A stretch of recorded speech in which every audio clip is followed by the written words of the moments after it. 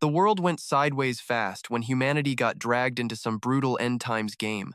Zombies are everywhere and life is down to seconds. Everyone is split into two groups, players and NPCs. Players have these game mechanics so they can respawn, making them think they are immortal while they go on insane killing sprees. But the NPCs only get one life. Once they die, they are gone forever. Game over for real. In all that absolute chaos, Van Kai was just a normal NPC caught in the middle of destiny. Before the world ended, his sister gave him a sword for self-defense. Nobody expected that when the apocalypse hit, that blade would wake up as one of the 10 strongest divine weapons. Thanks to this insane power, Van Kai totally shattered his limits as a background NPC. He snagged an SSS-rank class, something basically impossible for a guy who was supposed to be a side character. All this for a guy who should have just been zombie food by now. Van Kai is now a beacon of hope in this messy, chaotic era. Players are looking to steal his power, while the NPCs see him as the only symbol left who can change their destiny. On November 11th, 11/11, an announcement went out across the blue planet about a massive event. Earth was officially facing its final days, kicked off by the savage, guttural growl of a red-eyed zombie. Inside the office, absolute chaos broke out with bodies scattered all over the floor. A terrified girl named Luc Han backed away, her face turning pale as she screamed at the zombies surrounding her. "Get lost! Just get the hell away from me! Don't come any closer!" In the middle of the panic, she tried to steady herself, her eyes flickering with determination as she thought to herself, "I have to get home to see my parents. I can't die here. If I can just make it to the warehouse, I will be safe." A sickening cracking sound filled the air as a zombie slowly crawled across the floor toward her. A male coworker got tackled by a zombie right in front of her. He screamed in pain, trying to buy her just a few last seconds to escape. "Luc Han, just run."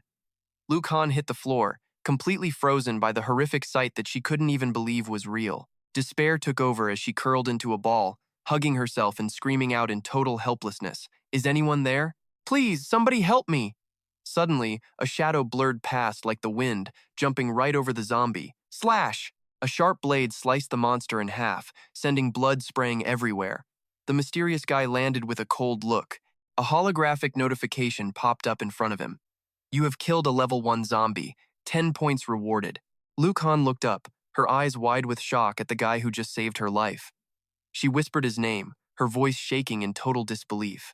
Van Kai. His blade was still dripping with blood as he swung it again with total focus. Slash! He took down another zombie, and that familiar message appeared again. "You have killed a level 1 zombie. 10 points rewarded." Van Kai turned back to see Luc Han still sitting frozen on the floor. He frowned and asked, "What are you doing?" Then he grabbed her hand and pulled her up, urging her, "Run, now." She finally snapped out of it, stammering, "Oh, right."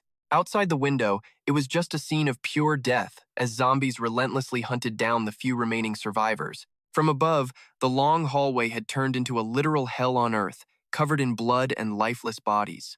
Luc Han ran right behind Van Kai, looking back at the horror while her mind raced in total confusion. "Van Kai, I can't believe this. Is the apocalypse actually here? Is this really happening? Or am I just dreaming?" While pulling her along, Van Kai looked ahead with cold eyes and said, "Trust me, I would love to know if this is just a nightmare too. My name is Van Kai.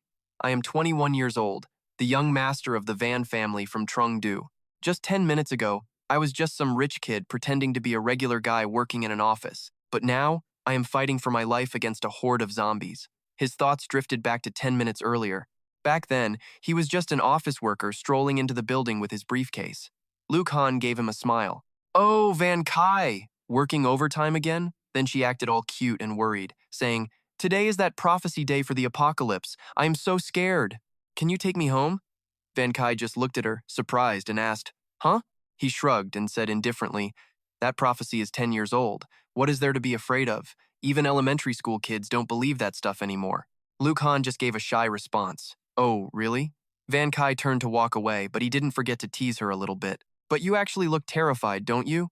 Luc Han immediately spoke up. "Huh? Yeah, I am really scared." She thought to herself with a playful look, "There is no way you can resist my charm." Suddenly, a male coworker stood up and yelled out, catching the attention of the entire office. "Hey everyone, listen up. Our office goddess is totally terrified of the apocalypse. Somebody needs to volunteer to take her home after work today." Van Kai just stood there like, "Wait, what?" and immediately a crowd of guys swarmed her, shouting, "Pick me! Goddess! I can totally take you home myself! Yo, Luc Han, we are going the same way. Let me drive you home." "Wait, Luc Han, I can come too." One guy actually gets all serious and says, "You really should consider my offer." Luc Han just stands there, totally clueless. She turns to Van Kai and pouts, "Van Kai, you're such a stubborn blockhead. Seriously, you are never gonna get a girlfriend." Van Kai totally ignores the shade, drops his bag, and mutters to himself, "The apocalypse? Man, what a trashy excuse for a date." Actually, 10 years ago, 10 years ago, the Titan supercomputer spotted a dark star heading our way and predicted our blue planet would face its final days and a total apocalypse on November 11th. This sent the world into a total panic, with doomsday warnings screaming from every single corner of the globe. The military told everyone to go home and lock their doors and windows. People stared at the sky, terrified. Is it really the end? God, this is terrifying. Is doomsday actually coming? It has to be. That was Titan's big prophecy. I need to get home fast. If I'm gonna die, I'm dying in my own bed. Alliance calendar, November 11th, 1101. But 10 years went by. Everyone stayed on high alert every year, but that dark star never actually showed up. Alliance calendar, years 1102, 1103, 1104, 1105. Until the news announced it was finally November 12th, 1108. Martial law is over. See you next year. People started complaining. Damn it, why is it still so strict when the world didn't even end? It just keeps us stuck inside. Finally, 10 years later, nobody gives a single damn about that prophecy anymore. Some people even use it as a cheesy excuse, like couples out on a hot date. Since it's doomsday, let's catch a movie after work, just the two of us. All right, let's do it. Van Kai smirks, his eyes lighting up as he thinks, I definitely don't have time for that nonsense. This is what I'm actually into right now. He opens his bag to find a gorgeous black sword resting elegantly on a soft velvet lining. A coworker walks by and asks, Van Kai, did you buy another one of those model kits? You're in your 20s and you still like this kid stuff? Van Kai just thinks to himself, a model, huh? He picks up a note. Little Kai, this sign-slaying sword is forged from the finest metal available, Kim Tin. It cuts through Titan jade like butter. Keep it close for self-defense. Signed, La Van T. Van Key mutters to himself, this isn't just some toy model. It's a high-tech killing machine that definitely belongs on the level 3 restricted item list for civilian use. How the hell did that old lady manage to ship this thing? He flips the note over to read the handwriting. You've been gone 3 years. When are you coming home? He sighs. Has it really been 3 years? He remembers why he left. I just didn't want to live a life my family planned out for me. So I ran from Trung Du to District 105 to live my own way. He stands before the long mansion, determined. It's been way too long. Time to end this irresponsible phase. He smiles to himself, thinking, I'll grab my paycheck tomorrow and then I'm finally going home. Boom! A massive crash suddenly echoes through the office, shattering the peace and quiet. Van Kai spins around, totally shocked. Huh? He looks up at the ceiling as the whole building shakes violently and debris starts falling everywhere. A nightmare appears outside the window. A massive red planet is closing in, literally blocking out the entire sky. Everyone in the office starts screaming. Is this it? Is this that Dark Star Titan was talking about? Why didn't the government warn us? God, I really hope that massive thing doesn't crash into us. I gotta get out of here. I want to go home. A cold, robotic voice echoes from the planet itself. Humans of the blue planet, welcome to the global apocalypse game. From this moment on, the end is here. You have lost your freedom as humans. You are now monsters and mere pawns in this game of doom. The game is currently in the warm-up phase. You have 24 hours to earn points and upgrade your NPC status. The higher your level, the stronger you'll be. After 24 hours, the players will join the game. The voice continues through the darkness. You cannot kill the players, but the players can certainly kill you. Take everything that happens very seriously. Because for you, dying in the game means dying in real life. Van Kai frowns, his mind racing with a million thoughts. His blue eyes turn sharp. If everyone is becoming monsters and NPCs, then who exactly are the players? A cold system announcement rings out. Global communication modes have been adjusted. The Game World channel is open. All existing communication modes are closed. Suddenly, a new command appears right before everyone. Please choose your character class within 5 minutes. The game will officially begin in exactly 5 minutes. A holographic screen pops up in front of Van Kai, flashing his stats. Van Kai, Level 1 Beginner Village NPC. He gasps, "Man, this is just like some VR RPG." A floating window appears. "Please select your new class." There is a next button at the bottom. Van Kai stares at the screen, looking serious and totally locked in. If the world is actually ending, picking the right build is the only way to survive this early game. First option, Warrior. Primary attribute Strength, secondary attribute Constitution. Melee attacks have a 5% chance to trigger Bloodlust, buffing Strength by 5% and Speed by 15. This 10-second buff is guaranteed to proc on your very first melee hit. 1-minute cooldown.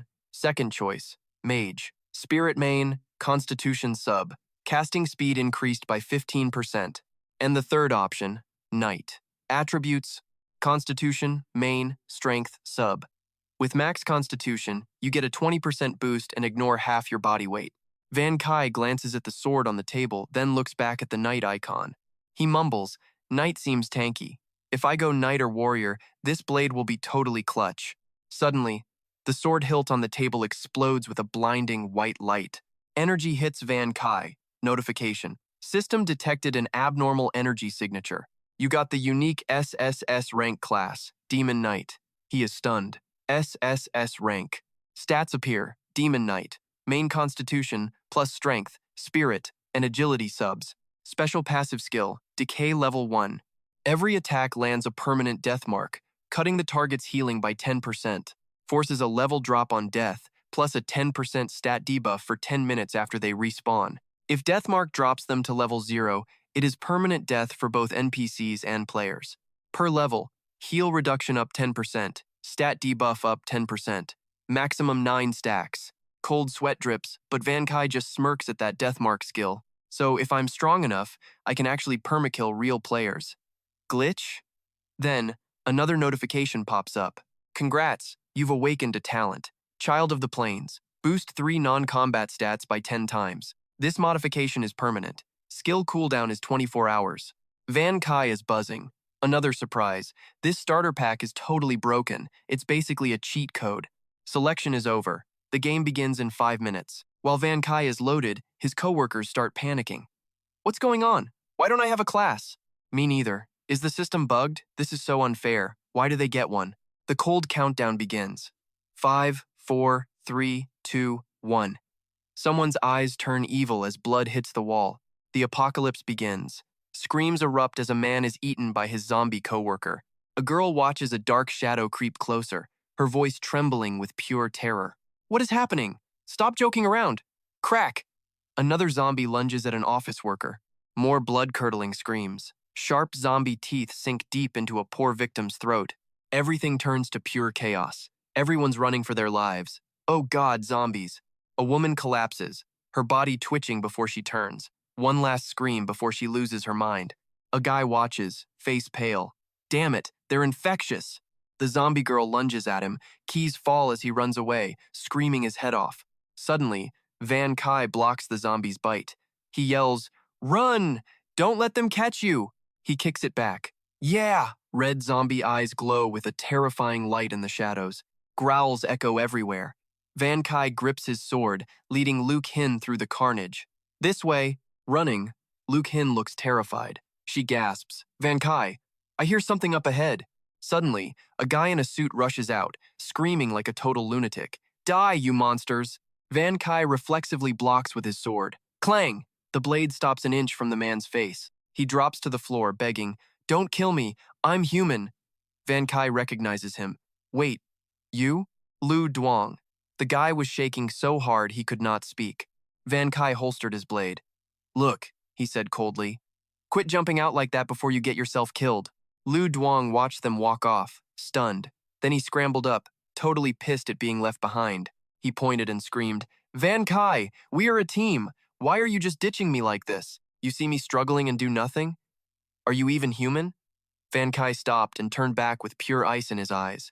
"I know I am human. But you? Between stealing my ideas and forcing that girl to have 3 abortions, you are definitely not human. You are straight up trash." Lu Duong turned beet red, totally humiliated. "What did you say?"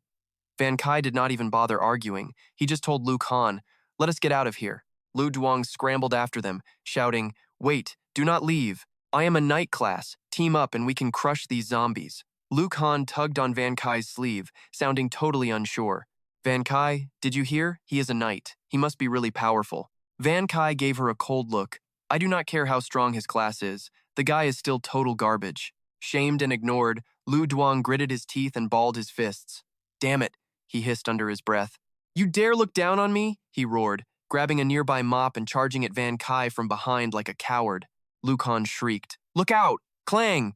Van Kai reacted instantly, spinning around and blocking the cheap shot with his blade. Van Kai jammed the sword hilt into him. Lu Duang stumbled back, coughing and winded.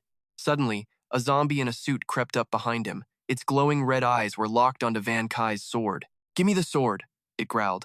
Lu Duang spun around, his face turning pale from pure terror. He begged for help, stammering, save me. Van Kai did not even blink. He just grabbed Luc Han and walked away. Wait, Van Kai, are we seriously just going to stand here and watch him get slaughtered? Lu Duang reached out in desperation as the zombie grabbed him. Van Kai stopped, his voice turning colder than ice. Luc Han, drop the useless sympathy and take a good look at what is happening around us. His blue eyes burned in the dark. This is the end of the world, he growled. Outside, the city was a hellscape. The skyscrapers were just hollow skeletons now, looming under that massive red orb of death in the sky. Down on the streets, it was straight up hell on earth. Zombies were hunting the last survivors through the wreckage. Back in the hallway, Luc Han stared at Van Kai, totally shocked. You cannot be serious, she stammered. Van Kai stared her down, his voice sharp and no longer naive. Wake up, or you will be the next victim. His words hit her like a bucket of ice water. She stood there frozen, a single drop of cold sweat rolling down her temple. This place is crawling with zombies. Let's find somewhere safe, Van Kai said, walking off. Luc Han scrambled to keep up. Near an office door, someone called out to Luc Han. A girl with short hair peeked her head out. Raji-ai, Luc Han cheered. But the reunion was cut short as a pack of zombies started smashing the glass. Their savage growls filled the air. Inside, Van Kai checked the monitors, watching the madness unfold on the security feed. He frowned. Out of this whole company, only 7 people are still left alive. 7 people were huddled in the room, terrified and confused. You could practically taste the tension. Gi sat in the corner, sobbing. Why? How did the world just turn into this nightmare overnight? I just want to go home, another guy muttered, trying to comfort a woman who was losing it. Look, we just need to survive. I will be happy if those monsters stay out there. Suddenly, a thud. A heavy guy slammed his fist on the table. This is all Raji's fault for letting these people in. We were out of food already, and now the exits are blocked. That jerk was the CEO, Tao Hu Tian. He pointed at the new group, roaring, Damn it! If you want to die, go get eaten outside. Why drag the rest of us down? Xiao Nian, a tall security guard, stood up. What are you even saying? Van Kai remembered this guy. He had run in right after them, accidentally leading a few zombies their way. Xiao Nian? CEO Dao was not backing down. He just kept on screaming. What? Am I wrong? If you had not led that horde here, we would not be trapped. Plus, you are covered in blood. You are probably infected and turning into a freak right now. Just go outside and die already, man. Xiao Nian was so pissed, his teeth were practically grinding into dust. This prick was finished. He lunged forward and grabbed Director Cao by the collar. The director still tried to act big. Xiao Nian, how dare you talk to me like that? Watch it or you are fired right now. Xiao Nian growled. Wake up, old man, it is the apocalypse. Since you keep calling me a monster, I will show you what a real one looks like. Director Cao was freaking out. What are you doing? Stop! Seriously, stop right now! Xiao Nian dragged Director Cao across the floor, smashed the window, and hauled him onto the balcony. Cao screamed, You are insane. This is the 17th floor, man. Yun Qi was stunned by the pure insanity. He instinctively tightened his grip on the handle of his trusty sword. Xiao Nian held the squirming director over the ledge. Please, do not kill me, Cao begged. Xiao Nian roared, Get lost! Lu Xin rushed over, screaming. Wait! She begged Xiao Nian, do not be so impulsive. Listen, I actually chose the Mage class in this game. I unlocked the Holy Light skill. I can purify wounds. I might be able to heal you right now. Nobody has to turn into a monster today. Yun Qi broke into a cold sweat. Damn it, she is being such a clueless idiot again, he thought. She actually just blurted out her secret class info like that. The other survivors just listened in total silence. They all had the same dark thought. The biggest threat is usually the person standing right beside you.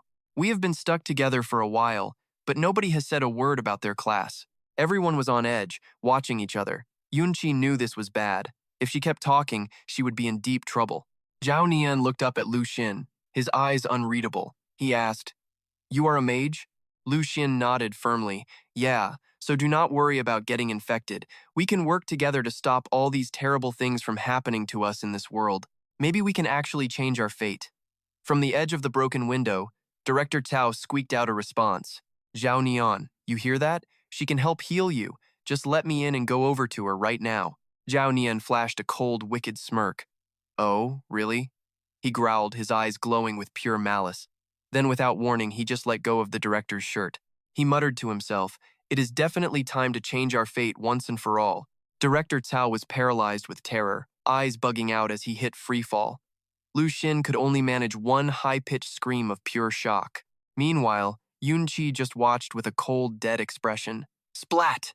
A massive pool of blood hit the pavement, cutting the director's scream short. Lu Xun was shaking, stuttering in total disbelief. "Why? Why would you do something like that?" Xiao Nian looked down with a mocking smirk and pointed. "You're asking why? Simple. I just didn't like that fat piece of trash. No big deal, right?" Lu Xun could not believe her ears. "Just for that? That was a human life you just threw away like garbage." Xiao Nian sneered. "A human life?" He raised his hand, which was glowing with a weird blue light, and roared like a maniac. "That guy was just a stepping stone. I made the right call becoming a warrior. As long as I have these killer skills, I won't just survive this apocalypse. I am going to take over and become the absolute master of this whole new world." A status window popped up. Xiao Nian, level 1 warrior. Yunqi watched silently, a chilling thought crossing his mind. The absolute horror people are capable of once laws and morals vanish is way beyond anything I ever imagined. It is honestly terrifying. Xiao Nian let out an arrogant laugh, a pink aura swirling around him as he stepped toward Lu Xun and declared, "Ha, Lu Xun, from now on you are coming with me. You belong to me now, sweetheart." "No way in hell!" Lu Xun screamed in panic. She reflexively threw her hands up to block him as he reached out to grab her. Right then, Yunqi moved. He unleashed a lightning-fast slash, cutting off Xiao Nian before he could touch the girl. Xiao Nian stepped back, looking surprised and annoyed. "What? You telling me you have a thing for her too?" Yunqi held his ground, sword ready. He replied coldly, "Let me clear something up. I do not want her. I am only interested in her skills." He thought to himself, at the end of the day, nobody can guarantee they won't get hurt while trying to survive this world. Having a mage who can neutralize viruses is a major win. Xiao Nian roared, "You dare steal what is mine? Fine." He grabbed a nearby fire extinguisher and swung it with all his might, aiming right for the head. He screamed like a lunatic, "You are just going to be another stepping stone for my rise to the top," clang. Yunqi blocked the attack effortlessly with his sword. Xiao Nian froze. "Huh?" Yunqi noticed a nasty bite mark on Xiao Nian's hip. His eyes were starting to turn blood red. Damn it, is he already infected? He kept analyzing the situation. He's still talking normally. Does the transformation time depend on the person's physical stats or something? A warrior's constitution is pretty incredible. If they actually mutate, they might end up way stronger than all the other zombies. Van Kai lands another slash, sending Xiao Nian flying. He grips his blade, eyes locked on the target. This ticking time bomb needs to be dealt with right now. Zip! He lunges forward with a devastating strike. Xiao Nian lets out a final, agonizing shriek as the steel rips through him. The extinguisher shatters, and he hits the floor in a spray of blood. Van Kai stands tall, smoke rising from the mangled mess that used to be Xiao Nian. Meanwhile, Luc Han just stands there, totally speechless. The rest of the room is losing it. Someone stammers, "He did it. He actually killed him." Another body for the pile. Luc Han stares at Van Kai's back, her head spinning with a million different feelings. Van Kai glances back, thinking to himself that some people just won't learn until they see the carnage firsthand. Hopefully Luc Han learns that playing nice in the apocalypse is a death sentence. I had to end him because he was starting to turn anyway. Besides, using his corpse as a warning to the others, that is just smart management for the road ahead. Van Kai stares down the shivering survivors, his voice dripping with ice-cold authority as he speaks. "Anyone else feeling brave enough to try and take my people?"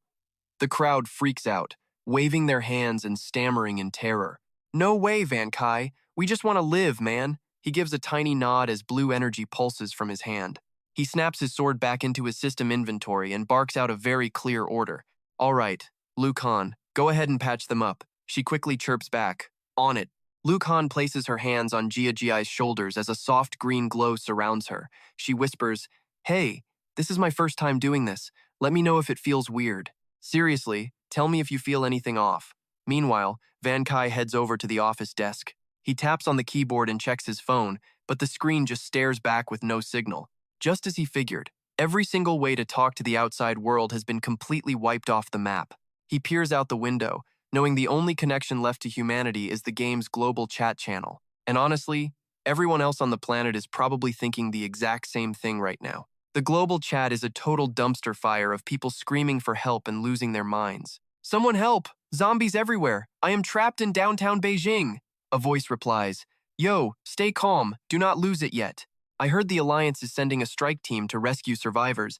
Everything is going to be back to normal soon, guys. That is total garbage. The grid is down.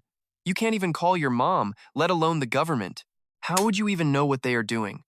Look, if you want to survive this apocalypse, stop being a coward and fight. If you got guts, meet me at the G City Center Tower.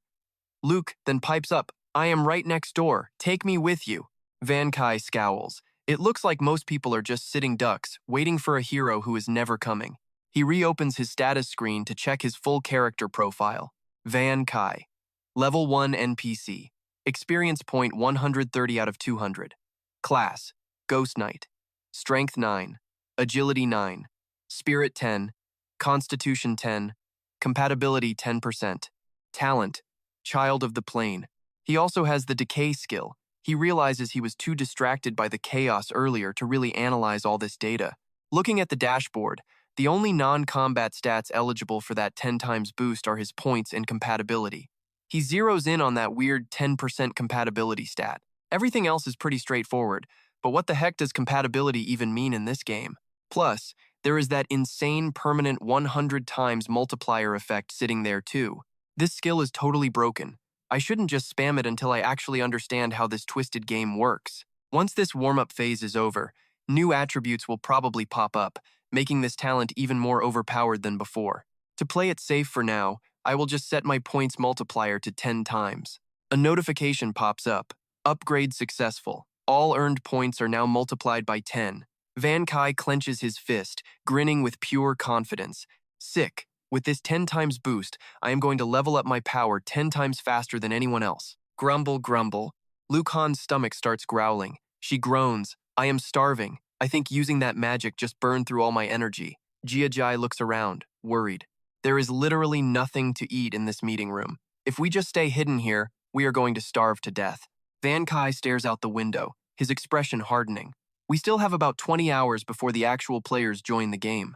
20 hours later, the sky turns blood red. A brutal fight breaks out between the survivors and 7 starving zombies. A voice booms through the air. The blue planet is about to face a massacre far worse than any zombie outbreak. Van Kai's blade glows with a sharp neon blue light. He stands up, determined to rack up points before the warm-up ends. No time to waste. Every kill counts before this tutorial phase is over, and the real hell begins. Luc Han and the crew are freaking out, asking, Van Kai, what are you doing? You are not actually going out there, right? Gi points at the door, trembling. You are insane. There are zombies everywhere. One crack in that door and they will rush in and eat us alive. Van Kai just glares. He tells them to move. Luc Han steps up, shaking. Van Kai, are you serious? You really want to go out there? It is a death trap outside. We finally found a place to lay low and stay safe for a minute. Van Kai turns his back, voice like ice. No supplies means we are dead anyway. I am going to thin out those freaks while I still can. If you want to sit here and wait for the Reaper, fine. I will lock the door behind me. Jia and the rest lose it. Waiting to die is better than being ripped apart. Do you have any idea how many monsters are out there? Easy for you to say with a weapon, but we have got nothing. We step outside, and we are basically appetizers. Luc Han grabs his sleeve, desperate to make him stay. Van Kai, let us just wait. The army is coming for sure. We will be fine as long as we stay put and wait for rescue. Van Kai looks at her hand. Rescue? In an apocalypse game like this? Yeah, right. Fat chance of that happening. Suddenly, the office windows shatter into a million pieces. Everyone jumps. Wait, what the hell is that? Look outside, a massive fleet of high-tech warships is swarming the city sky. Luc Han gasps. That is the giant floating port anchored right above the Union headquarters. A military officer flickers onto a giant hologram display. He shouts, I am Triu Luong, captain of the 3rd Vanguard Squad. To everyone on this planet, do not give up yet. The military has already deployed 10 elite rescue teams. We fully expect to have this entire situation under total control within 3 hours. If you can move, get to the roof or high ground. Our units are inbound to provide support and pick you up. Down in the streets, a guy screams, Yes, help is finally here. Follow me to the roof. Move it. The announcement keeps looping. Those who cannot move, stay hidden and wait patiently for our units. A girl hiding behind a door starts sobbing with relief. Thank God it is finally over. The nightmare is actually ending. Keep yourselves safe and avoid infection at all costs. Trust us, the military never leaves a man behind. Jia Jiai's group cheers. Luc Han was right. We are actually getting saved. Luc Han looks at Van Kai like he is a hero. Incredible. The officer continues. We will save every single weight. What? Suddenly, a weird red energy and strange code-like symbols wrap around his body. A mechanical voice rings out. Interference detected. Deleting obstacle to ensure the game stays on track. Then, a massive explosion. Everyone stands frozen, their jaws on the floor as the unexpected disaster unfolds. The massive floating port blows sky high, turning into a giant fireball. Metal and flames rain down on the city. Total chaos on the ground. People are screaming as buildings crumble and debris falls like a deadly shower. The office floor gives way. Van Kai, Luc Han, and the others are suddenly in freefall, screaming in pure terror. The building erupts, burning wreckage flies everywhere, creating a rain of fire. Mid-air, Van Kai moves like lightning, grabbing Luc Han while the others plummet into the dark abyss below. Luc Han is losing her mind. She clings to Van Kai, shrieking for her life. Van Kai, save me! He grits his teeth, grabbing onto a jagged piece of wall. He growls under his breath. Damn it, this is basically hell mode right from the jump. A cold system notification pops up. To ensure the region stays profitable and thriving, a specific number of NPC characters have been provided for players to eliminate. Supply crates are now live. Good luck surviving on your own, NPCs. Hanging by a thread, Van Kai does not blink. On 3, we are jumping. Get ready. Luc Han's heart stops. What? No. If the fall does not kill us, we will be broken into a million pieces. No hesitation. Van Kai lets out a roar, pulls Luc Han close, and dives into the void. Luc Han squeezes her eyes shut, screaming as the wind rips past them. They are dropping like rocks toward the pavement.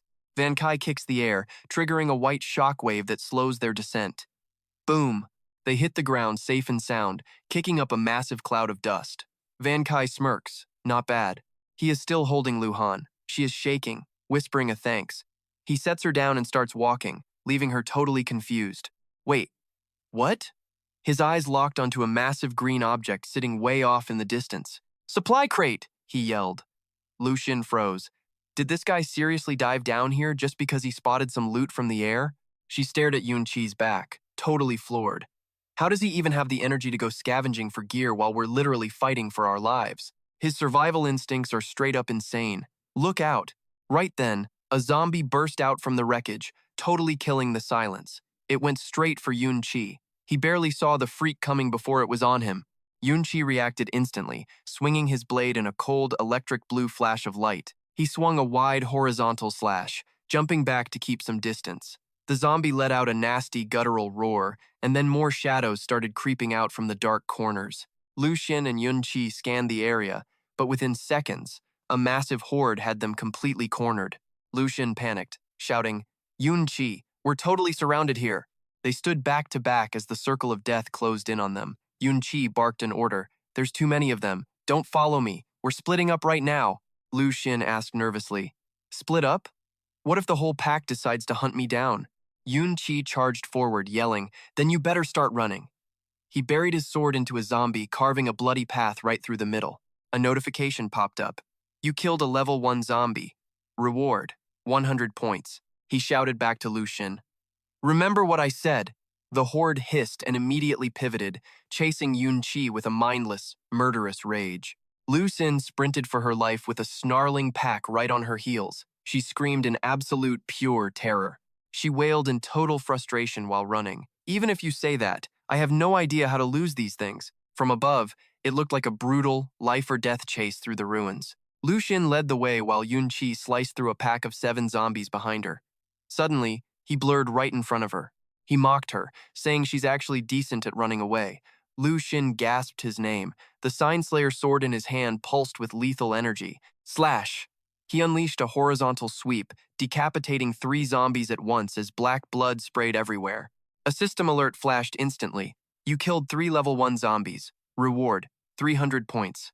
Standing atop a pile of corpses, Yun Qi scanned the area. Another wave of monsters was already closing in from the front. He frowned. Seriously, another wave already? He raised his heavy blade again, bracing for the next round of combat. Clang! His sharp steel clashed against a zombie's filthy claws, sending sparks flying everywhere. A mysterious blue light flickered onto Yun Qi's forehead. His gaze sharpened with intense focus. He stood tall in the middle of the carnage, surrounded by the bodies he'd just dropped. The entire sector was finally clear. Not a single zombie was left standing. Luc Han let out a huge breath, clutching her chest. Her voice was still shaky. Phew, it's finally over for now. Yun Qi smirked, thinking to himself that with a 10 times point multiplier, this basically feels like cheating. Since I've already got a banned weapon, why not just send me a portable Gatling gun too? I mean, for a family like ours, that shouldn't be impossible to pull off, right? He knelt down next to the green loot crate and muttered, Man, I almost totally forgot about these supply boxes. As soon as he touched it, a message popped up. Congratulations. You found a system supply drop. Reward, 1,000 points. Yun Qi looked up in total shock, his mind racing with questions. A virtual leaderboard appeared. Rankings. Number 1, Feng Qian, 3,432. Wu Wenjin, 3,063. Yun Qi, 2,840. He was stunned. A points leaderboard? Am I really on the same list as legends like Fang Qian and Wu Wenjin? These guys are the absolute top-tier icons of the human alliance. He pictured Fang Qian, the alliance god of war, a man who rose from nothing to become a legendary folk hero. He led the alliance forces through countless massive military victories. And Chairman Wu Wenjin, head of the powerful Wu Wen clan, one of the alliance's big 7 families, known as the Brain of Congress. 2 powerful silhouettes stood before the deadly red sphere, igniting a fierce sense of hope in everyone's hearts. Even with the world ending, as long as these 2 are still standing, humanity actually has a fighting chance. Yun Qi analyzed the data. Over 3,000 points? No way they got that much just by hunting monsters alone. With massive elite squads at their beck and call, they're probably racking up points by scouting and snatching every single supply crate. A system prompt popped up. Do you want to remain anonymous on the rankings? Yes or no? He picked yes without hesitation. After all, those guys are the absolute powerhouses of the blue planet. If my name is sitting right next to theirs, it's going to attract way too much unwanted attention. Better to fly under the radar for now. Luc Han walked over, asking curiously what was inside the loot box. He just replied, Let's find out. So I popped the lid. Inside is a haul. 2 level 1 health potions, 1 level 1 combat booster, 2 level 1 antidotes, and 1 sharp blade. I was like, medical supplies? For real? Picking up a vial, I felt pretty good about it. These meds should handle basic injuries and keep me from bleeding out. I shot Luc Han a smirk cue, the chibi vibes, thinking maybe dragging her along was a waste of time. I did not need this baggage. She is useless in a fight and just attracts trouble. While she stood there clueless, something caught my eye. I snapped my head up. Whoosh! A white-haired blur dropped from the sky, coming at me with some insane, superhuman speed. A bloody psycho female zombie face appeared right in front of me, like pure nightmare fuel. While Van Kai went beast mode on that zombie, he roared, Get away from here! Luc Han stayed back, nervously shouting, Yes, please, just stay safe. Clang! Van Kai's blade sparked as it slammed against the white-haired zombie's razor-sharp claws. He braced his entire body against her overwhelming force. Digging deep, he slammed his sword into the ground, detonating a blue energy wave that blasted the zombie away. The zombie landed softly on her feet. Her agility was off the charts. Van Kai could barely believe his eyes, thinking to himself, She is way too fast. Zoom! No brakes for him. She lunged again with a psychotic grin, her jagged claws ready to shred him into little pieces. Van Kai's eyes went wide. He was totally stunned by her freakish speed. Slash! Even though he tried to dodge, those sharp claws ripped a long gash right across his chest. The impact was brutal, sending him flying backward until he slammed hard into the cracked, dusty ground.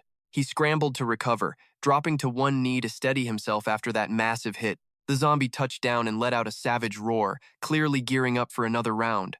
Van Kai scowled, sweat pouring down his face as he calculated. Even though this zombie was Luc Han's size, it was different, but its power was twice as high as any regular zombie. Is it possible it mutated into a level 2 monster already? Feeling the situation getting out of hand, he pulled a syringe from his pocket, deciding it was time to use the goods. A system alert popped up as soon as he injected it. You have used a level 1 combat burst potion. Combat stats increased by 20%. Duration, 10 seconds. He was shocked and annoyed. Only 10 seconds? Are you kidding me? Where did this cheap drug even come from? The zombie let out a deafening roar and charged at him like an arrow. Even with only 10 seconds, Van Kai lunged forward. He muttered to himself, "Better than nothing, I guess." He shoved his sword straight into the creature's chest, making it scream in pure agony. Slash! As it died, the beast lashed out, tearing into Van Kai's arm and side. A claw swiped his face, leaving a bloody streak. He just gritted his teeth and took it. Yeah. Seeing the carnage, Luc Han screamed his name in terror. Van Kai! The zombie roared and launched one more desperate attack. Ribbons of red energy blasted toward him. Van Kai dodged, his body tensing up as he prepped for the ultimate counterattack. He ducked behind a boulder, thinking, damn it, while the zombie kept on howling like a maniac. A drop of sweat ran down his temple. He thought bitterly, time's up already. If only I'd emptied that supply crate. He looked over at the open box, making up his mind to get back there. While the monster kept screaming its head off, he just gritted his teeth.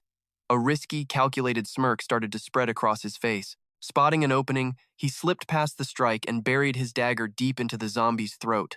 He yelled, "Now's the time!" and sprinted toward the supply crate. He was a total blur as he aimed for his target. The zombie pivoted and chased him down. Van Kai panicked, thinking, crap, she's catching up way too fast. He shouted, "Right here!" and 2 fresh syringes came flying right out of the supply crate. He grabbed the vials, his mind screaming, "Yes, exactly what I need." Luc Han stood there totally stunned. Van Kai roared her name, "Luc Han!" She held up the sharp blade she'd just scavenged, and it started glowing with a weird green light. She called out, "Hey, you! Zombie over there!" She waved the glowing knife around, trying to get the monster's attention. "Look over here! Hey, look at me!" In a funny little chibi moment, Luc Han was gassed from all the yelling. The zombie actually stopped. It just stared at her, confused. Seizing the moment, Van Kai jammed the needle in. He smirked, thinking she might actually be useful after all. Totally baited, the zombie let out an angry shriek and turned back to charge at Van Kai. An explosion of turquoise energy wrapped around Van Kai's body as the drug's power finally kicked into high gear. 2 system alerts popped up at the same time. You have injected level 1 combat burst. All combat stats increase 20% for 10 seconds. Plus, 60% pain relief for 10 seconds. Pure energy surges through him. Van Kai locks eyes with the enemy, his gaze sharp enough to kill. He decides it is time to use these 10 seconds wisely. The white-haired zombie queen lets out a savage roar and charges Van Kai like a red whirlwind of death. Fueled by the power potion, Van Kai does not flinch. He raises his blade, his body glowing with a fierce turquoise aura of energy. Whoosh! He spins in a blur, unleashing a gorgeous, lethal arc with his sword. A massive wave of blue energy tears through the zombie. Power explodes from his soul, his eyes glowing with intense fire. Boom! The strike launches the zombie skyward, blood spraying everywhere. It slams back down, sliced clean in half like a piece of junk. Letting out a weak groan, the body twitches in agony. Luc Han rushes over, eyes wide with worry. "Van Kai, are you okay?" She reaches out, a soft green light glowing from her palms. "Let me heal those wounds for you right now." Holy light healing. Van Kai is stunned, feeling the warmth spread. He thinks Luc Han is leveling up way faster than I expected. Casting her skill, Luc Han thinks with pure determination, Van Kai is just so incredibly powerful. He could have ditched me after grabbing the loot, but he chose to save me. I have got to do my best to help him. The gashes on Van Kai slowly close up. He gives her a reassuring smirk. I am totally fine now. He tells himself, this magic feels amazing. Turns out having a dedicated healer is way better than just finding a supply crate. Once he is patched up, they leave the ruins together. Van Kai grabs a dropped dagger from the dirt and hands it to Luc Han. Go ahead and finish this zombie girl off. Drive the blade straight through her cold heart. Luc Han freezes. Wait, who? Me? Van Kai stares her down, totally serious. Look, nobody knows what tomorrow brings in this apocalypse. The only thing that matters is getting much stronger. You need those points just as much as I do. Luc Han grips the knife tight. She realizes he is absolutely right. I need to level up too. I cannot just lean on him forever. She steps toward the mangled zombie corpse. Faint growls still haunt the air. She grips the hilt with both hands, shaking. Ah, Luc Han screams, plunging the knife down with everything she has got. She rips the blade back out, putting a final end to the zombie's life. A system notification pops up in front of her. You killed a level 5 zombie. Reward, 500 points. Congrats, you earned a bonus skill, level 1 healing that works on a single target. Luc Han turns to Van Kai, beaming with pure excitement. Thanks a lot. Van Kai, I just got 500 points and a healing skill. Hearing this, Van Kai turns to stone. He collapses in a heap of jealousy and regret. 500 points? Combined with my 100, that would have been 600, right?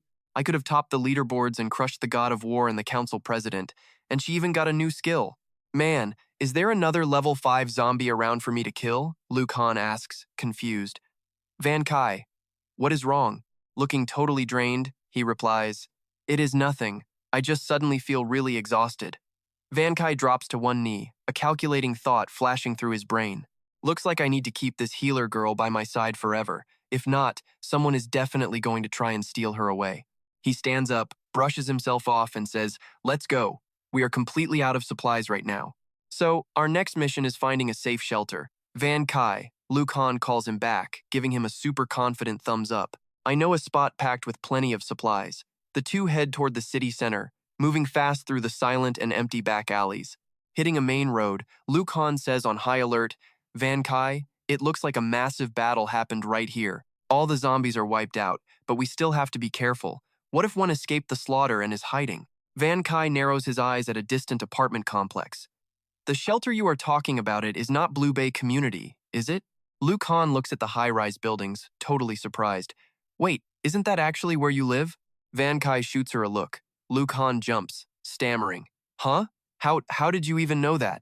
He replies casually, I heard the guys at work constantly begging to drive you home. I am not an idiot, so I figured it out.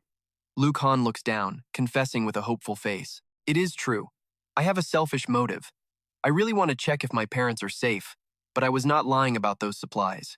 My mom is a total hoarder, especially when it comes to natural fruits and fresh vegetables. She always brings tons of stuff back from the farm and hides it in the attic. That stash will last us a long time. She shyly tucks her hair back, stuttering an invitation. If you want, you could stay at my place too. I also want to introduce you to my parents. Van Kai ignores her heavy hints, looking straight ahead with a very determined expression. We have come this far already. It would be a waste to quit now. All the zombies nearby are already dead, so we should definitely make this trip for those supplies. He says firmly, let us go, and strides quickly forward. Luc Han rushes after him. Okay, let's head straight there. Suddenly, Van Kai grabs her hand and pulls her back. He asks seriously, wait, before we move out, do you remember what I told you over and over? Luc Han looked totally clueless. She quickly regained her swagger and snapped back. Chill, I remember. Stop stressing about it.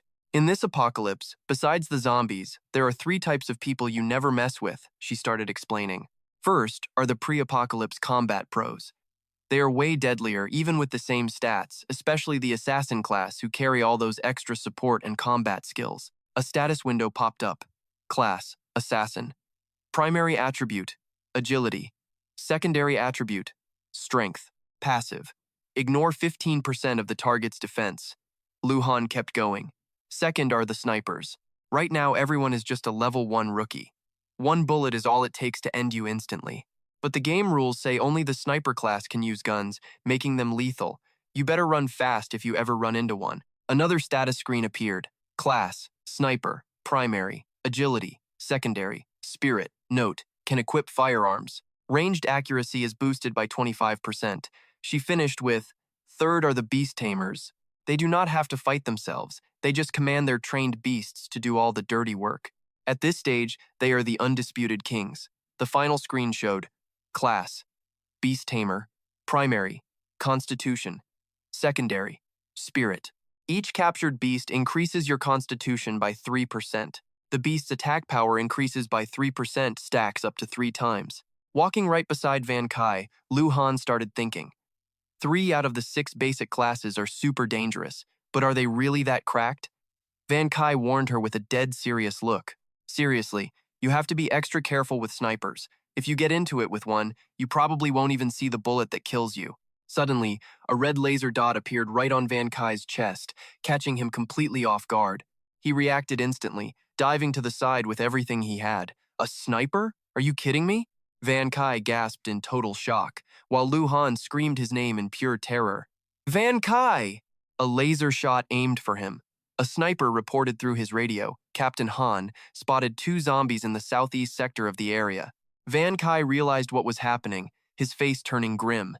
It was a sniper, just like they feared. Immediately, he and Luc Han threw their hands up a quick tactical move to show they surrendered. He yelled toward the shooter, "Wait, don't shoot. We are just regular humans passing through." From up high, the shooter's voice boomed back down at them. "Freeze! If you want to stay alive, you better prove you are still human right now." Sweat rolled down Van Kai's face. He quickly thought it through. Prove it?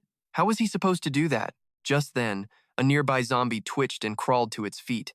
It let out a savage roar, eyes glowing blood red. Van Kai instantly unsheathed his sword, decapitating the zombie in a flash. A system alert popped up. You killed a level 1 zombie. Gained 100 points. Van Kai stood tall, his gaze sharp and ready. He thought, this should prove we aren't zombies. Plus, this is a pretty easy way to farm points. He turned to Luc Han and barked out a direct order. Luc Han, stop standing around. Get in there and finish them off. You can snag some easy points for yourself. As he spoke, he slashed through another zombie. Another alert appeared. You have defeated a level 1 zombie. Gained 100 points. Luc Han nodded, determined. Got it. She focused her mind, and a blue glow covered her dagger.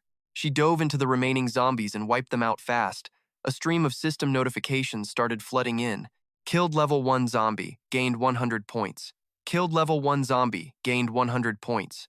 Killed level 1 zombie, gained 100 points. Killed level 1 zombie, gained 100 points. Killed level 1 zombie, gained 100 points. The sniper on the rooftop screamed down at them. Quit it! Bring yourself and your girlfriend here right now and stop trying to farm points. Luc Han's face turned bright red. Damn, girlfriend? Van Kai just scowled at the annoying misunderstanding as they moved forward. The second they arrived, a full squad of professional armed soldiers completely surrounded them. Someone in charge ordered, check them both for any open bite wounds or scratches. Van Kai did not flinch at all. His sharp eyes scanned the soldiers, analyzing the situation and their formation. It looked like most were snipers, with a couple of mages mixed in. He noticed some knights, warriors, and even a beast tamer present. Everyone was holding down their best tactical positions.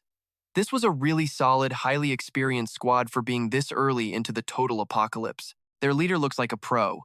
Are these guys from the military or something? A female soldier finished her check and reported to a blonde officer. Vice Captain, they are clean. No wounds. The deputy flashed a friendly grin, playing it cool. Man, you guys got lucky hitting this spot without getting bit and finding our task force. Van Kai deadpans. The law enforcement? Are you guys city patrol officers? The deputy nodded, explaining that they were. When the apocalypse hit, massive swarms of zombies flooded the downtown city center. Captain Han led us to raid the armory and built this wall so people could actually get out alive. He flexed a bit. Everyone nearby is already gone. We're bouncing soon, so yeah, you hit the absolute jackpot today. Van Kai processed all the intel silently in his head. Explains the ghost town vibe and all the rotting corpses. Suddenly, the soldiers snapped to attention toward an approaching man. Captain Han, they shouted with deep respect. That man was the commander of the entire city law enforcement task force, Han Engi himself. He looked dead serious and totally in charge. Han Engi walked right up to Van Kai and asked him bluntly, I am Han Engi, the commander of this law enforcement task force. Luc Han rushed forward, her voice trembling with a mix of hope and pure anxiety. It is good to meet you, Captain. We are from Green Bay. Any news on that place? My parents are still back there, I hope. Han Engi stared coldly. Green Bay? Total disaster zone. If your folks are still there, they're gone. Nothing we can do now. Luc Han froze in shock, unable to believe her ears. Seeing her break down, Van Kai gripped her shoulder and glared straight at Han Yi. He questioned the man logically and stayed calm. Captain, none of the communication lines are working properly right now, and most people out there have no way to send for help. How can you be so sure? The blonde deputy snapped back angrily, asking if this kid really had the guts to question their captain. Han Yi raised a hand to stop him and ordered everyone to stand at ease. Then, he explained the situation very clearly. My team and I have been constantly broadcasting messages on the World Channel to reach out and find any other survivors in the area. At first, some residents from the Green Bay community were replying to us, but we have heard absolutely nothing for over 30 minutes now. Plus, the biggest wave of zombies came from that exact spot. I'm afraid that entire zone has already fallen. Even if you've got weapons, your strength isn't enough to handle a massive horde of that size. Van Kai looked down, weighing the grim news. Han Ni looked at Luc Han and warned her not to be reckless. I'm sure your parents would want you to survive, not throw your life away. Van Kai comforted the crying girl. A nearby soldier shook his head. Captain's right. Going back there now is just a fancy way to commit suicide.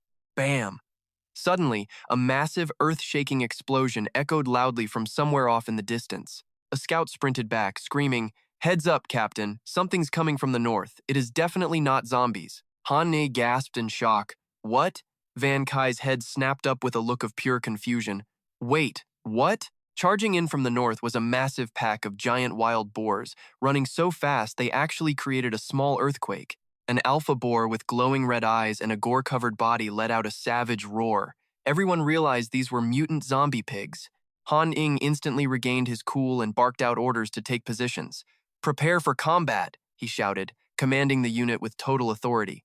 Snipers to the front. Establish a firing line and do not miss. Knights and warriors form the second line to provide backup at any moment. Beast tamers guard every street corner and shout out alerts immediately. Mages, stay in the back row. Once the fighting starts, do not hold back. Use every bit of your healing magic. The mages answered together in a loud roar. Van Kai watched their flawless combat formation and felt a surge of respect. They were exactly what you would expect from the city patrol. Only 8 hours since the world ended, and they were already a well-oiled machine. The deputy yelled, "Captain, the zombie pigs are in range." Han Yi roared the final order to open fire, and the whole team shouted back. Instantly, a storm of lead poured onto the pigs. Gunfire filled the sky as countless rounds shredded into the monsters' thick hides. However, their defense was insane. The bullets barely slowed them down, only making the monsters more aggressive and bloodthirsty. The deputy panicked. "Captain, the situation is bad. These monsters are going to break through our line." Han Ning ground his teeth, sweat dripping down his face. Damn it! Is our heaviest firepower seriously not enough to take these things down? Seeing the situation was hopeless, Han Air grit his teeth and ordered the squad to retreat behind the bunkers. One gunner screamed in total despair, "Out of ammo! Reload now!" Meanwhile, a soldier with a busted leg fell behind. He cried out in agony, "My leg is shot. I can't keep up with you guys." A massive zombie pig let out a savage roar, charging straight at the wounded soldier who was frozen with fear. Han Yi turned and saw the horror, screaming his comrade's name, "Lao Wang!" Just as the beast lunged, a high-pressure water jet blasted out, knocking the pig sideways. Lao Wang screamed out. In total shock and awe, Han Yi and another soldier turned around with their jaws on the floor. They saw Yun Qi standing there, sword and hose still dripping. He was the one who saved him. Han Yi stared at Yun Qi with pure respect. He thought to himself, using a high-pressure water gun to push back zombie pigs? This kid is a natural. Comrades helped Lao Wang away. Han Yi sighed in relief. "Lao Wang, you actually cheated death this time." He turned to Yun Qi and said sincerely, "Thanks for the hand. You saved our brother's life back there."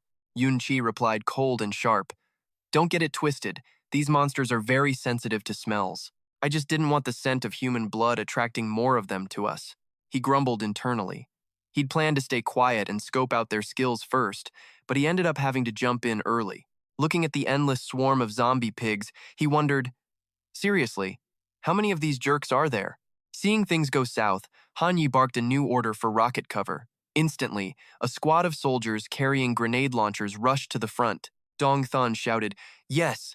A soldier aimed a rocket at the pack of monsters and boom!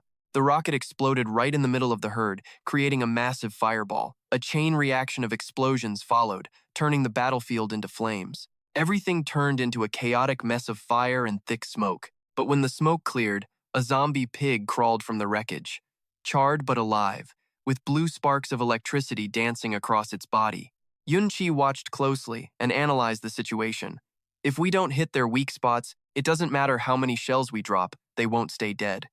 This method is just plain inefficient. One soldier yelled in a rage, "Fire more rounds and blow these freaks into tiny little pieces." But his buddy replied in total despair, "I'd love to, man. But sadly, that was our very last rocket." The last soldier with a launcher, Chen Chu, knew this was their one and only shot. Yunqi didn't blink. He marched over to the soldier and said firmly, "Lend me your weapon." Then he shoved the barrel aside. He snatched the gun before the guy could react. The soldier could only stammer out, "Wait, what?" A bright glow radiated from Yunqi's hands as he pumped energy into the rocket. He pulled the trigger, but the rocket streaked off in a different direction. It zoomed straight toward a skyscraper. The soldier who owned the gun screamed in panic and pure anger. "Hey, rookie, what the hell are you doing? You missed the target completely." The energy rocket slammed into the building, causing a terrifying blast. The whole structure shook as massive chunks of concrete began to crack and fall. Tons of heavy debris crashed onto the road, forming a solid stone wall that crushed part of the swarm and blocked the path for the rest of them. The soldier just stood there dazed. Wait, did they actually get stopped? Yunqi stayed cool, whispering, "Glad my math was right." From the back, Han Yi couldn't help but think, this kid is legit impressive. But the danger wasn't over.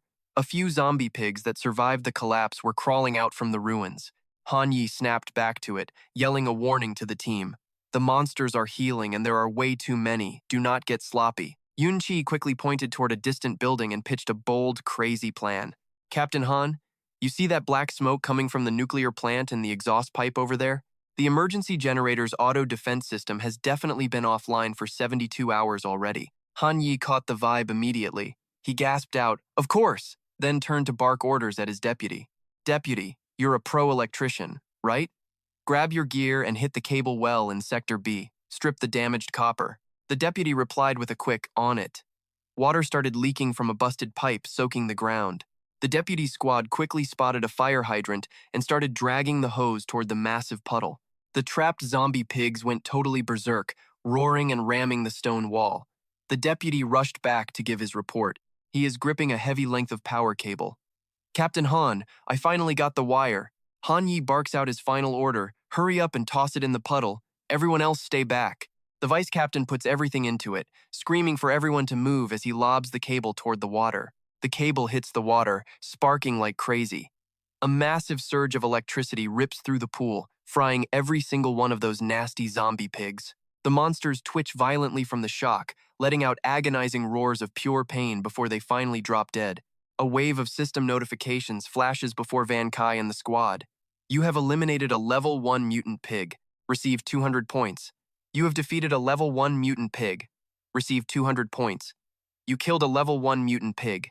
Received 200 points." Van Kai clenches his fist, thinking to himself with a satisfied smirk. "All right, after this hit, even if some pigs survive, their combat power will drop by at least 80%.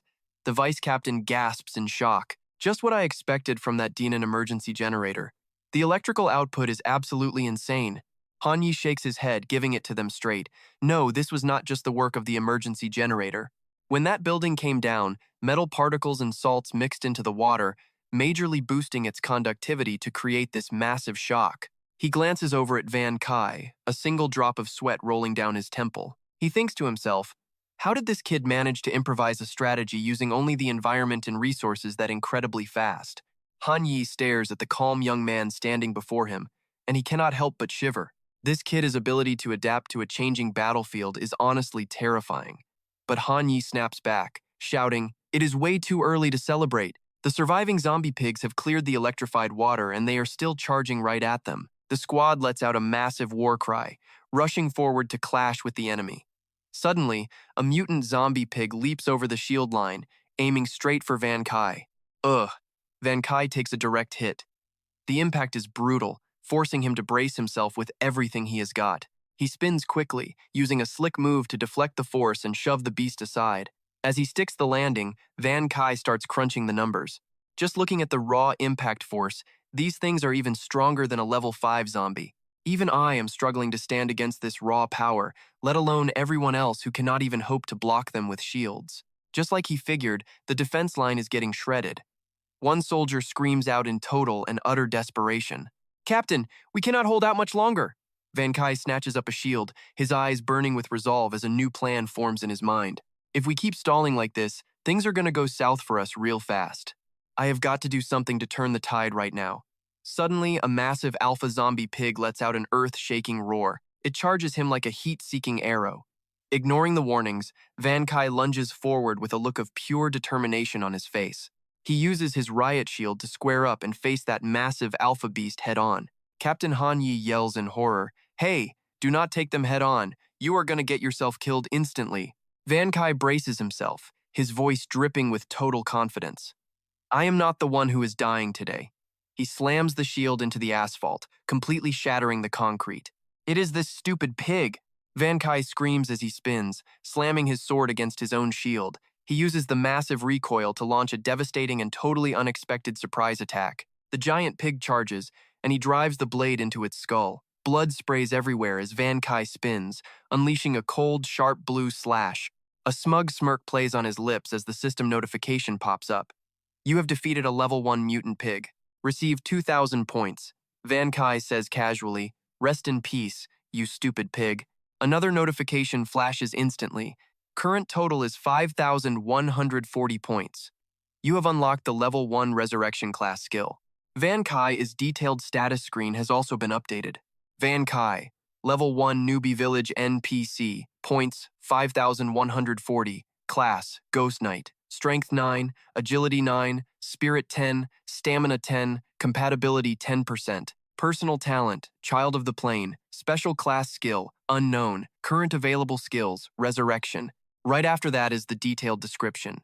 Resurrection level 1. Revive a creature at a level no higher than the user to serve you. Once revived, the creature automatically syncs levels with the user while retaining all the power it had before death. If the target level is more than 2 lower than the user, it gets branded, boosting all attributes by 2%. Note, the user can only revive one creature at a time. If the user cancels the revival, the target dies instantly and cannot be resurrected or enslaved a second time. Van Kai cannot hide his excitement as he exclaims, "Resurrection? Yes, I finally managed to get a class skill." He glances over at the corpse of the alpha zombie pig he just took down, and an idea starts brewing. Time to see what this class skill can really do. An eerie green glow wraps around Van Kai as his eyes flash with power. Smirking, he reaches toward the corpse and yells, "Rise and shine, baby." Or, just get up already. Stupid pig. Instantly, green mist explodes from the body, stitching the zombie hog back together right before his own eyes. Now standing before Van Kai is a massive spirit hog made of raw soul energy.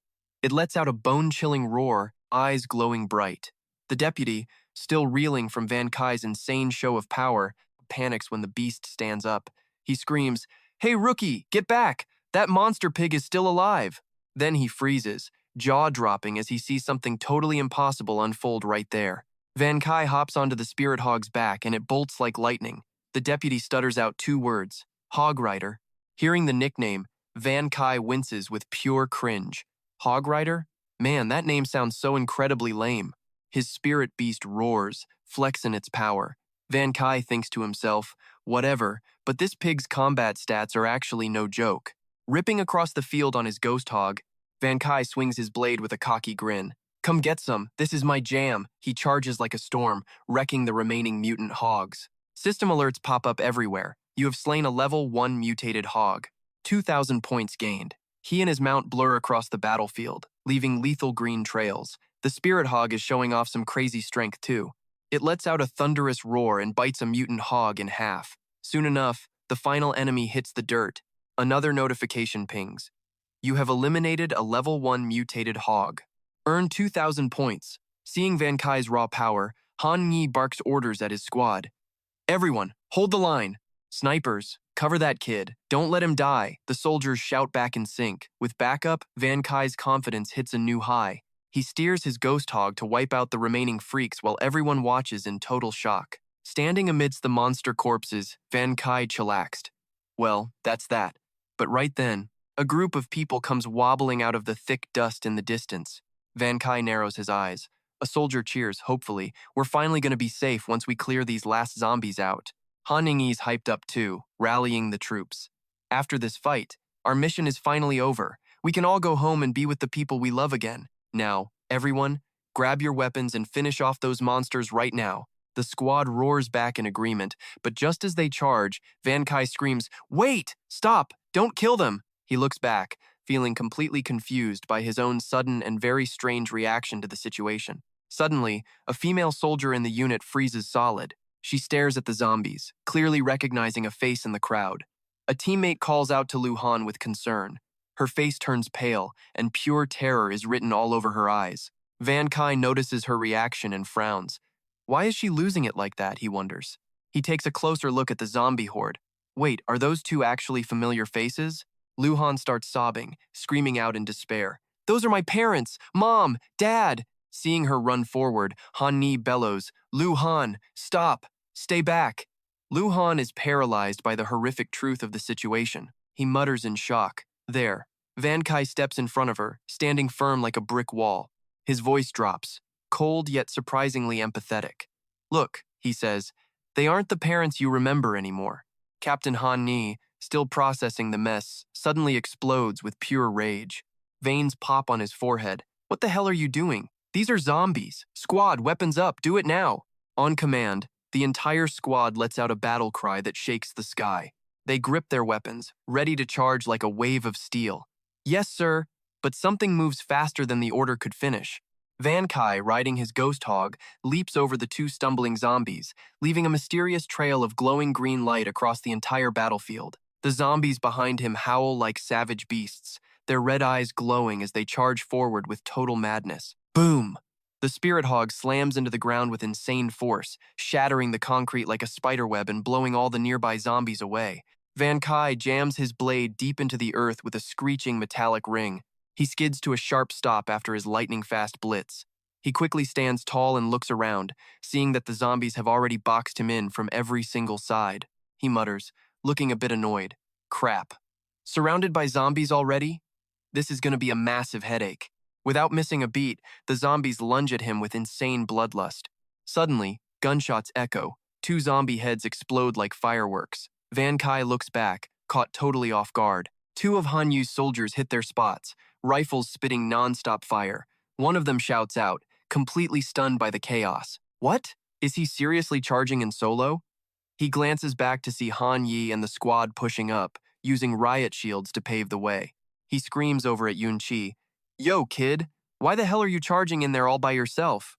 Do not think you can play the lone hero while our law enforcement squad is on the job. The bald soldier nearby flashes a savage, battle-hungry grin. He yells, Hell yeah, let's move! I am not letting some punk kid steal all the glory in the kills. Yun Qi smirks, his eyes flashing with a sharp challenge. Fine then, since you are talking big, let's make a deal. Everyone hunts their own prey. Do not even think about stealing my kills. The squad's battle cries and the zombies' roars collide in the air. The bloodbath officially begins. 20 minutes later, Yun Qi moves like a cyclone through the carnage, his entire body soaked in enemy blood. Captain Han Yi is straining to block a massive strike with his dented and mangled shield. Finally, the battlefield falls silent. Zombie corpses are piled up as far as the eye can see. Yun Qi stands in the center of the carnage next to his spirit pig, gasping for air. He jams his sword into the dirt, the sound of metal hitting concrete ringing out sharp and clear. He mutters, Finally, it is all over. He collapses onto the ground, exhausted, and sighs. Man, good thing the law enforcement squad was here to back me up. Otherwise, facing this many zombies, I would be dead or at least severely mangled. Right then, Lu Xin rushes over to his side, her voice filled with panic. Yun Qi, are you hurt? I will heal you. She drops to her knees and places her hands firmly on his shoulders. A soft green glow begins to wrap around Yun Qi's body. Lu Xin whispers under her breath, Holy light. While healing him, her eyes fill with tears as a cold fear grips her heart. Mom and Dad are already gone. If Yun Qi dies too, she will be completely alone. Yun Qi's injuries close up fast under the warm glow of the healing light. He says softly, I am mostly patched up now. You should really go and say your final goodbyes to your parents. Lu Xin freezes, looking up at him with a look of total disbelief. Wait, what? Yunqi points toward the two zombies moaning at the feet of the spirit pig. They were knocked down but not killed, and they are making these awful sounds of pure agony. Luc Han turns around, her face going pale with pure horror. Tears spill out as she loses all control. She screams out, "Dad! Mom!" She stands there staring at Yunqi's back as the truth finally clicks in her mind. She thinks to herself, so that is why he rushed ahead. He just wanted to give me a chance to say goodbye. Yunqi pulls his sword from the ground and hands it over to Luc Han. He says quietly, "Take this." Luc Han shakily reaches out for the blade, her voice cracking. "Thank you." Luc Han walks forward, every step feeling like lead, toward the two familiar figures snarling at the feet of the spirit pig. Her parents are nothing but monsters now, with glowing red eyes and sharp teeth, reaching out their bloody hands and screaming in a state of total madness. Her hands shake as she grips the hilt of the sword Yunqi gave her. The weight of the blade feels like the crushing weight of the choice she is about to make. Tears stream down her face as she sobs. "Mom, Dad, it is me. It is Luc Han." From a distance, Yunqi watches everything in total silence. His voice is deep and full of sympathy. "Killing your own family is never easy. If you want, I can do it for you." Luc Han turns her back to him, her shoulders trembling with grief. She says to her parents as a final goodbye, "Your daughter is still alive, and I have actually found a reliable friend to watch my back."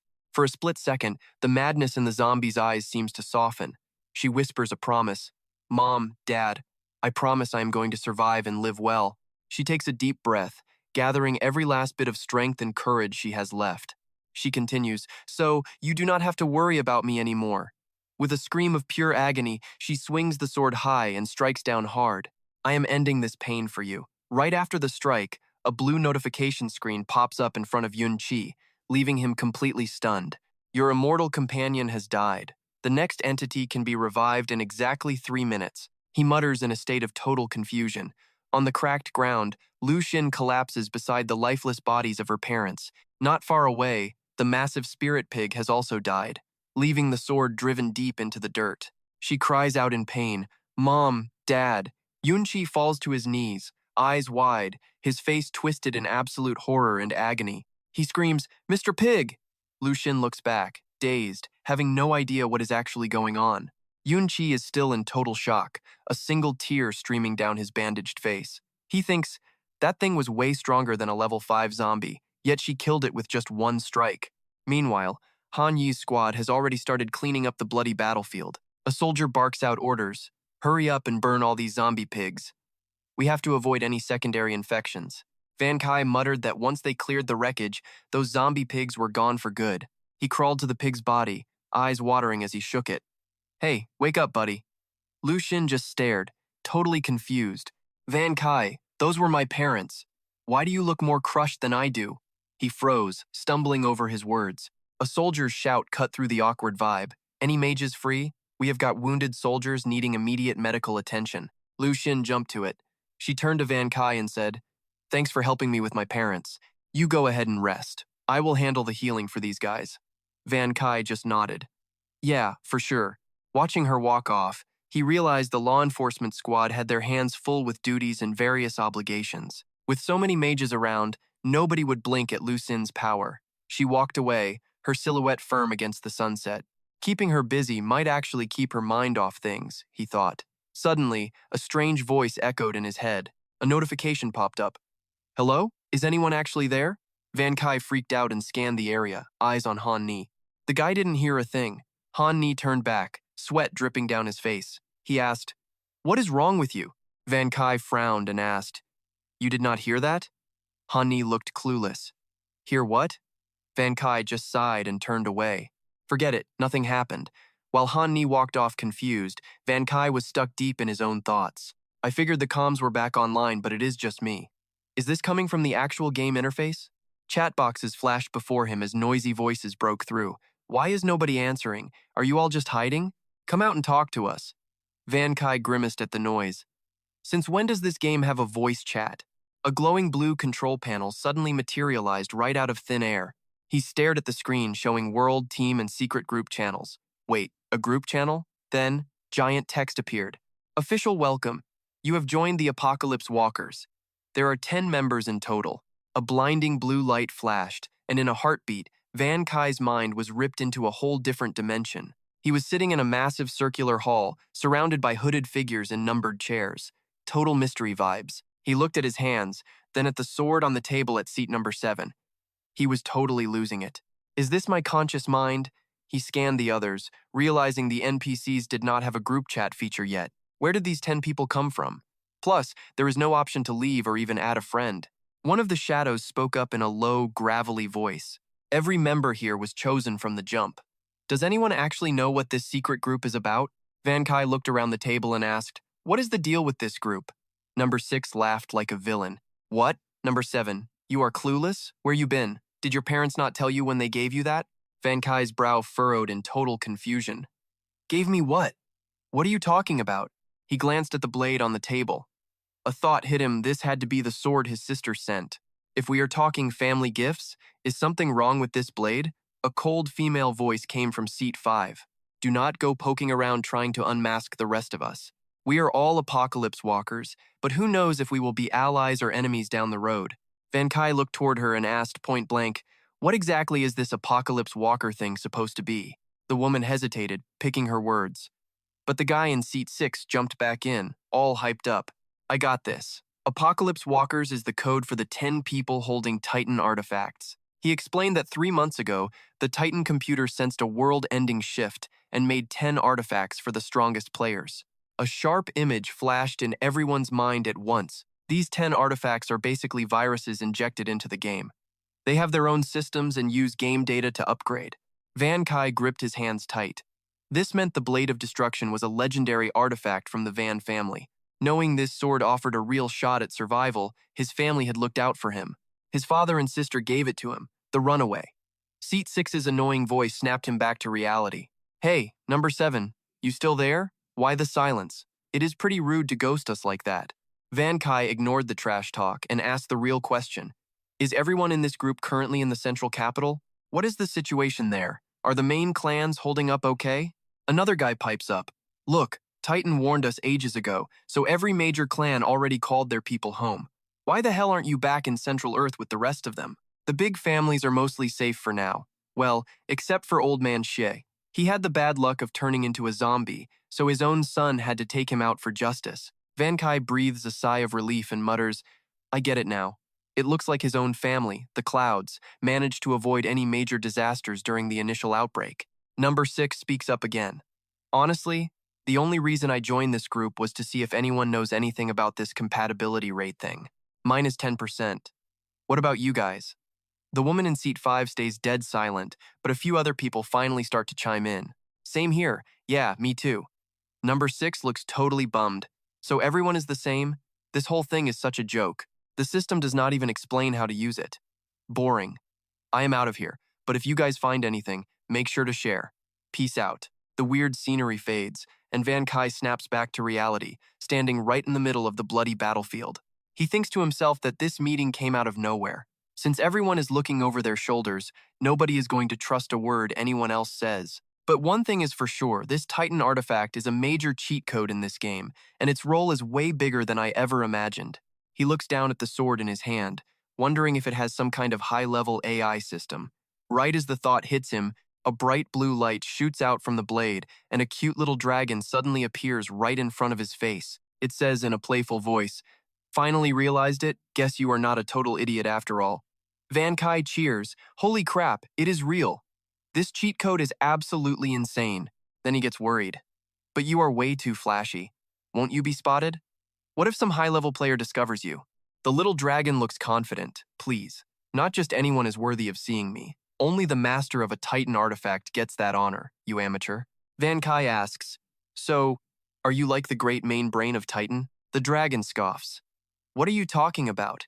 With your pathetic power level, you could not even handle the main brain's output." The tiny dragon throws on a pair of cool sunglasses, puffs out its chest, and says, "Let me introduce myself. I am a Titan intellect clone. You can call me the moral ancestor." Van Kai sneers, "Ancestor? Sure, and I am the freaking emperor of the world. Titan is humanity's savior, so its main body must be locked down at the Central Earth military headquarters." Then he shifts into a brown-nosing tone. "But listen, moral ancestor, we are in a tight spot here. Can you hook me up with some sweet cheat codes or something?" If I bite the dust, you and this artifact get left behind too. The dragon replies, the cheats were already handed to you. You really think you got a broken class and custom talents just from being lucky? The dragon begins to explain. I am still busy analyzing all the crazy rules of this game, but the rules are incomplete and my powers are limited until the actual players arrive and the game officially starts. Until then, you as the host have to survive alone. Got it? The dragon vanishes before even finishing its sentence. Van Kai mumbles to himself with a look of pure disappointment. This system seems totally unreliable. He looks out into the distance, his mind racing with all sorts of calculations. If I want more intel, I have to wait until tomorrow when the players arrive and this apocalypse game officially kicks off. Suddenly, a familiar voice calls his name. Luc Han and Han Ni are walking over. She asks, what are you daydreaming about? Are you done with your work? Han Ni says gratefully, she helped our law enforcement team a ton and healed our badly wounded members. Luc Han humbly replies, I really did not do that much, honestly. Han Ni looks at them and asks what they are planning on doing next once they leave this area. If you have nowhere to go, you can join our squad. Van Kai gives a polite smile and turns him down. Thanks anyway. Captain Han, I am planning to head out of the city. Without a second thought, Luc Han declares her choice with a blushing, determined face. I am coming with you. Wherever you go, I will be right there. Captain Han Ni looks at Luc Han standing close to Van Kai. He gives them a knowing smile and teases. A couple of brave lovebirds traveling solo, huh? I won't force you. Truth is, getting out of the city is probably for the best. The city is crawling with zombies. It might actually be a whole lot safer out there in the open. He keeps talking, sounding practical, then holds out a high-tech car key. But you two won't get very far tomorrow if you are just walking on foot. I have got a ride good enough to get you out of town. Consider it a thank you for killing those zombie pigs and saving so many innocent lives. Van Kai looks at the key and then glances up at Han Yi. He asks with genuine concern, Captain Han, if you give us your car, what are you going to do? Han Ni just smiles with total pride. My teammates and I live and die together. We move forward as one, no matter what happens. He turns his back to walk away with his squad, waving goodbye with one last little bit of teasing advice for them. Be careful, you two. Don't go turning into monsters. If we meet again and you are ghouls, it will be hard for us to put you down. They both stood in silence, watching the soldiers' backs until they finally vanished completely from sight. Luc Han turned to him, sounding totally confused. Van Kai, why did you blow off Captain Han's offer? Is sticking with the law safer than going solo? The moral ancestor dragon suddenly popped up, arms crossed, sounding like a total know-it-all. Not this time. Van Kai explained to Luc Han, his eyes turning dead serious. The system said the rules of the game aren't finished yet. Nobody knows what kind of crazy changes will go down once the players actually arrive. More people means more danger. Luc Han's place is out. Better for me to hide out somewhere low-key, where nobody really lives first. I will hit Central Capital once things finally settle down. He turned to her and asked out of nowhere, Luc Han, do you know the exact spot of that farm where your mom got fresh produce? Luc Han was shocked but answered anyway. Huh? Yeah, I do. I have been there a few times and I know the way. Luc Han squinted, backed up a step, and eyed him suspiciously with her hands firmly on her hips. Are you going to give me a fake address and trick me into going to some relative's house again? Van Kai totally ignored her accusation, just smiling while staring at the key in his hand. Let's move. Time to find that gift Captain Han left for us. When they hit the spot, both of them were completely stunned. Luc Han gasped in total shock. Is that really the thing the captain left for us? Right in front of them sat a futuristic motorbike with a sleek aerodynamic build and high-tech blue light strips glowing all over it. Van Kai's face lit up with pure excitement, a massive grin spreading across his lips. This is awesome. He hopped on, stroking the bike and feeling every detail. This vibe, the heat vent, the smoothness. This is every guy's dream ride. Luc Han sat in the back, arms crossed and pouting. She grumbled to herself, it is just a floating bike. What is the big deal anyway? Van Kai is way more obsessed with bikes than me. Van Kai gripped the handles and fired the bike up. He turned back and yelled, ready? Then he just gunned it. The bike shot off like lightning, leaving a white streak on the road. The wind whipped her face, making her scream in panic as she grabbed Van Kai's waist. Hey, slow down! Unlike her, Van Kai was loving it. He yelled, woohoo, let's take off. The bike glided right over the zombie corpses littering the street. They blasted out of the ruined city, speeding past the cornfields in the suburbs. The bike stopped at a big European-style brick house. Luc Han said, Van Kai, we are here. This is the farm owner's place. My mom and I used to come here all the time, but as he stepped off the bike, Van Kai froze, his gaze turning sharp. Hold on, something is totally off here. Luc Han looked at him with confusion. From a dark corner, an old humanoid robot covered in dried blood stumbled out. As they looked closer, the entire road ahead was blocked by dozens of those same robots. They were patrolling with a creepy silence. One robot turned around, its glowing red eyes locking straight onto the two of them. Luc Han explained with a hint of nostalgia. Have you really been in the city that long? Nowadays, technology is so advanced that most traditional farming has long been replaced by total mechanization. On this farm, one person can control a whole swarm of robots. The villagers just live here to enjoy the good life. Van Kai narrowed his eyes, staring at the bloody robots, his voice turning cold. Is killing people part of enjoying life too? Luc Han froze, her face turning pale with horror at what he was implying. Wait, what? There was a faint scent of blood in the air, and if you looked closely, you could see dried stains on every robot. The entire road stretched out ahead of them was now completely packed with a silent army of robots, creating a scene that was totally overwhelming and terrifying. He summoned his sword from thin air. Smirking with confidence, he tried to reassure the girl standing beside him. Luckily, farm robots are just physically strong and do not carry weapons. At least we are not going up against any heavy firepower. Luc Han was not backing down either. She clenched her fists, focusing her energy to create a razor-sharp light blade. With a look of pure determination, she snapped. Let's do this. Suddenly, Van Kai swung his sword to block a small object flying at him. He shouted in surprise. What? In front of him hovered a metallic mechanical bee. It drifted there, emitting a soft blue light. Van Kai eyed the robot bee warily, reassuring Luc Han, who was standing right behind him. It is fine, Luc Han. This tiny robot only has basic functions, and it definitely does not pose any real threat to us right now. I bet the owner is hiding out somewhere, just watching us.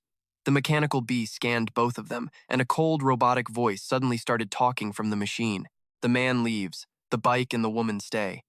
Van Kai frowned, the veins on his forehead popping from pure anger. What? He snatched the mechanical bee in a total flash. Instantly, bright electrical sparks shot out from the bee, giving his whole body a really nasty shock. A bunch of warnings flashed. Warning, damage detected. Van Kai gritted his teeth and crushed the mechanical bee in his hand. He roared, You really think you can rob me with a tiny farm bee like that? Get out or I'll tear you apart like a snack. A prompt appeared. Defeat a boss-level biomanipulator to earn 10 points. 10 times? He looked at the scraps in his hands and muttered, Wait, seriously? Glass shards actually give points? Suddenly, a massive shadow loomed over them both. Behind the robot army stood a hulking mutant with glowing red eyes. He knew that was a boss-level monster immediately. The farmer here probably mutated into some kind of elite mini-boss. Just like that zombie lady, still controlling a bunch of machines. Van Kai smirked with pure confidence. His eyes lit up. He could farm points just by dismantling these small devices. If I wreck this entire robot farm, I might actually climb the leaderboard and become the #1 player here. He glanced at Luc Han. His hype turned to worry. High rewards mean high risks. We are out in the open while the enemy hides in the shadows. What if they target Luc Han with those bots? She suddenly grabbed his shoulder, her voice sounding rock solid as she spoke. Van Kai, don't worry about me. I chose to follow you. I've made my choice. I want to be your partner, fighting side by side, and cover your back. Even if I die, I'll never be a burden or an obstacle. Van Kai gently moved her hand away. Stop talking about dying, he said softly. With her stats, she will live to be an old lady. He started stripping the robot bee for parts. He handed her a piece that looked like a small pistol. Take this. If a bot rushes you later, just pull the trigger. Luc Han took it, looking confused. Don't only sharpshooters get to use firearms? But isn't this gun breaking the rules? Van Kai, what is this? A notification popped up. Special scene prop, 70% charge remaining and ready. Van Kai explained that every farm keeps an electromagnetic pulse device on hand. Farm bots have basic AI and they're huge. Once they go haywire, human muscle can't stop them. These farms always keep emergency gear around to shut down the chaos. He pointed to the wrecked bot. This pulse gun was hidden inside that communication bee. It's small, but one shot drops the biggest robot here. It eats tons of power but won't hurt a human. Use it carefully. Luc Han was floored. That's insane. How do you actually know all this? He turned away, grinning. I was a top student at Central Capital Elite University. This basic mechanical theory is just common sense to me. He drew his sword, looking serious. The real fight is coming. Watch yourself. Van Kai tossed a metal scrap into the air as a distraction. A voice sneered from the darkness. Nice try, kid. That toy gun has a 10-minute cooldown. Do you really think you can kill me for points with that? Luc Han froze. It was that same voice. Van Kai sweated. Kill for points? The mystery voice replied, What? You still don't get it? Did you really think this twisted game was a savior that makes you stronger by killing monsters? They use scores like bait to keep you alive, just so these idiots from nowhere can enjoy the spectacle of humans killing each other. From the dark, the controller's robotic voice echoed. It revealed the brutal truth of this world. Now that we know their goal, the survival game is much simpler. Humans don't just get points for slaying monsters. Monsters and even humans get points for killing each other. It is all about survival now. Van Kai narrowed his eyes, his gaze sharp as a blade. A deadly chill filled his blue eyes as he processed the news. The giant robot with the drone on its head kept talking with a cruel, smug tone. A tiny village like this is worth thousands of points. Why didn't anyone else think of this? He cackled. Luc Han covered her mouth in total shock. The whole village? You actually did that? He is a straight-up demon. Van Kai stared at the enemy with pure disgust.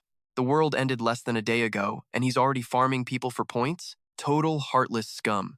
Facing the massive bot army, Van Kai stood tall without a hint of fear. The controller mocked him. Hey kid, even if you manage to slaughter an entire village, you're only pulling a few thousand points. You're just a tiny little nobody. Van Kai smirked with total confidence. He shot back. Oh, for real? I'm literally rank 3 on the board. I've got 10,000 points, way more than you. Hearing him talk trash, Luc Han turned to him, her voice shaking with pure panic. Van Kai, what are you doing? What if this killer targets you next? Van Kai just smiled, eyes calculating. He whispered just loud enough for her. This is exactly the reaction we were looking for. Then he faced the enemy, chin up like a boss. Well, don't you want to take me out and steal my points? The massive robot tilted its head, electronic eyes flashing with doubt. You claim that's you? Rank 3 is anonymous. How can you prove it's actually you? Van Kai just shrugged, like it was nothing. I snagged a 10 times point multiplier from a supply drop. That's why I'm sitting on so much loot. Don't believe me? The sword in his hand flashed with a blinding silver light. He sliced through a drone midair. Now watch the rank 3 score and see if it goes up by 10 points. Instantly, a notification popped up. You killed a boss-level entity. Reward, 10 points times 10. Somewhere else, the operator was staring intensely at the leaderboard on his screen. He watched the rank 3 score jump from 19,850 to almost 200,000. His eyes went wide with greed. He growled. It changed. Is that brat really the third ranker? Almost 200,000 points. I'm about to hit the freaking jackpot. Blinded by greed, the controller roared like a madman. Every machine, terminate that intruder immediately. On command, the entire robot army powered up, their eyes glowing with a deadly crimson light. Van Kai turned to Luc Han and barked a command. Go, hide. She scrambled toward the motorcycle, looking back worriedly. Okay, please be careful. As soon as she took off, Van Kai charged straight into the enemy swarm. He moved like a human hurricane. His blade carved sharp, deadly lines through the air, cutting down robot after robot. While fighting, he analyzed the enemy's plan. Trying to drain my energy before stealing my points? This boss is pretty slick. But Van Kai yelled, his voice echoing, I am not falling for your little traps. He spun in midair, swinging his sword to unleash a blue electrical storm that leveled everything. A robot took the hit and shattered into pieces. Van Kai roared with pure adrenaline. Who's next? Another robot rushed in and got absolutely wrecked by his energy slash. He dove back into the fray. His slashes were fast and violent, dismantling machines left and right. From a safe distance, Luc Han watched with glowing eyes, cheering him on in total awe. Amazing! But suddenly, a massive spiked fist surged from his blind spot and slammed right into him. He let out a sharp cry of pain. That punch sent him flying, skidding hard across the pavement. He lay there motionless, his sword tossed far out of reach. Luc Han screamed, her voice cracking.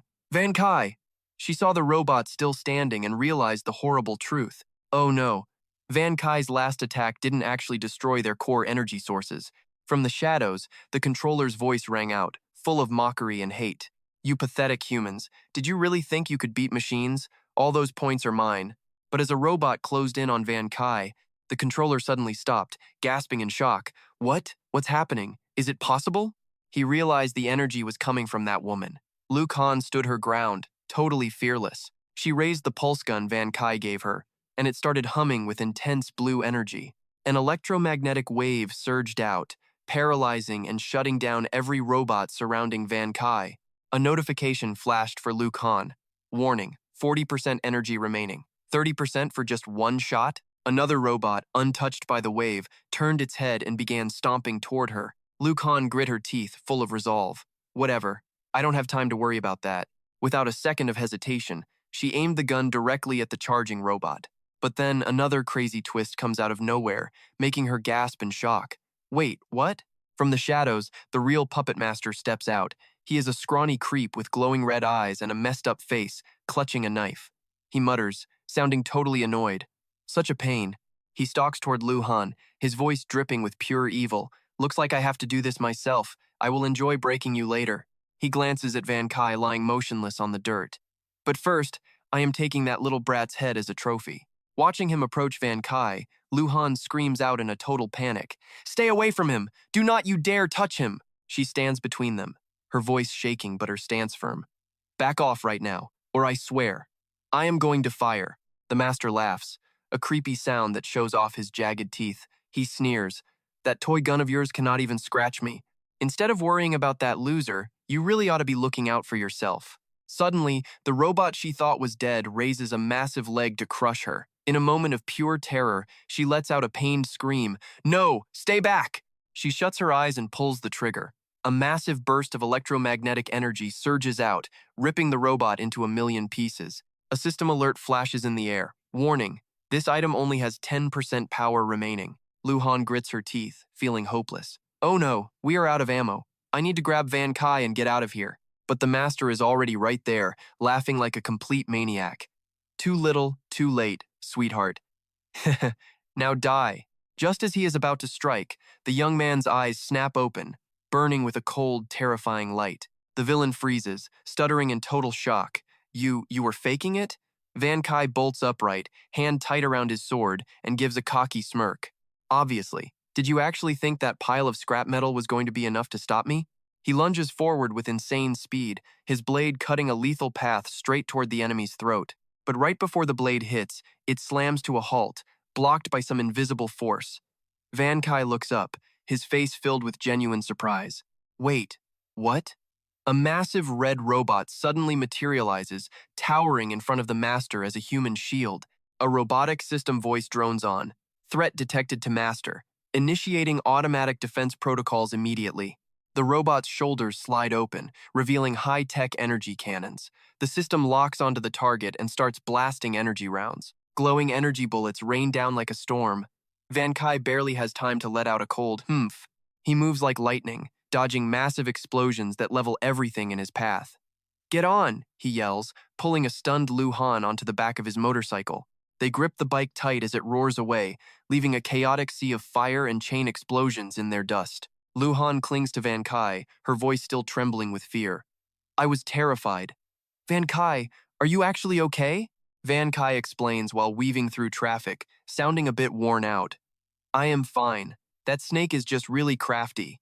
If I had not acted weak on purpose, there is no way I could have baited him out of that control room. I just did not expect such a heavy weapon. I almost bought it back there. Behind them, that massive red robot is still charging, smashing the street. The puppet master screams in a blind rage. You are not getting away, you little punks. He sits at his console, his face twisted with anger. My automatic defense system is the best in the entire world. How dare you sneak attack me? When I catch you, I am ripping your head off and kicking it like a soccer ball.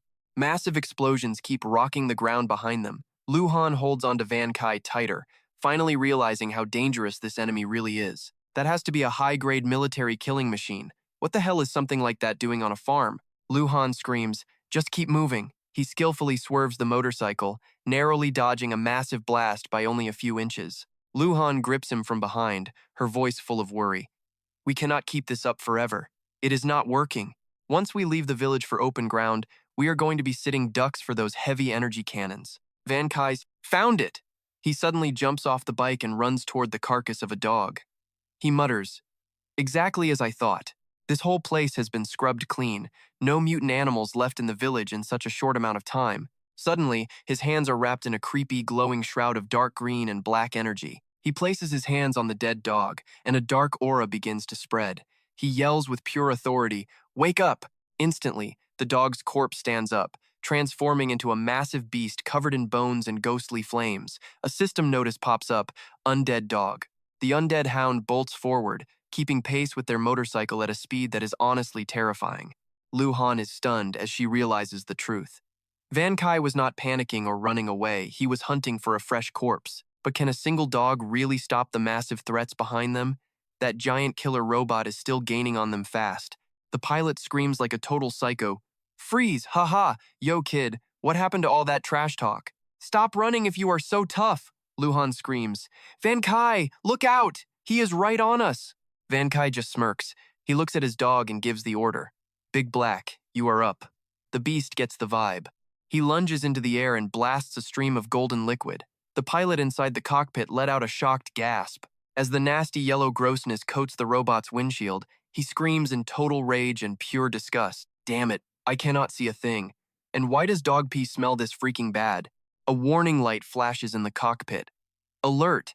Filtration system has detected a high volume of corrosive acidic liquid." He loses it. "Stupid dog, get off me." As the mech stumbles blindly, Van Kai sees his golden opportunity. He bellows, "Now is the time." He strikes like lightning, his blade glowing blue as he slices through the robot's knee. The pilot inside screams in absolute terror. What? A massive metallic thud echoes as the giant mech loses its balance and slams into the dirt. A system voice blares as it detects critical damage to the knee. Cockpit emergency mode active. Air circulation is forced to the brake. Now, the pilot is completely stuck inside that metal death trap. He roars in pure frustration. "I hate you." Van Kai yells, "Big Black, finish it." The dog pounces back onto the metal beast. This time, the dog gears up for a different move. He strains and releases a thick, nasty cloud of yellow spray. The alarm blares again. "Warning! Large amounts of corrosive gas detected within the immediate vicinity. Anti-suffocation mode active. Hatch will eject in 3 seconds." The pilot starts flipping out. "Wait, no, do not open that," he screams as the system literally boots him out of the cockpit. The second he hits the ground, the system drones. Danger detected. Initiating automated defense protocols. An electromagnetic gun slides out from the robot's shoulder, but the immortal dog pins the guy down. He panics, screaming at the mech. "No, do not fire. You will hit me too. You stupid machine. Do not you understand? Turn it off. Shut down the defense now." The system drones back. Command received. Moving to sleep mode immediately. Just like that, the robot goes cold. The massive machine slumps over, totally lifeless and still. Van Kai stands on the wreckage with a smirk. "Honestly, I thought this hunk of junk would be a challenge." He stands tall over the metal corpse, a dark, shadowy aura still swirling around his body. Looking down at the terrified pilot, he says coldly, "You are the one who turned off the security program. You really saved me a lot of trouble, man." He narrows his glowing blue eyes with intensity. He sneers. "Bet you never thought that high-tech system you loved so much would be your downfall, did you?" The pilot's face twists in pure terror as he starts to stammer like a total coward. "No, please do not. No more talking now." Van Kai slams his glowing blade straight into the robot's core. Energy explodes as the alarms go ballistic. "Warning! Core unit compromised." The pilot screams in agony as he watches his precious machine get vaporized. "Mi robot, no!" A notification pops up. "Strong enemy defeated. You have earned 6,000 points." He turns to the pilot on the ground, eyes like ice. He growls. "Guess who is next on my list?" The guy's ego is gone. He is begging for his life while the dog pins him. "Please, do not kill me. I do not want to die." Van Kai stares him down with zero mercy in his eyes. "I am sure the people who lived here did not want to die either, but you murdered them all anyway." The pilot just stammers. Van Kai thinks to himself, "Yeah, violence definitely solves things faster than being a nice guy. This is the way. That is the real truth." A spray of red settles the score, ending the villain for good. Another alert pops up. Boss kill. 10,000 points times 10. Total, 40. 2,860. He looks at his own hand and gives a dry, awkward little laugh. "Man, I was trying to play it cool, but before I knew it, I ended up at the top anyway." A massive leaderboard appears. Announcement. Rank up. You are now number 1. First place. Van Kai, 40, 2,860. Wu Wenjin, 25,000. Fang Qian, 24,000. Maintaining this specific rank will earn you a unique soulbound NPC title once the warm-up phase finally ends. Please keep working your hardest until then. He couldn't hide his smug grin, hands on his hips, shouting with pure excitement. Man, this winning feeling is absolutely legendary. Lu Xin rushes over, looking totally hyped and shocked. She points at the board and yells, "Oh my god, Van Kai, the world chat is losing its mind over you. The world channel is getting absolutely spammed by other players. Check it out, Wang Xikong. Some anonymous third player just bagged over 20,000 points, totally dusting the spokesperson and General Fa Chua. Check it out, Wang Xikong. Some anonymous third player just bagged over 20,000 points, totally dusting the spokesperson and General Fa Chua. Whoever is on top, I just hope he steps up and saves this blue marble of ours. Li Zhongke, how can we just hand humanity's fate over to some random nobody? I am not down with this, Lu Chen. We still have 15 hours until this warm-up is over. Humanity's fate is drifting into the unknown. Is a real savior actually going to show up, or what? Van Kai calmly sizes up the room. It is not just world chat anymore. Even the big shots in the Doomsday Walker group are starting to freak out. A new notification pings in their private group chat. In a crew of elite top-tier players, everyone's wondering, is this mysterious rank 1 anonymous player actually one of us? Inside a high-end virtual space, the eyes of a shadowy figure flash as they scroll through the messages. Van Kai's actions definitely poked the nest of the global elite. Inside a fancy virtual space, the shadows of the top 10 players are officially gathering. The number 2 player on the leaderboard, a dude whose avatar practically reeks of power, finally opens his mouth and breaks the heavy silence. His voice echoes through the entire digital void. Once this apocalypse game's warm-up phase wraps up, every single one of us is going to face some seriously unknown dangers. If you are lurking in this group, I hope you will join me to defend humanity and our home planet. Your choice decides the fate of every living soul on Earth. Van Kai listens in silence, his brain working overtime to analyze the situation. He thinks, even though everyone's ID in this private circle is on total lockdown, the 2 top spots make it pretty obvious who we are dealing with. It has to be Vu Van Can and Fuang Thien. After all, they are the Alliance's heavy hitters. We just don't know which one is actually sitting at rank 1. Another elegant-looking dude with long hair points out that these 2 never go anonymous on the leaderboards. They probably do it to rally the troops and keep people calm. After all, just seeing those 2 names is enough to give all of humanity some hope. Then, another hulking member speaks up, looking visibly worried about the situation. But now this random anonymous player just pops up and totally smashes the Alliance's power standards. No wonder the number 2 guy is so stressed. A woman with white hair and a giant sword strapped to her back speaks with absolute confidence. We are all the official saviors, fully certified by Titan itself. Taking down invaders and guarding our home planet should be something we all agree on. I truly believe this is the common goal for every living being on Earth. However, some guy with purple hair has a completely different take. He says in a totally skeptical tone, "Looks like we have got some wannabe heroes in this group. Come on, we are just normal people. Do we really need to carry the whole weight of saving the world on our shoulders? Everyone has their own path. I am not trying to be a savior and put my own neck on the line. Some people just want to hide their heads in the sand." A man with long, curly black hair speaks with pure ambition. "Courage is humanity's anthem. As long as the 10 of us stick together, grab those artifacts, and build a massive army, we win. We can not only crush the other players, but we could even hijack this entire apocalypse game for our own personal benefit." Van Kai processes all these conflicting opinions in his head while everyone else acts like a savior and cooks up their own secret plans for the future. If you do not understand the rules these invaders are playing by, picking a side too fast is basically a death sentence. Let's not show our hand just yet and see how this whole mess actually unfolds first. He turns to Lu Xin, who is currently glued to the world chat channel. "Lu Xin, quit staring at the world chat. Get ready because we are heading back into the fight." Lu Xin looks surprised and pouts a bit. "But we just narrowly escaped death. Shouldn't we take a little break?" Van Kai shuts her down, saying there are way more important things to do right now than resting. Night falls, and inside a building, Lu Xin happily offers Van Kai some food. "Van Kai, try this. It is all natural and actually tastes pretty amazing." She adds cheerfully, "By the way, this is our first real meal since the game started." After stuffing herself, she lets out a satisfied burp and says, "Being full feels so good. I am officially retiring from dieting forever." Lu Xun looks at Van Kai with gratitude. "Thanks to you, I managed to rack up a ton of points today as well." In a brief flashback sequence, Van Kai stood right in front of her, surrounded by a horde of zombies, and said, "Look, if you want to fight by my side later, you need some juice. These points are just sitting here. It would be a total waste not to grab them." Back in the flashback, Luc Han answered with pure grit. "Got it. I am going to give this everything I have got." She charged into the fray like a boss.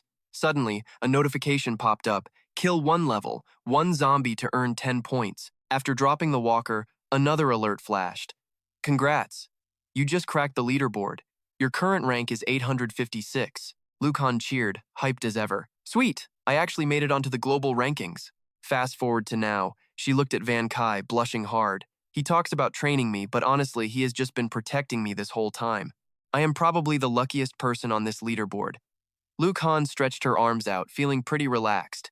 "After a whole day of running, I am covered in zombie guts and sweat. Finally, a break. Maybe a hot bath is calling my name." Van Kai just stared at her, a single drop of sweat rolling down his face. He muttered to himself, "I guess being carefree has its perks.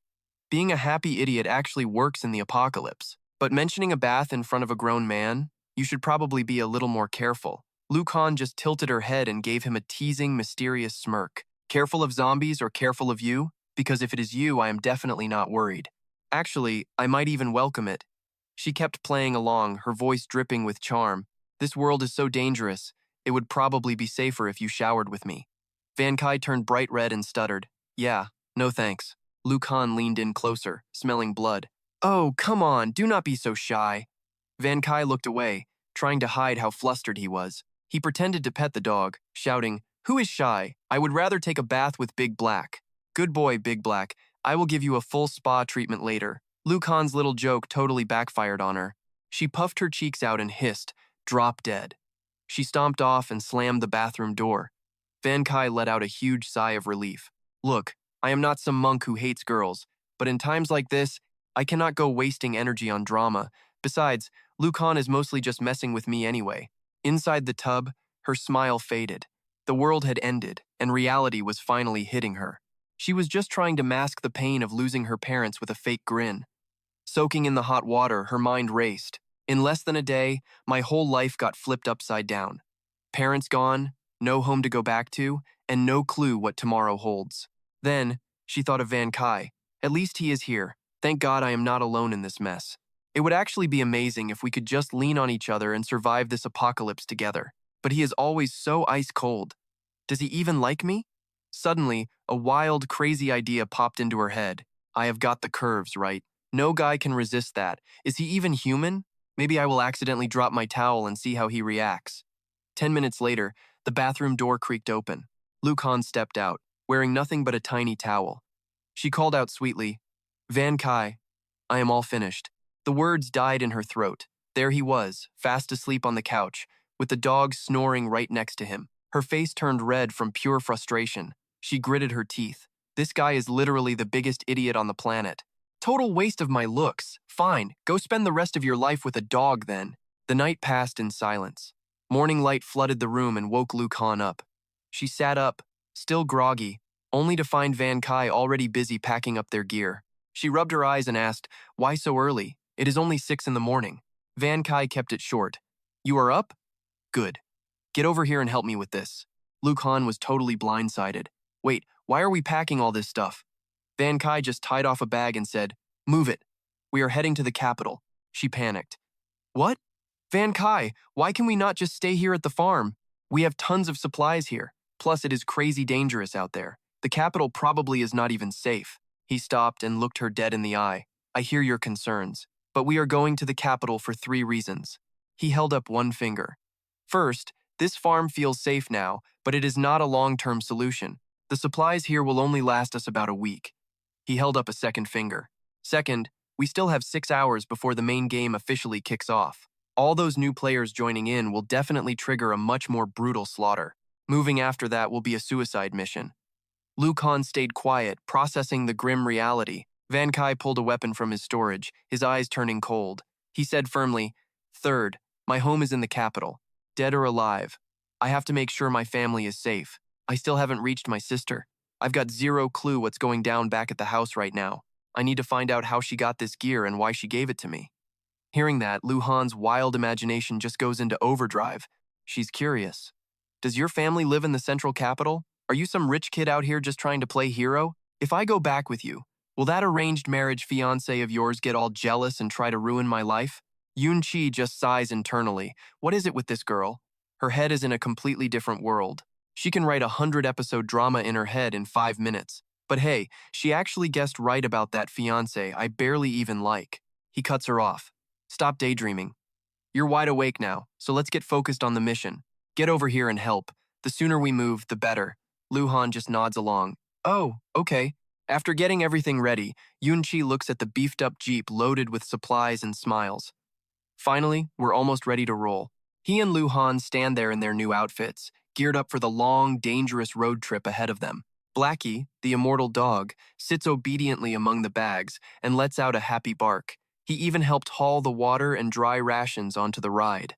Inside the truck, everything is packed tight. We've got spare fuel and sleeping bags ready to go. Yun-Chi looks at the high-tech hoverbike and says, "This thing is super agile. You never know when a flying bike might come in handy. So we're definitely bringing it." He hops into the driver's seat. With Luc Han riding shotgun, Yun-Chi gives a confident smirk. Everything is set, time to head out. Right then, his phone glows. It's 10:10 p.m. Luc Han panics, saying we only have 61 minutes left. Move it. Suddenly, a massive system notification screen flashes across the entire sky.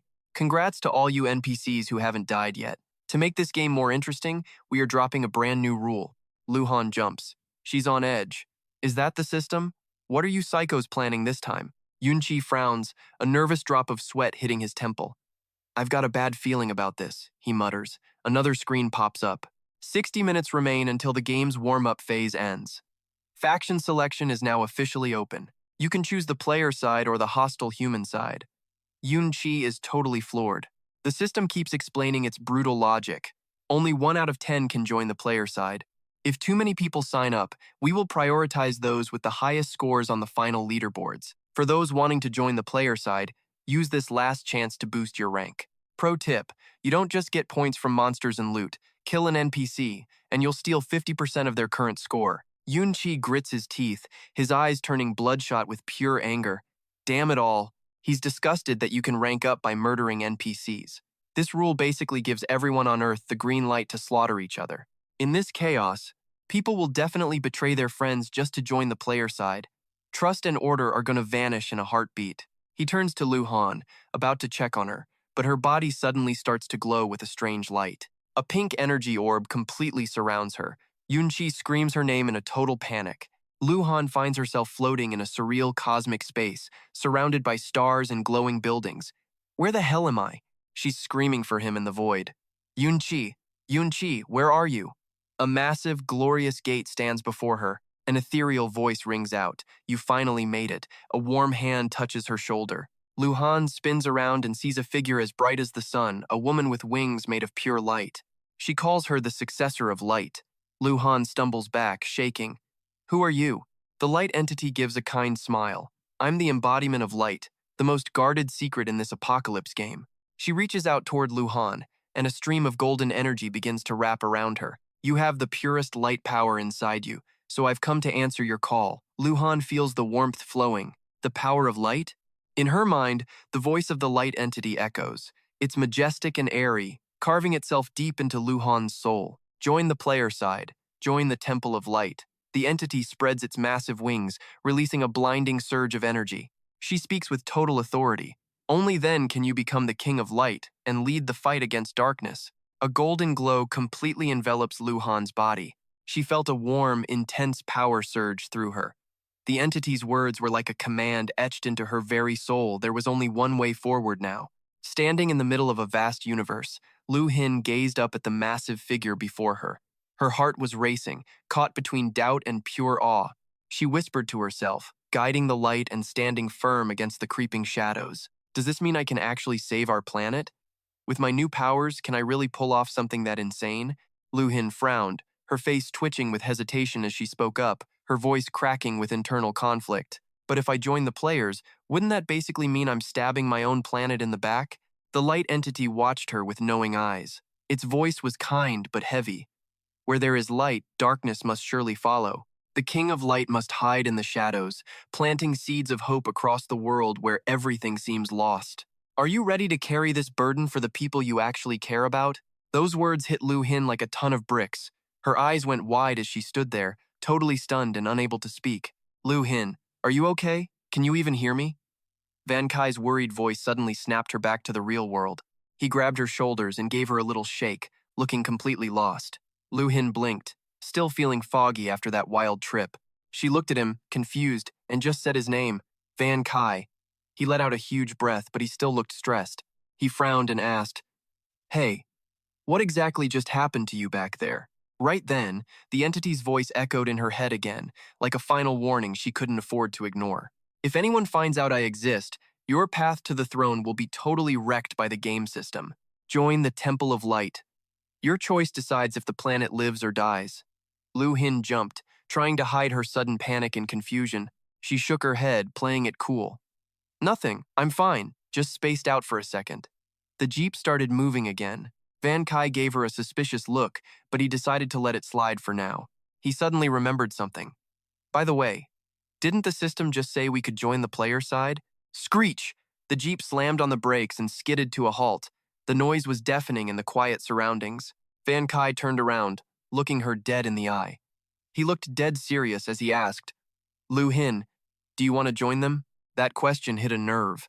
It was like he'd poked a hole in her darkest secret. Her eyes burned with pure hate. She almost screamed, "No way! Those monsters destroyed my family and murdered my parents. I would rather die than surrender to my enemies." But after her anger cooled, doubt started creeping back in. She bit her lip. The image of that light entity kept flashing in her mind. She was fighting a war inside. Was that thing in my head human? No, she felt more like a goddess. Can I even trust her words? After a long silence, she looked up and turned the question back on him, desperate for an answer. "Van Kai, would you ever consider joining the player side? If you had to choose right now, what would you do?" Van Kai turned away, staring silently at the mountains through the dusty window. He didn't even hesitate. His voice was steady and cold as he said one word. "No." Luc Han pleaded with him. She tried to find a loophole. "But if you join them, maybe they would actually protect you for once." Deep down, she was terrified. Nobody knows what kind of hell we're facing in this apocalypse. Can we even survive out here with all these endless swarms of monsters? Van Kai smirked, looking off into the distance with a cynical vibe. Who really knows, honestly? People love to romanticize the paths they haven't taken yet. He explained his view with a cold, brutal honesty. Staying with the humans might be a disaster. After all, players kill NPCs whenever they feel like it. In their eyes, we're probably just another bunch of monsters to be farmed. His words hit her like a lightning bolt. She was stunned by the harsh reality of the situation. Van Kai turned back to her, his eyes flashing with determination and a confident, cocky grin. He made it clear. Once he chose to fight the players, he was going all in without looking back. Luc Han stared at him, her eyes filled with worry and pure disbelief. She asked with a trembling voice, "Even if you know you can't win and the only result of being stubborn is death?" He just smiled. Some people in this world know it's impossible, but they still go for it without any hesitation, right? That sentence hit Luc Han right where it mattered most, deep in her heart. She echoed his words, feeling the heavy gravity behind them. It was impossible, but she kept moving anyway. Deep down, Luc Han was totally sold on his vision. Van Kai was right. People will always walk this path, and once the choice is made, there is no turning back and no regrets for him. She clenched her fists, her gaze turning rock solid. Right there, she made a secret vow just for herself. Without her holding him back, he would definitely dominate and shine among the human players. As for her, if saving this green planet meant a massive struggle, she was ready to give it a shot. Taking a deep breath, Luc Han looked Van Kai right in the eyes. Her voice shook, but she stayed firm. "Van Kai, I have decided to join the side of the players." Van Kai went quiet for a second. He knew if there was an easier way out, nobody would choose to wander through this wasteland alone. Luc Han making that call was totally normal. The car pulled over to the shoulder, and both of them stepped out into the air. Van Kai popped the trunk, sorted through their gear, and told her to take some water and some dry snacks. The hover car had enough juice to get her back to the farm to wait for players. Tears welled up as she choked out his name. Van Kai grabbed the flight helmet, trying to keep his tone light and casual just to make her feel a little better. Come on, do not act like this is a permanent goodbye. It is not like we are never going to see each other again. He gently slid the helmet onto her head, a playful smirk dancing on his lips. Who knows, maybe one day I will be the final boss. And when that happens, I will need you. The Holy Light Mage leading the warriors to come and take me down. Unable to hold back anymore, Luc Han lunged forward and hugged him tight, hiding her face in tears behind the helmet glass. Between her sobs, she whispered, Van Kai, even though I chose a different path today, please remember that I will never, ever be your enemy. Van Kai stayed silent, letting her lean against him. Then, he gently pushed her away. He tapped her helmet and teased her, saying she was almost 30, but still acting like a kid, making these dramatic little promises. Someone as kind as Luc Han would never go out of her way to hurt him. But as they say, different paths mean you cannot plan a future together. He turned away, his voice suddenly going dead serious. Let us move. If we are any later, other players are going to beat us to the location. She sped off on her hoverbike. Van Kai stood there with Big Black, watching her fade into the distance. The loyal dog let out a low bark. Van Kai sighed and patted him. Guess it is just you and me left, Big Black. He looked straight ahead, his eyes turning cold and sharp. All that is left now is to wait for the game to start. Suddenly, a massive virtual board flashed in the sky. The countdown started. 0:39 and 27 seconds. Time was flying. Luc Han was flooring it on her bike while the countdown screens kept popping up and vanishing everywhere. 0:23:19, 0:17:36. The numbers kept dropping as Van Kai watched with pure determination. 0:7:59, 0:48.6, 0. The countdown finally hit 0. A giant, glitchy text appeared in the sky. The apocalypse game has begun. Players are now entering the match. Van Kai's Jeep sat parked on the empty highway as the atmosphere around them suddenly shifted into something eerie and strange. A final system notification flashed right on his windshield. The apocalypse game is live, and players are entering the battlefield. The Jeep switched to autopilot, and the console transformed into a high-tech interface full of new data. Virtual windows popped up around Van Kai. He frowned slightly, whispering to himself, That is a lot of new rules. No wonder Daniel Ng said it was impossible to crunch the numbers before the game actually went live. He locked his eyes onto the screens. One main display flashed the very first big alert. The warm-up phase is over. All NPCs will now be ranked and categorized based on their current survival points. The next alert hit immediately. NPCs ranked in the top 1% for points will receive the boss-level suffix. These NPCs will have their levels automatically adjusted to the top 10% average player level, plus 2 extra levels. Another detailed board appeared.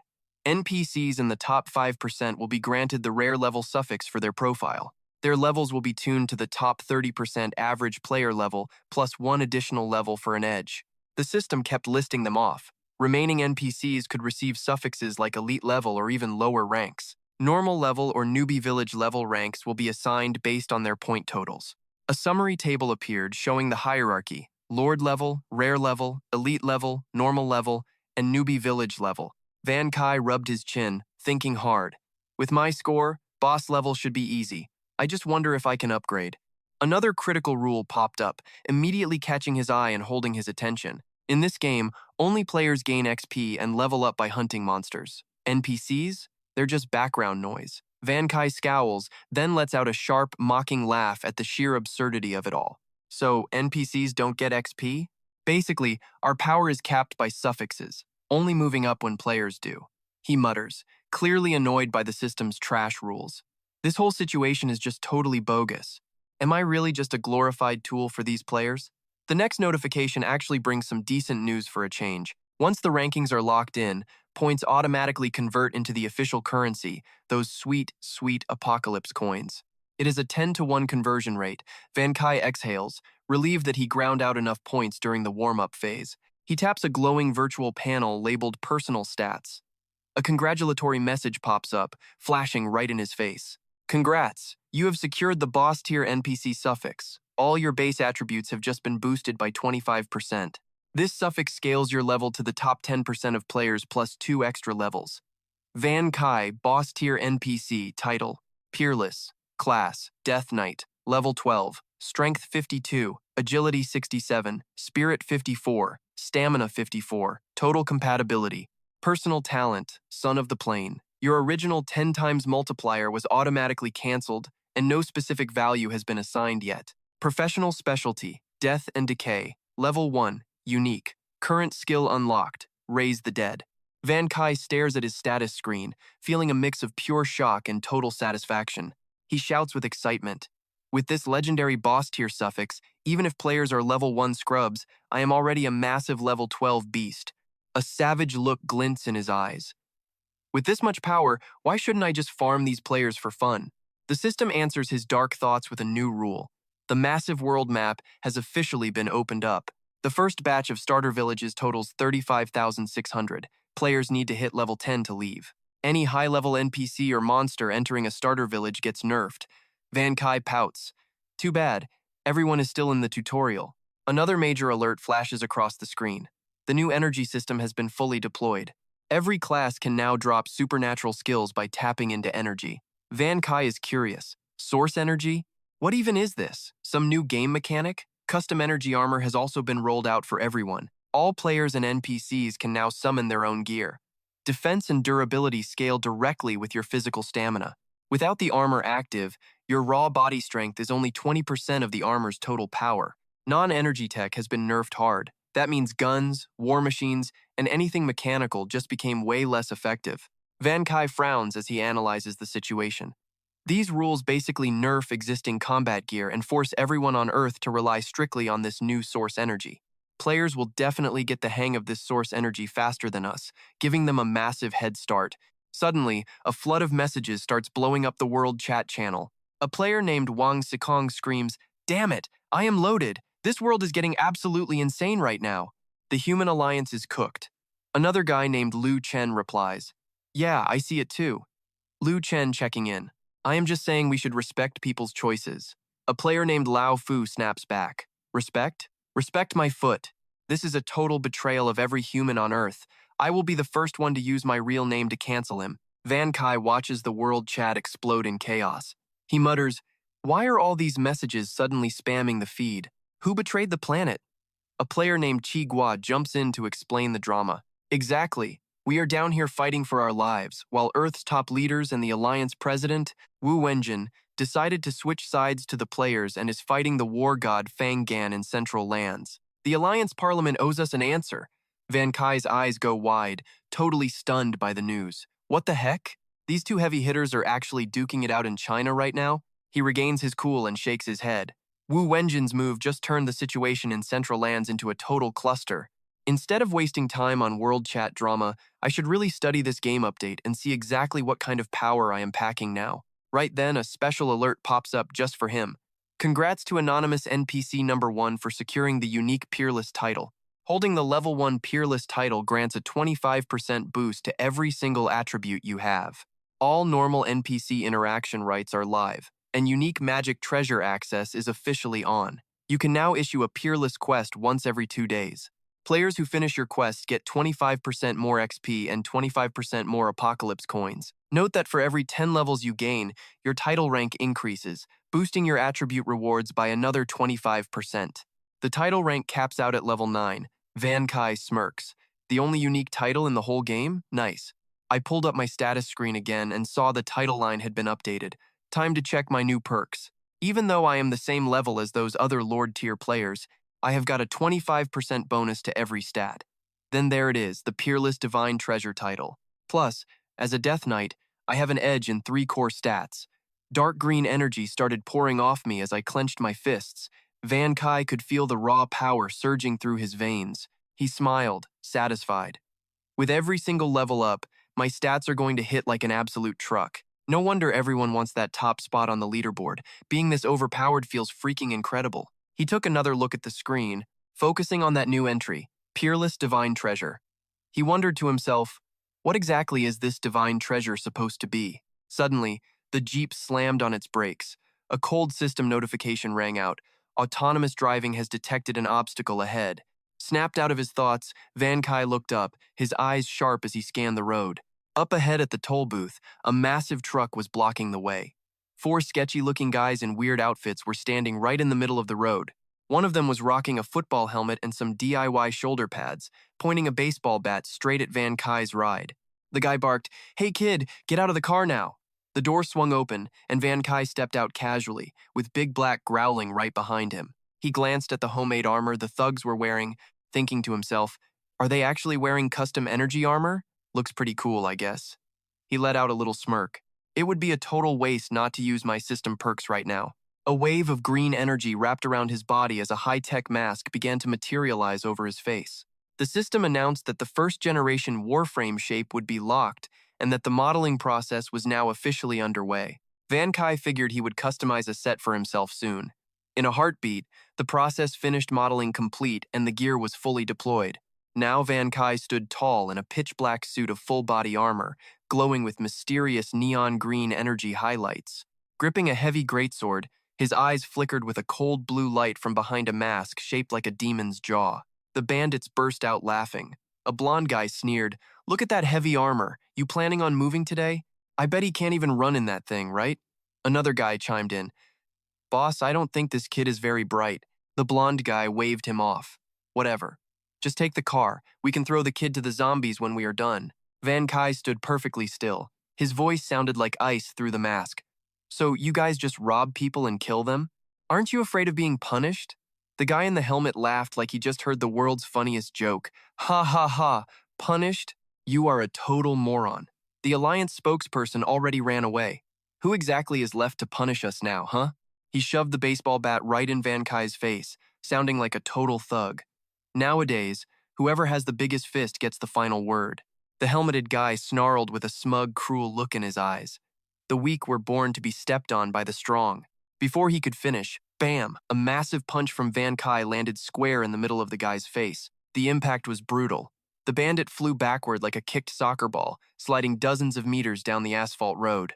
The other three stood there frozen, jaws on the floor. The blonde guy stammered out in total shock, "Boss!" Another guy pointed at Van Kai, his voice shaking with a mix of rage and fear. You actually did that?" Van Kai just stood there, his icy voice cutting through the mask. "Isn't that exactly what you just said? The strong hunt the weak, and the strong are the ones who get to punish." Just then, a blue notification window popped up in his vision. Level 8, normal unit defeated. You have received 1 divine weapon technology point. Van Kai was a bit surprised. He thought to himself, "Tech points? What am I supposed to do with those?" A more complex interface appeared immediately, explaining it clearly. Divine weapon treasure. This is an exclusive reward for the holder of the Peerless title. Level 1 talent tree. Weapon durability upgraded to purple epic rank. Now features nanoscale retraction and expansion capabilities. Unlock requires 1 out of 30 tech points. Van Kai narrowed his eyes behind the mask, analyzing the info. An exclusive weapon treasure, huh? Compared to basic stat boosts and NPC perks, this is definitely the biggest benefit of the Peerless title, but it needs tech points to unlock. He didn't hesitate, there were not any other values he could modify right now anyway.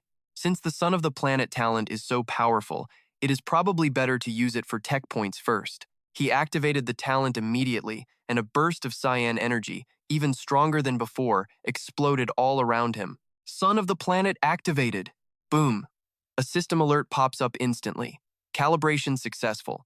From now on, your divine weapon tech point collection rate has been boosted by 10 times the original amount. Meanwhile, the other 3 thugs watch their leader get wrecked in a heartbeat. They freak out and bolt, running away for their lives. Van Kai stares at their retreating backs with ice-cold eyes as a plan starts cooking in his head. "No way I'm letting those easy tech points go to waste. It is hunting time. Go get them." On command, Big Black lets out a deafening roar and lunges like a green phantom, quickly closing in on the runners. They scream in pure terror as he finally strikes. Big Black tears right through that cheap armor, sinking his fangs deep into a thug's shoulder. Blood sprays everywhere in an instant. The robber lets out a gut-wrenching scream. The blonde guy spins around, his face turning as white as a sheet. Terrified, he stammers, "Crap, he actually bit through the plating. How the hell is a stray dog this freaking strong?" Van Kai crosses his arms, watching with a satisfied smirk. "Good boy, Big Black. Nice work." He crunches the numbers. Resurrected summons match the master's level with a 5% stat bonus across the board. That makes Big Black a level 12 elite combat hound. Even if I let him loose in the wild, he is strong enough to rule the whole wasteland. While the blonde guy stands there dazed, a massive shadow looms over him. Big Black lunges, and the guy's final scream is filled with absolute pure agony. The last thug watches his buddies get shredded one by one. Blind panic takes over. He sprints for the truck, desperate to escape. Whoosh! Van Kai suddenly teleports right in front of him, sword tip grazing his throat. His voice drips with lethal sarcasm. Whoa there. Why the rush to leave so soon? Stay and have a little fun first. Slice. The sound of a clean, perfect sword stroke cuts through the air. A moment later, Van Kai's armor dissolves into shimmering blue light, leaving him back in his everyday street clothes. A system alert pops up. Killed 3 level 7 common units. You have earned 30 divine weapon tech points. He nods, satisfied. Not bad. That is enough to finally unlock the weapon's features. For an NPC, you are pretty tough. A clear feminine voice suddenly rings out from behind him. Van Kai flinches, spinning around instantly with his guard up. It is a bizarre scene. 3 dead bandits are sprawled out in pools of blood all over the hood of his rugged jeep. An unfamiliar girl is perched right there, sitting casually. She gives him a playful smirk and a soft giggle. Van Kai scowls, his voice sharp and defensive. Who the hell are you? He is totally stunned. This woman moved like a ghost.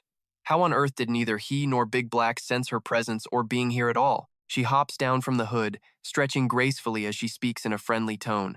Relax. The name is Jiang Tudoa. I'm a player. She introduces herself naturally. Jiang Tudoa, age 19. Van Kai stays silent, his sharp eyes locked onto her. She meets his gaze with a confident grin, acting like she knows him. You are Van Kai, right? She raises her hand, and a glowing virtual quest screen flickers into existence. Some player faction posted a quest asking me to bring you a few specific items. Suddenly, her eyes flash with a sharp, dangerous edge, and her smile turns lethal. She adds, her tone turning ice cold. And by the way, time to die. With that, she lunges at insane speed, throwing a lightning-fast kick toward his head.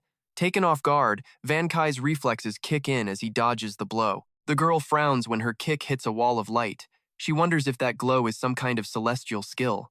Clang. The sound of metal hitting metal rings out as Van Kai charges forward with his sword at terrifying speed. Jiang Tudoa is completely rattled. Her smug look vanishes, replaced by a face full of total shock. In a split second, Van Kai closes the gap, his ice-cold blade pressed firmly against her throat. He looks at her without a trace of emotion. Knocked back, she screams out in frustration. What are you doing? Attacking out of nowhere? Are all NPCs this violent? Right then, Big Black lets out a savage roar and streaks forward like green lightning, aiming straight for the girl. Snap. Big Black takes a massive chomp, but he hits nothing but air. She literally steps right on his snout. She pulls a graceful mid-air flip to dodge. The dog yelps as he is sent tumbling backward through the air. Van Kai is legit stunned. Her speed is insane. He is level 12 and dumped every single point into agility, totaling 67 points, yet she still blocked his hit? She even dodged Big Black.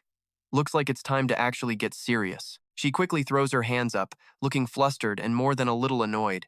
Hold up. If we're gonna scrap, at least tell me why you suddenly jumped me. Van Kai narrows his eyes, sounding completely suspicious. Weren't you the one who swung first? You were literally glowing. Clearly you were prepping a skill to ambush me, right? She looks even more lost and shouts, Ambush you? Seriously? Are you like totally paranoid or something? I'm just out here grinding for XP, obviously. She pointed her finger toward a massive shipping crate sitting right in the middle of the road. Someone from the player faction posted a delivery quest, and these items are the reward I'm supposed to hand over to you. If we were planning an ambush, would we really haul all this crap? Yun-Chi muttered, glancing inside the crate to verify the contents. Guess you're right. This package is basically nothing but medicine and food supplies. He pondered, a faint smile playing on his lips. A player quest sent directly to his exact coordinates? Was Luc Han the one behind this whole thing? If so, she must be doing okay for herself. At least I don't have to stress about her being in any real mortal danger anymore. Yun-Chi stepped closer, asking what she meant by posting a quest. Jiang Xiao Duo crossed her arms. Wait, you seriously don't know how this works? This is an exclusive skill just for you, an NPC. High-level characters like you can drop quests with way better experience and loot. She gave a playful wink. The sender also tacked on an extra escort mission. Yours truly is supposed to get you safely to the next city in one piece. Completing this little mission scores me exactly 20 apocalypse coins. For those coins, I'll be your personal bodyguard. Trust me. Not interested, Yunqi snapped, turning his back on her and walking away immediately. Big Black, let's roll. You're seriously leaving me behind? Jiang Xiaoduo blurted out. Come on, I'm actually pretty overpowered. I can wipe out mobs in a heartbeat, but Yunqi just ignored her. He yanked open the car door and hopped inside without a word. Sorry, but as an NPC, I've got zero interest in partying up with a player. Slam. The door slammed. The Jeep roared to life and sped off, leaving a stunned Jiang Xiaoduo in the dust. Hey, if you leave me, I can't finish my quest. She screamed in total frustration, stomping her foot hard against the dirt. Inside the car, Yunqi watched her through the rearview mirror. She was strong, sure, but she was still just another player in this game. To her, I'm just some high-level mob to farm. Keeping a wild card like that around is asking for a knife in the back. Who knows when she'd turn? Besides, with her breathing down my neck, I can't exactly test out these new divine weapon features in total peace. A familiar interface popped up in front of him. Tier 1 of the divine weapon talent tree was finally ready to be unlocked. Without a second thought, Yunqi hit confirm. He had just enough tech points. Time to see what this weapon can really do. System alert. Talent tree activated, consuming 30 tech points. All weapon durability is now boosted to SSS rank, and they can be stored or deployed using advanced nanotechnology. The heavy sword in his hand suddenly started glowing as nanoparticles began to restructure the entire blade from the inside out. In a flash, the sword took on a lethal new form. It looked sharper, way more refined, and radiated a terrifying surge of raw power. Yunqi smiled, totally satisfied with the result. Incredible. With durability maxed out, I don't have to worry about my gear snapping in half anymore. Honestly, this light show was a bit much. It's a good thing that Jiang Xiaoduo girl wasn't around to see it. Clatter. Clatter. A strange metallic noise echoed from outside the car. Yunqi's brow furrowed in confusion as he listened. He turned his head and froze. Jiang Xiaoduo was pedaling an old, beat-up bicycle like a maniac, keeping pace right alongside his Jeep.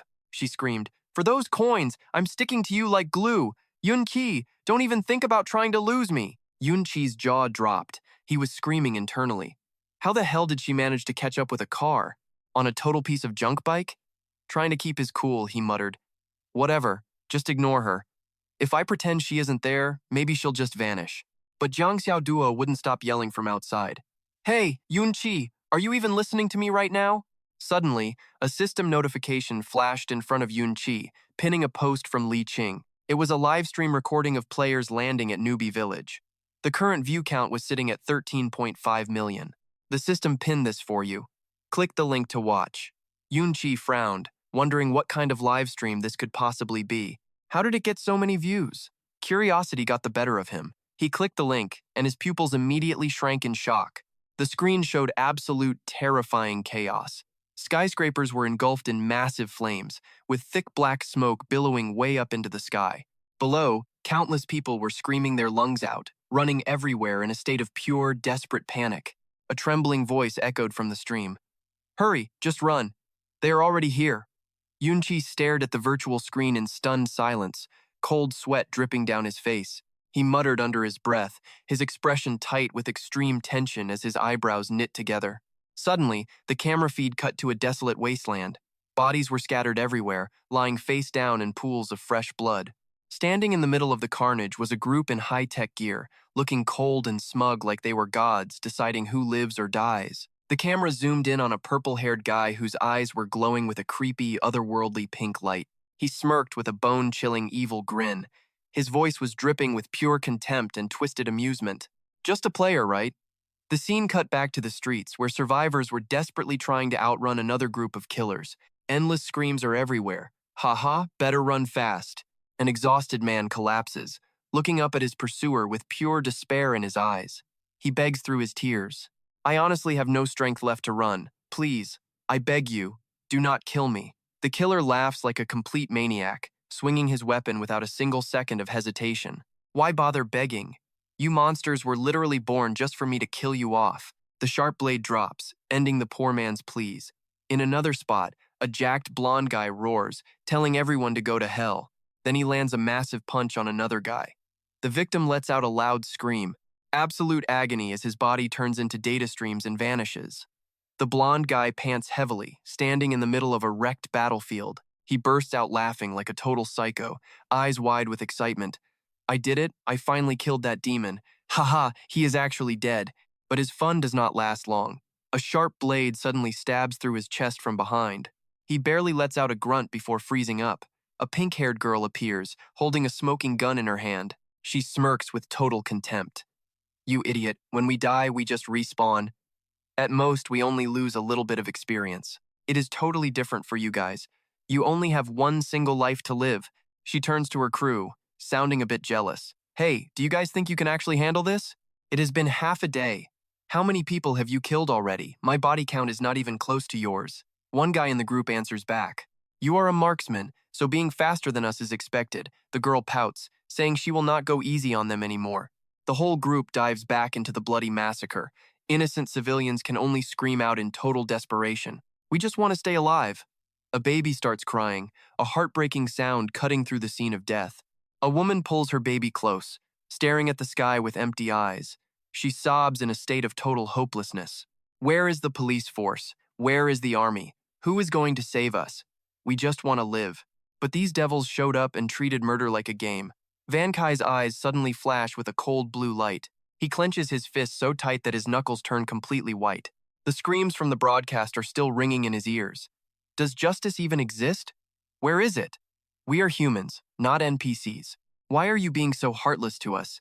I just want to go back to the life I had before. Suddenly, a strange voice comes from the attackers. Hey, looks like two little mice ran off somewhere.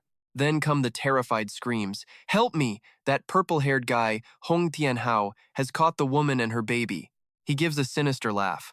Well now, it looks like you monsters actually have your own world channel, do you? He grabs the woman, shoving his face close to the camera to make a very arrogant announcement. Listen up. I am Hong Tianhao, captain of the Sunset Squad, and I am currently at Rookie Village 2689.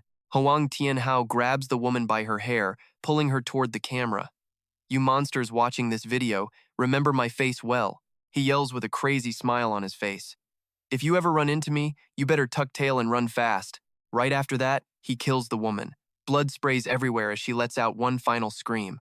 One last desperate sound before her body goes limp. The baby in her arms falls straight to the ground. Thud. The poor baby hits the cold ground, crying out in a heartbreaking way. The dying woman tries to crawl her broken body toward her child, her voice weak as she begs. My baby, please, just let me live. Hoang Tianhao does not hesitate. He lifts his foot and stomps hard on the woman's head, ending her life for good. The live stream screen shows the final image of the woman, now completely dead. A system notification pops up. Because the broadcaster has died, this live stream will be disconnected in exactly 10 seconds.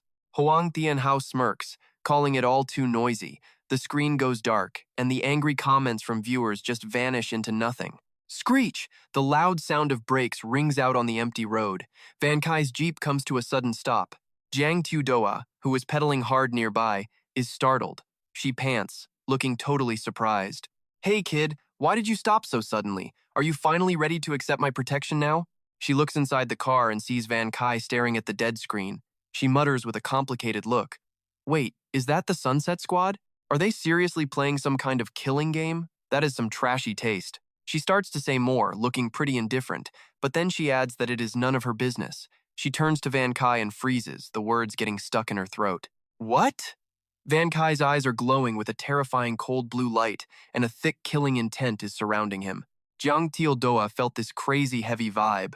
She stammered, Hey, what is wrong with you? She snapped back to reality, crossed her arms, and gave him a serious reality check. Look, stay out of other people's drama. The Sunset Squad is bad news, especially that jerk Hoang Tianhao. He uses his dad's clout to do whatever he wants. You are just an NPC.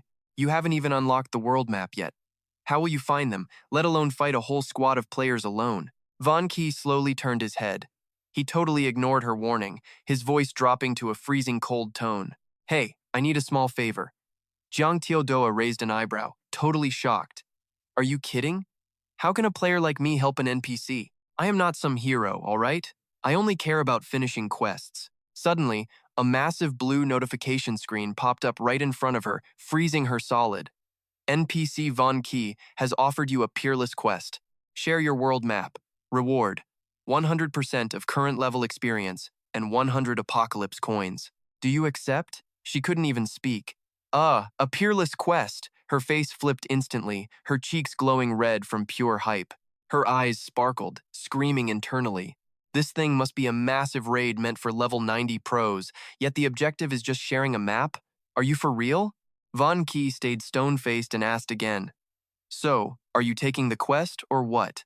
She snapped out of her shock with a massive grin, her eyes practically gleaming with pure joy and greed. Of course I accept. Whatever, sharing the map is just a one-time trick. The very second I close the screen, the share ends immediately. Only a total moron would walk away from such an easy quest. She reached out, and a massive blue 3D holographic world map materialized in midair, floating right before the Jeep.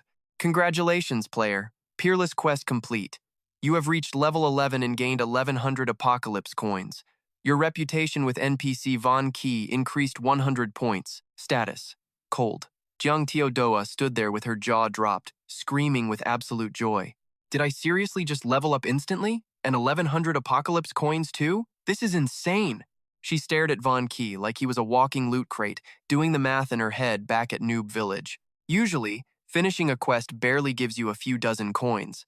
This reward is on a whole different level compared to those scraps. I gotta stick to this boss and squeeze every quest out of him. Meanwhile, Von Key fired up the Jeep again. He glanced at the new map, his voice icy and completely emotionless. Thanks. I found exactly where I need to go. Vroom! The Jeep took off like a rocket, leaving a dazed and happy Jiang Teodoa in the dust. Von Key yelled back, "Stop following me now."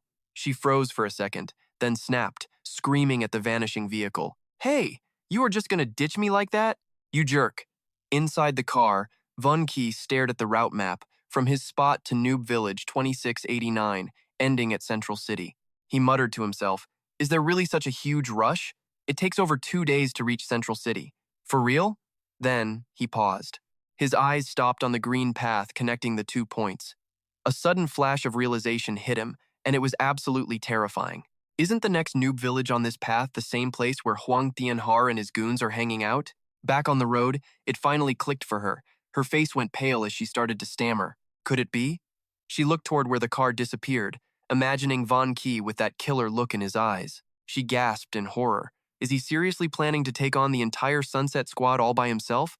4 hours later at Noob Village 2689, the setting sun painted the entire sky a deep, bloody red. The door swung open and Von Key stepped out, gripping his heavy sword. Darhak followed, letting out a low growl. Von Key! A familiar voice called out. He turned and frowned, seeing Jiang Teodoa pedaling her janky bike toward him with all her might. He asked coldly, "Why are you following me?" She put her hands on her hips, gasping for air while trying to look smug. Obviously, I am only here to stop you from doing something incredibly stupid and reckless. She stepped in front of him and gave him a dead serious warning. You might be strong, but entering this village means your level and stats will be totally suppressed by the area. Even your immunity won't work. Check your status screen. A virtual stats window popped up before him. Every single one of his attributes had taken a massive hit. Level dropped from 12 down to 9. Strength, agility, spirit, and health were all significantly nerfed. NPC Boss. Title: Peerless Class. Underworld Knight Level 9. Strength 39. Agility 50, Spirit 40, Health 40. Stat Synchronization active. My personal talent, that 10 times multiplier for my starter points? Yeah, it got scrapped. Now my stats are tweaked. I have 10 times tech points for epic gear, plus a level 1 unique skill, Death and Decay. Oh, and I can literally raise the dead. Van Kai glanced over at Big Black, who was looking pretty beat. He realized the girl was right. Just stepping inside this place had tanked his level and crushed all his stats. He turned to his companion. Big Black, you are too weak for this. Stay here and guard our gear while I go handle some business. I will be right back. Jiang Teodoa watched him and lost it. Hey, are you deaf or something? Going in there right now is basically a suicide mission. Do not do it. Her rant was cut short by a quest notification popping up. NPC Van Kai just assigned you a boss-level quest. Protect the Ghost Soldier, Big Black. The reward? 75% of the experience needed for your current level, plus 75 times your level in Apocalypse coins. Do you accept? She was stunned. Jiang Tuodoa turned bright red and screamed, "You are seriously using a quest to trap me? That is so low. Absolute trash move." She watched Van Kai's back as he marched into that blood-soaked village, trying one last time to talk some sense into him. "Van Kai, I do not get you. Even if you are actually strong, what is the point of taking on the Sunset Squad? At most, they will just respawn a few times. Those players cannot actually die permanently. But dead NPCs are gone for good. And you, if you mess up, you are finished." Van Kai suddenly stopped in his tracks. Was any of this actually worth it? He tilted his head slightly, his low voice dripping with a heavy, deep-seated sadness. "There are just some things that you players will never understand." Van Kai stepped into the village, scanning the area while he whispered to himself. "Even though this town has been turned into a newbie-starting village, it looks exactly like it did before the world ended. The buildings are still in great shape." He looked down at the bodies scattered across the pavement. If it was not for the corpses and that thick, metallic stench of blood in the air, you might actually think the apocalypse never happened. But this is real life. Just a few hours ago, those guys were still slaughtering people right here. He scanned the empty street, a bad feeling crawling up his spine. Where did all the players from that video go? Did they just vanish? Did I get here too late? Suddenly, his eyes sharpened. "There." He whispered under his breath. "I found them." Down at the end of the road, a group was huddled around a fresh corpse. One of them sensed something and looked back. A big blonde guy gave a cocky smirk when he spotted Van Kai. Well, I did not expect to run into a level 9 boss monster. This guy's vibe and gear are way different from those cowards who just run away." The girl with pink hair looked pretty interested too. She licked her lips and grinned. "He is actually kind of hot. I did not expect to find such a good-looking NPC in a newbie village." His voice was pure ice. Every word cut through the dead silence of the street with chilling clarity. "Hey there, I am looking for Hoang Thien Hao. Any of you losers know where I can find him?" The blonde beefcake let out a loud, mocking laugh and looked at his buddies. "Is this NPC stupid? He actually has the guts to talk to us." A bald guy sneered, mocking him for wanting to find Big Brother Hoang. Another dude leaned in and whispered to the blonde leader with pure disgust. "Yo, boss. Did not Big Brother Hoang just pop up on the Monster World channel a second ago? Looks like this fearless NPC just walked right into his own funeral." He turned back to Van Kai with a nasty grin. "Oh, really? We do not even need Big Brother Hoang for this. We can give you a nice, quick death ourselves." Another bald guy, probably the weakest of the bunch, stepped forward and started cracking his knuckles loudly. He looked at his boss eagerly. "You guys are all level 8, and I am still stuck at 7. He roared and charged at Van Kai like a rabid animal. "Let me be the one to get first blood on this boss monster." A skill notification flashed right next to him. Skill. Charge speed increased by 200%. Next attack damage up 20%. "Go to hell!" he screamed, triggering yet another ability. His muscles started bulging. Bloodlust skill activated. This move boosted his explosive power by a massive 45 points instantly. Boom!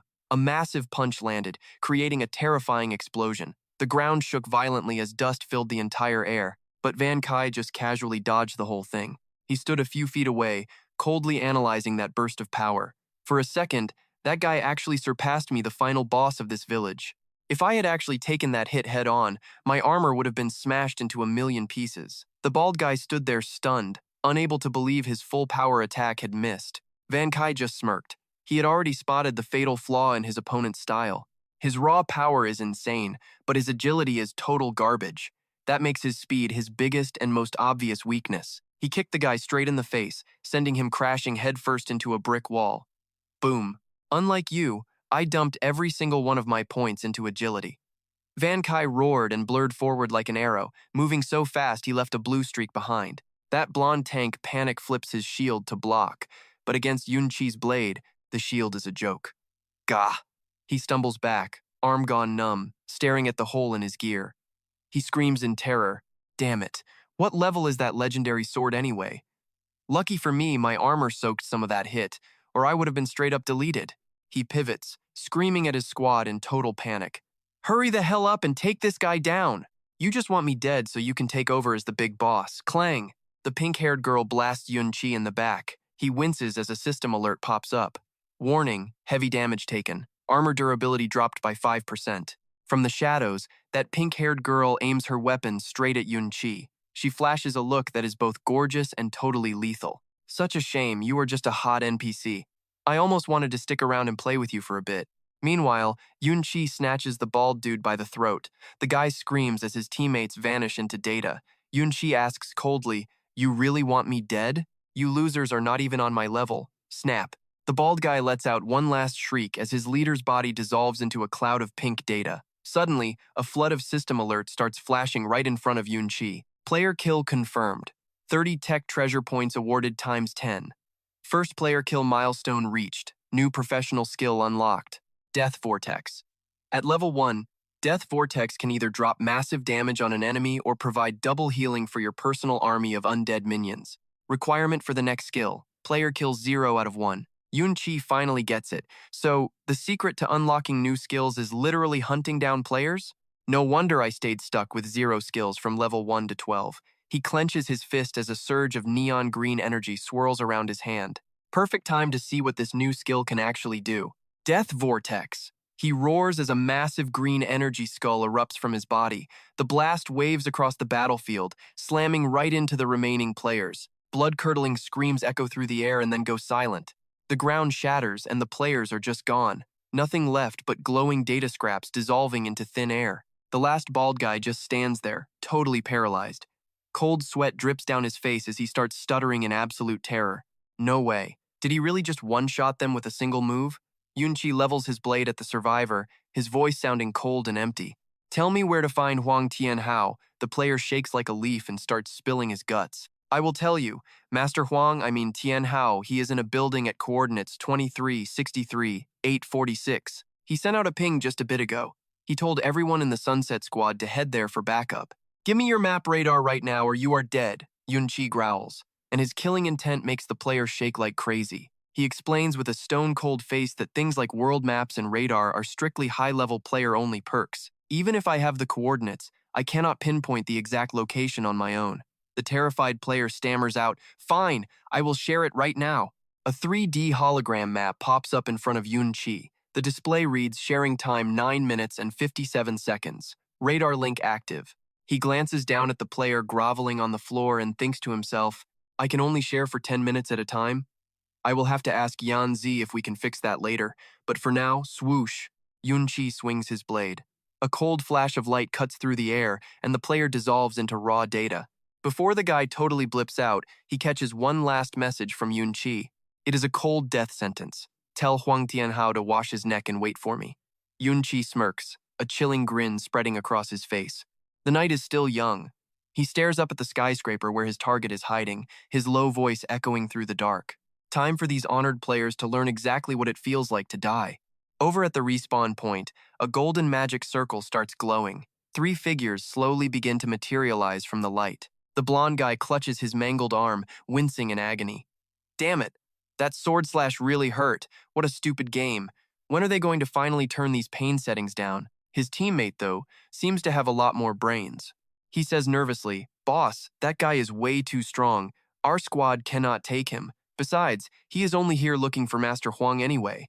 Why don't we just sell this info to the boss before anyone else finds out? We could actually make a nice little profit from this." The blonde guy roars back. "Look at how pathetic you are. Don't you even want to level up? I am still planning on taking that sword." He declares loudly. "We just got caught off guard. Now, let's go find that NPC. I don't believe for a second that the 3 of us can't get first blood." The other guy nods. "You're right, boss." Suddenly, the girl in the group lets out a scream. "Wait! Something is not right." She stared at her status board with a look of pure horror. "Us?" All 3 of them just stood there, completely stunned as they looked at their levels. The girl was freaking out. "Why did I lose a level?"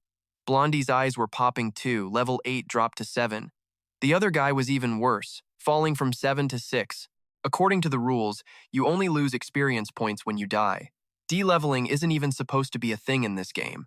How the hell did our levels drop like that? And there is this totally unexplained, nasty debuff called the Mark of Death hanging over us. An info panel popped up. "Mark of Death. All your attributes have been dropped by 10% for 10 minutes. Blondie punched the air in a total rage. How can a boss that actually drains your levels just suddenly show up in a starter village like this? This shouldn't be possible. This totally kills the vibe. They won't even let us enjoy the game anymore. More and more players killed by Van Kai kept respawning at the revival point. The whole area turned into pure chaos, filled with non-stop whining and angry cursing. Damn it, an NPC smoked me. I thought he was hot, but I didn't expect him to be so brutal. One female player was screaming her head off in a rage. The gear I worked so hard to get was shattered by a single sword strike. I'm going to kill him! Blondie was gritting his teeth hard. I lost a level. Same here. I finally leveled up after grinding for so long. I'm gonna risk it all against him. But then he suddenly froze. A thought hitting him. Don't be so impulsive. This boss is no joke to deal with. I remember him asking me where Master Hong was right before he attacked me. His face suddenly lit up with crazy excitement. He yelled, "This boss is actually out here looking for young Master Hong. Let's go! We have to tell Master Hong about this boss right now." The other players cheered along excitedly. It actually made a lot of sense. Master Hong is a beast. He'll definitely be able to teach that guy a lesson he won't forget. Right then, a player who just respawned was instantly deleted by a flash of sword light, only letting out a faint grunt. Van Kai checked the map in his hand and scowled, but Hoang Tian Hao wasn't anywhere to be found. Looks like I was a step too slow to catch up with those players. He looked up and spotted a pack of players hauling tail further down the road. They were screaming their heads off. Master Hoang is definitely going to avenge us. He thought to himself, he's just up ahead. Van Kai immediately took off, sprinting after the players. The players crowded together in one spot, looking totally lost. Hey, where the hell did Master Hong go? There is literally nobody here. It looks like the young master changed his coordinates again. Does anyone know where he went? One of them pointed down a side path. I've got the young master's location. He's out hunting in that direction right now. Standing on a high rooftop, Van Kai quietly watched the players below. He thought to himself, these players don't seem any different from the humans back on Blue Star. It is hard to wrap my head around them being some high-tier race that invaded us from other planets. He kept thinking, what kind of advanced tech could even pull something like this off? To crush our entire planetary civilization and let them respawn like it is all just some game. In my opinion, no technology could ever do this unless the world right in front of our eyes isn't even real. But then, what is actually reality? I'm afraid that even the Titan's super-intelligent brain couldn't answer these kinds of deep questions. He gripped his sword hilt, his eyes full of determination. The only thing that matters to me now is making these players pay the price. Hoang Tian Hao seems totally addicted to killing, and his coordinates keep shifting, but this group is looking for him. I'll just follow them for now. He leaped from one rooftop to the next, then suddenly froze. Wait, did he just sense something? There, down on a ruined street, Hoang Tian Hao was standing with his lackeys. He was laughing with this smug, totally satisfied look on his face. I racked up a ton of experience points today. The group of players rushed over, looking totally relieved. Master Hoang, we finally tracked you down. A monster broke into the beginner village and it's actually making players lose their levels. It's looking for you. Hoang Tian Hao raised an eyebrow, looking pretty interested. A monster, huh? I don't know, but he's level 9 and crazy strong. He's got an ultimate that can one-shot a level 8 player easily. Yeah, that's exactly how he took me out. I wonder where the hell he went. Under a glowing full moon, Van Kai stood alone on the empty street, his sharp eyes locked onto his target. I finally found him. In front of him, a massive crowd of players surrounded Hoang Tian Hao. Van Kai counted 10, 20, maybe 50 players in total. He tightened his grip on the sword, his gaze rock solid. I'm not usually the type to meddle in things, but humanity has a right to live. Hope shouldn't be stolen by trash like you. A notification panel popped up right in front of him. Do you want to start a live broadcast? Van Kai didn't hesitate to hit yes. A blue glow wrapped around him, and a brand new livestream channel was created. Anonymous. Our justice isn't dead yet. Instantly, the chat room absolutely exploded. Soldier Zhao Ergu male god here. I clicked to see who's this gutsy. How does he dare enter beginner village 2689 all by himself? Lai Dian Nugu is a beast. Boss, if you make it back in one piece, I am legit calling you Pops. Zhao Ergu, shut it. You really think this guy can solo hundreds of players by himself? Shen Jin is right. We have zero chance against those unkillable invaders. The shouting match just keeps going. Number 6. Was that mystery guy in Starter Village 2689 one of ours? Number 5 says, stupid. The Titans picked us so we could level up and eventually save this whole world from total destruction. If you pick a fight with other players without an edge, you are just going to die for nothing. Number 9. Quit being a hater. If I was in his shoes, I would have done the exact same thing. Number 5. Stop gassing yourself up. Most people talking big wouldn't actually have the guts to do it. Van Kai mumbles to himself, his gaze burning with insane determination.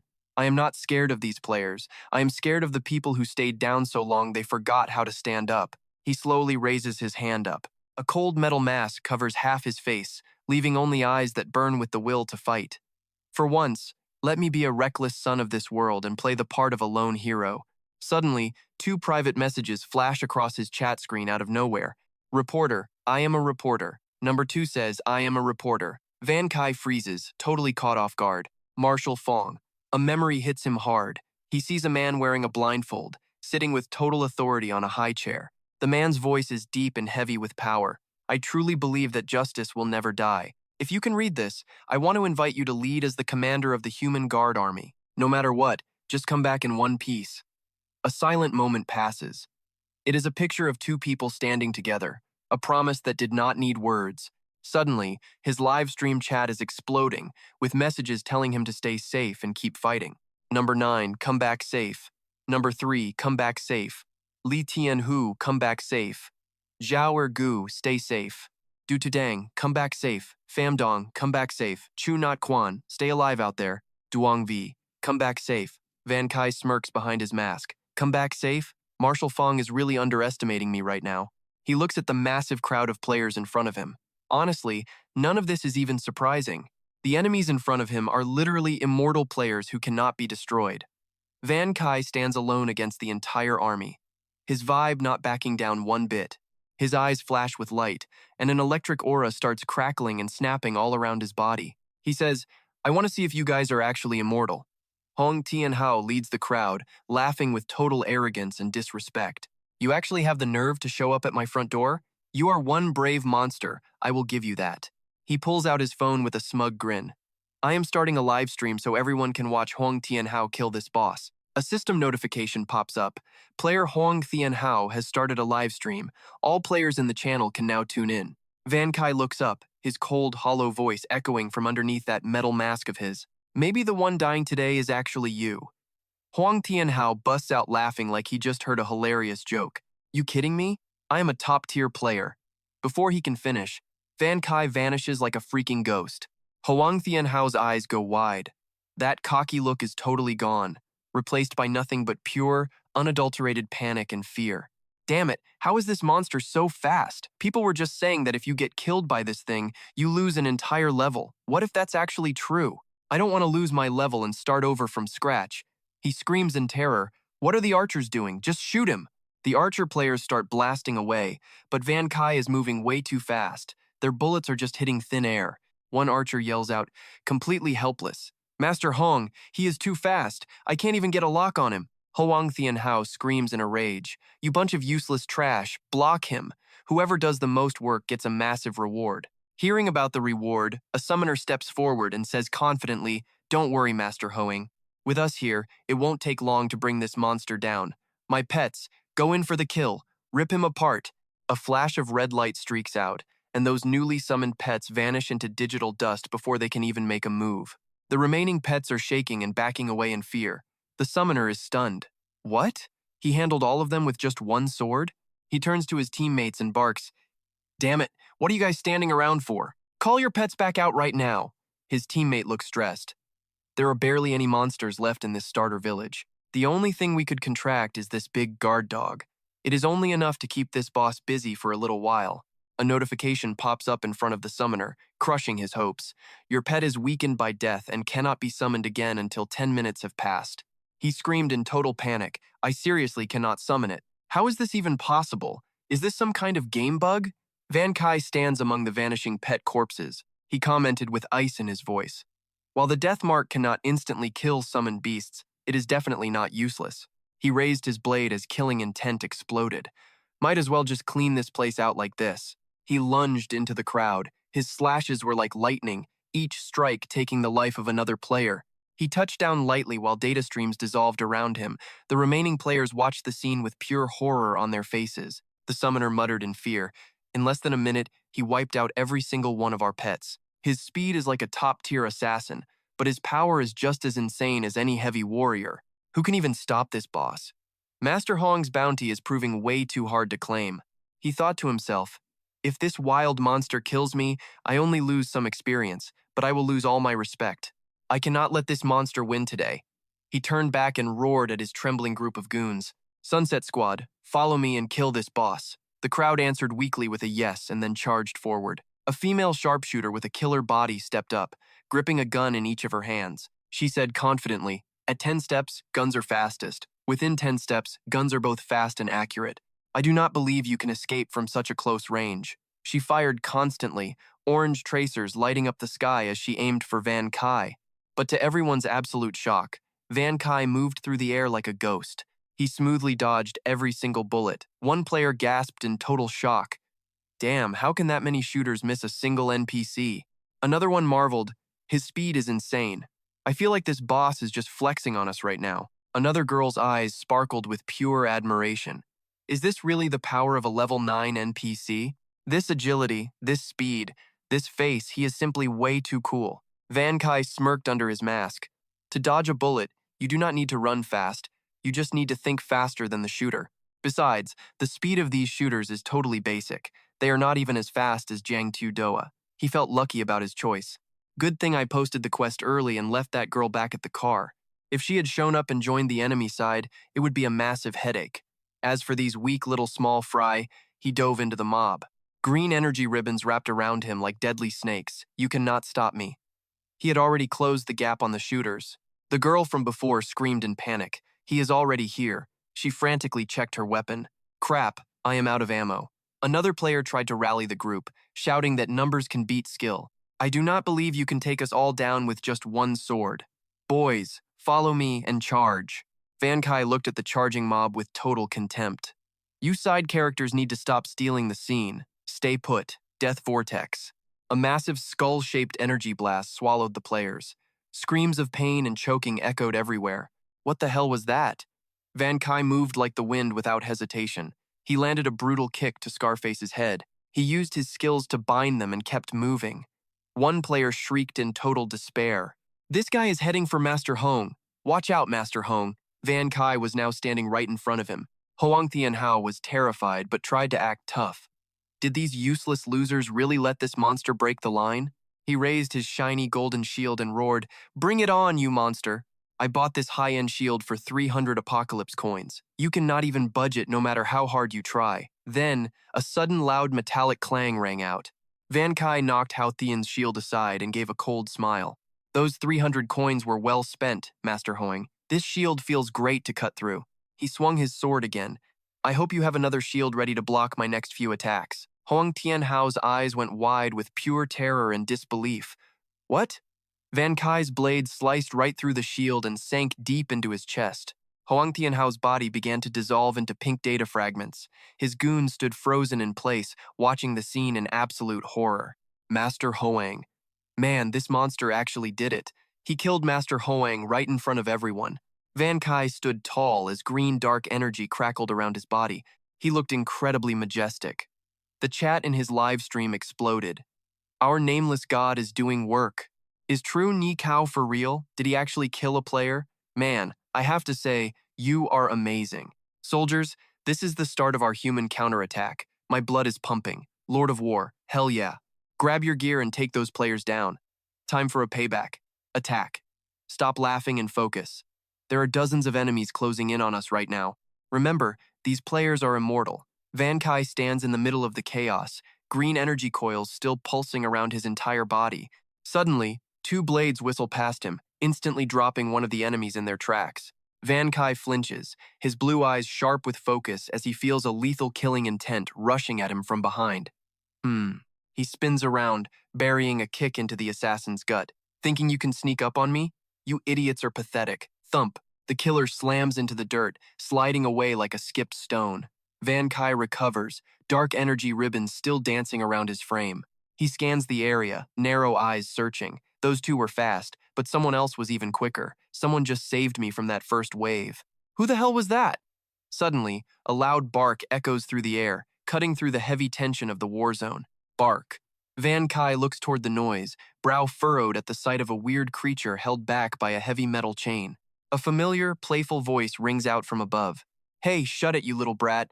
Don't go yelling now." He lifts his head toward the balcony of the building next door, spotting the girl who is speaking. Jiang Tu Doa smirks with total confidence while stroking her weird pet.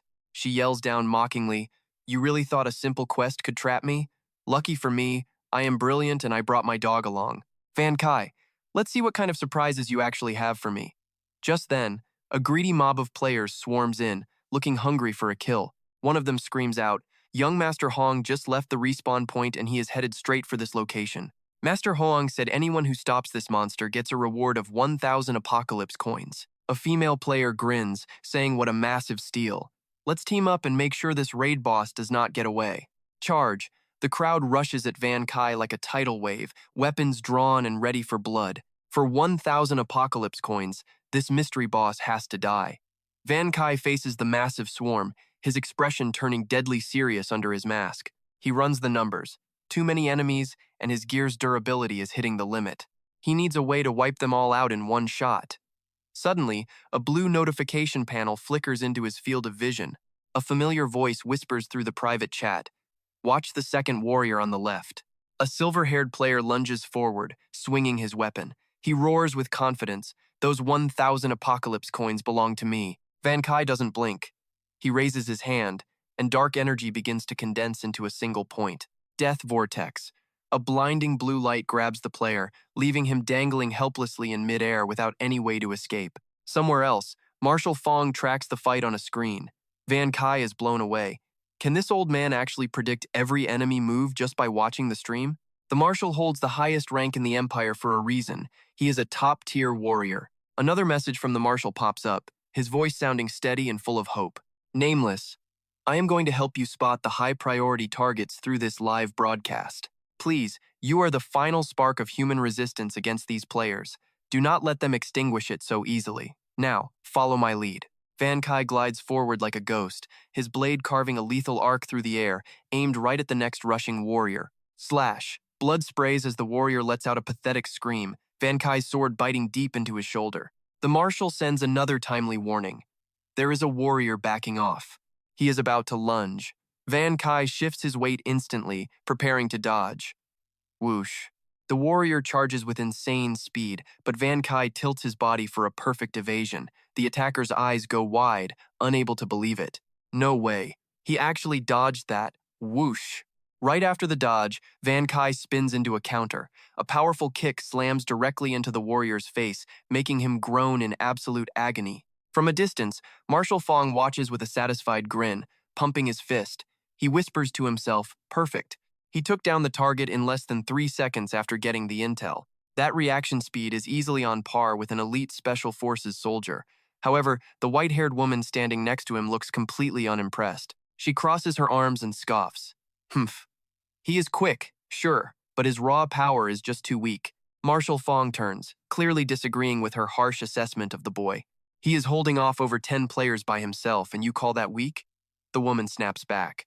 Don't you see he has been fighting all this time without actually killing a single player? Instead of putting on a show, he should take the chance to end them. Marshal Fong smirks, a sharp glint flickering in his eyes. He thought, no, in my book, this isn't weak. It's insanely overpowered. The woman froze in shock. Did the Marshal really just give Anonymous a god-tier rating? But why? Fong explained, sounding impressed as he watched Van Kai neutralize foes without killing them. Within minutes, the kid completely adapted to this crazy fighting style. He didn't finish them off so they couldn't just respawn and jump back into the fight. Now, before I even give the order, he's already predicting and making moves. This guy's ability to learn and adapt is actually insane. On the field, Van Kai dropped an AoE skill, binding players in green energy. What is this? Another guy screamed in despair there was no way out. Van Kai scanned the trapped crowd, his cold gaze shifting to the final target. Next up was Huang Tian Hao, rocking a new set of gold armor. Time to finish you? Hao smirked like a jerk, his red eyes full of confidence. Thanks for stalling, he growled. You're dead meat, monster. A girl in the crowd cheered with excitement. It's young Master Hoang. He actually respawned. Hao flexed his new gear.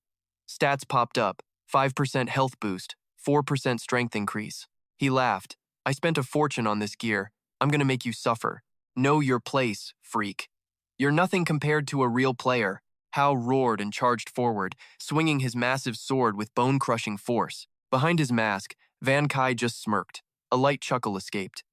Clink! Van Kai's dagger easily parried the massive blow, sending a loud metallic ring echoing. Hao's eyes popped. He was shook. How is this even possible? With all these gear buffs, my stats should be way higher than yours. Van Kai shoved him back, making Hao stumble and groan. He just watched him coolly. Don't feel bad, kid. You've actually improved a lot. Hao looked up, shocked, only seeing a dark shadow blur past him. Van Kai was already behind him, driving a blade into his chest. He tilted his head, voice turning ice cold. Let me help you master the feeling of dying. Hao let out a blood-curdling scream as his body glitched into raw data. Hao roared out in defiance, Don't get cocky. Next time, I'm bringing better gear and the whole squad. You're dead.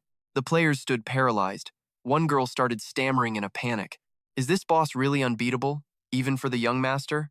A guy tried to stay cool. Shut it. His gear is top tier. Once we figure out this guy's moveset, we win.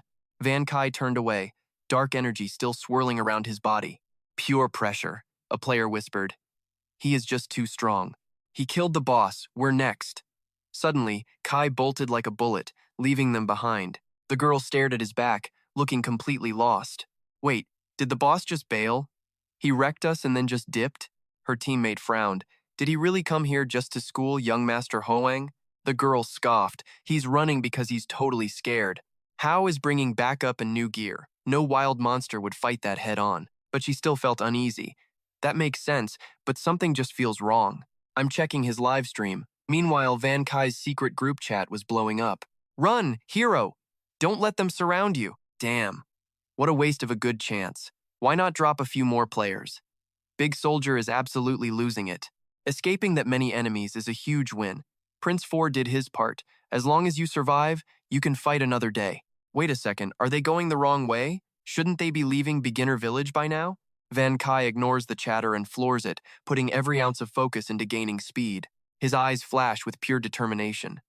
Suddenly, the girl watching the livestream screams in terror, her face turning pale. No way. How is this boss showing up on the young master's live feed right now? She realizes the horrible truth, her voice trembling. Is he heading to? At the respawn point, Hoang Tianhao appears, fuming with rage. He grinds his teeth and hisses, Damn it, I just dropped 2 levels like that. Once I regroup my squad, I'm gonna catch that brat and crush his bones. The spawn point? Hao realizes with horror that Van Kai is already there, reeking of death, slashed. Without a word, Van Kai swings. Blood splatters across the sacred ground of the respawn zone. Hao coughs up blood, his fresh body already mangled. Everyone watching the stream is dead silent. Jiang Tiu Doa, Marshal Fong, and the rest of the players gasp in absolute horror. What? Van Kai stands there, green energy exploding around him, his gaze ice cold. He reaches for Hao, and energy ribbons instantly wrap him in a death spiral. Hao screams in agony again as his body starts dissolving. He stammers in total panic. How did you know? Van Kai looks down at the loser with zero emotion. Your own arrogance gave you away. It's hard to miss a place this loud, you players. He watches silently as Hao dissolves into data again. The respawn cycle breaks, his body fading in the gold circle. A string of system notifications pop up in front of Hao, killing his last hope. Warning. Level -1. Current level 5. He howls in rage. Another level gone? What trash dev made this glitch? He mutters to himself in total despair. No, this boss is too cracked. I can't win. I gotta save whatever levels I have left. He tries to force a logout, but another message pops up, unable to complete offline command. Hao watches Van Kai's hand reaching out. No logout? How is this possible? Van Kai grabs him and guts him again. Van Kai traps Hao in a blue data pillar, cutting off all escape. He stares into Hao's terrified eyes and whispers, Does it hurt? Hao can only groan as another notification heralds more level loss. Warning, level -1, current level 4. He stabs him again, draining every bit of Hao's power. He asks coldly, Feeling humiliated yet? Hao just screams in pain. Hopeless, another alert pops up. Warning, level -1, current level 3. Van Kai lifts Hao's dissolving body and whispers a haunting question in his ear. Ever felt the terror of actual death? Hao's pathetic wails echo as his levels continue to nosedive. Warning, level -1, current level 2. Van Kai raises his blade, the sharp edge reflecting his burning, vengeful eyes. His voice drops, thick with rage. This is exactly what you did to our people. Slashed. The sword swings down, ending Hao's delusion and his reign of terror. From the crowd, a girl watches the carnage in shock, her face completely white. She stammers in panic. The young master, he's actually getting completely erased. Hao collapses, his data shattering as the final alert ends his arrogant bet. Warning: level -1. Current level 1. In the command room, the silver-haired woman stands up, stunned. He can actually force a level down? Impressive. I take back what I said. This nameless guy is brave, smart, and terrifyingly strong. Marshal Fong smiles, his eyes full of satisfaction and pride. It looks like he is trying to use this move to intimidate every player, making them think twice before slaughtering people on Blue Star. But that woman still has her doubts. Sucks for him, because according to the game hard rules, an NPC can never actually kill a real player. Out on the battlefield, level 1 weakling Hong Tian Hao stares up at Van Kai, his eyes shaking with pure terror. He begs like a loser. You have killed me so many times already, you monster. Aren't you satisfied? If I die again, my level gets reset to 0. Suddenly, his fear flips into straight-up madness. He starts laughing like a psycho, with blood-filled veins popping out of his forehead. Whatever, players are basically immortal. Worst case, I just reset back to 0 and grind my way up from the start again. Once I get my levels back, I am going to snap your limbs and make you wish you were dead. Slice. Van Kai doesn't even let him finish the sentence. One more cold, clean swing of the sword ends the talk. Hao's eyes bulge as blood spills from his mouth. Then, a blood-red system notification pops up, confirming something totally insane. Player Hong Tian Hao is confirmed dead. Everyone watching the scene just stands there, completely shell-shocked. Jiang Tuodoa and the rest of the players all scream out at once in absolute horror. Wait, what? But after the initial shock, Jiang Tuodoa actually starts grinning, her eyes lit up with pure excitement. Van Kai, you really pulled a fast one on me. One player stares at the body on the ground, his voice shaking. This scene looks exactly like it does when a real human on Blue Star kicks the bucket. The martial face goes stone cold as he drops a bombshell. Huang Tianhao is not going into respawn mode anymore. The silver-haired woman is totally floored. Did an NPC really just break the game rules and permakill a player? The livestream cuts out of nowhere. A junior officer asks Vodan if they should just shut the feed down. Another guy is still hyped up. Let's go, boss. I am totally fired up for this action right now. The massive crowd of players suddenly gets a notification that the livestream has ended because the broadcaster was officially confirmed dead. They are all freaking out. Young Master Huang is dead? No way, that is fake news. We are the players here. That girl from before grits her teeth, cold sweat dripping down her face. For the first time, real fear hits her hard. So what if you are players? Van Kai floats down slowly, staring right at the crowd of shaking gamers. His voice sounds like a final judgment. Dear players, it is finally time for you to realize your true power. The crowd panics. How did he get back so fast? No, no way. I do not want to die today. Van Kai raises his sword without a second thought. Too late. Time to go join your little young master. Terrifying screams echo everywhere as Van Kai kicks off the total slaughter of the players. Please, spare me. I promise I will never kill another monster again. A minute later, the whole battlefield finally goes silent, leaving only bloodstains on Van Kai's cold blade. Van Kai stands amidst the fading digital data. He pulls off his mask, revealing a handsome but totally exhausted face. After all that work, we finally took care of these annoying players. He glances toward a dark corner, his eyes softening. Time for you to come out now, Jiang Tuodoa. Jiang Tuodoa peeks out from behind a wall, letting out a tiny gasp of surprise. She steps into the open, looking totally shocked that Van Kai actually spotted her hiding there. How did you even know I was following you anyway? She glares at her pet with daggers in her eyes, sounding totally annoyed. Big Black, did you snitch on me to your master? The beast just lets out a pathetic little whimper. Van Kai smirks, his eyes full of confidence and knowing. You think I need Big Black to snitch? You totally gave yourself away, girl. He says it with total certainty. You are the one who helped me block those 2 assassins earlier, right? Jiang Tuodoa pouts like a kid getting caught red-handed. If I had known this would happen, I wouldn't have even bothered helping him. She turns around, sounding worried and urgent. Look, you are seriously strong, but you better get moving and run. Don't say I didn't warn you. Hao's dad, Hong Long, is right around here. He is not someone you want to mess with. Van Kai frowns, sounding confused. Why? He looks her straight in the eye, all serious and questioning. You are a player, so why are you helping me out? For players like you, killing monsters like me is the fastest and easiest way to farm experience points, right? Hearing that, Jiangtu Doa puffs out her chest, declaring it proudly. Not every player out there enjoys killing monsters, you know. I am a quest seeker who handles errands, delivers messages, and finds lost items for people. I would never do something as dangerous as hunting down monsters. She keeps explaining, her voice getting way more serious when she mentions his enemy. But some players are straight-up creeps who love torturing and killing monsters, just like Hong Tianhao and his sick dad, Hong Long. These two are loaded. As soon as they logged in, they founded the Sunset Legion to guard them while they went on a monster-killing spree everywhere. If you take out Hong Tianhao, his old man Hong Long is definitely going to hunt you down for real. She stared in shock at a glowing virtual notification that just popped up right in front of her face. World Channel says the Sunset Legion is heading for Beginner Village 2689. Van Kai, move it. If you keep stalling, it is going to be way too late. Totally ignoring her panic, Van Kai just gave a chill, cocky smile. Perfect. Finally, they showed up to the party. Saves me the trouble of hunting them down. Jiangtu Doa was so stunned she actually started to stutter. Wait, you actually still want to go after them? She looked at him like he was a total psycho. Are you insane? You just finished a brutal battle and your armor durability is totally trashed. Do you seriously think you are some invincible god? Van Kai looked away, his eyes locked on the horizon as he spoke with a calm, badass energy. I never said I was invincible, but if they are dumb enough to show up, I will fight. I dropped Hong Tianhao with a single sword stroke, and I will do the same to his father. Jiangtu Doa stood there speechless for a second.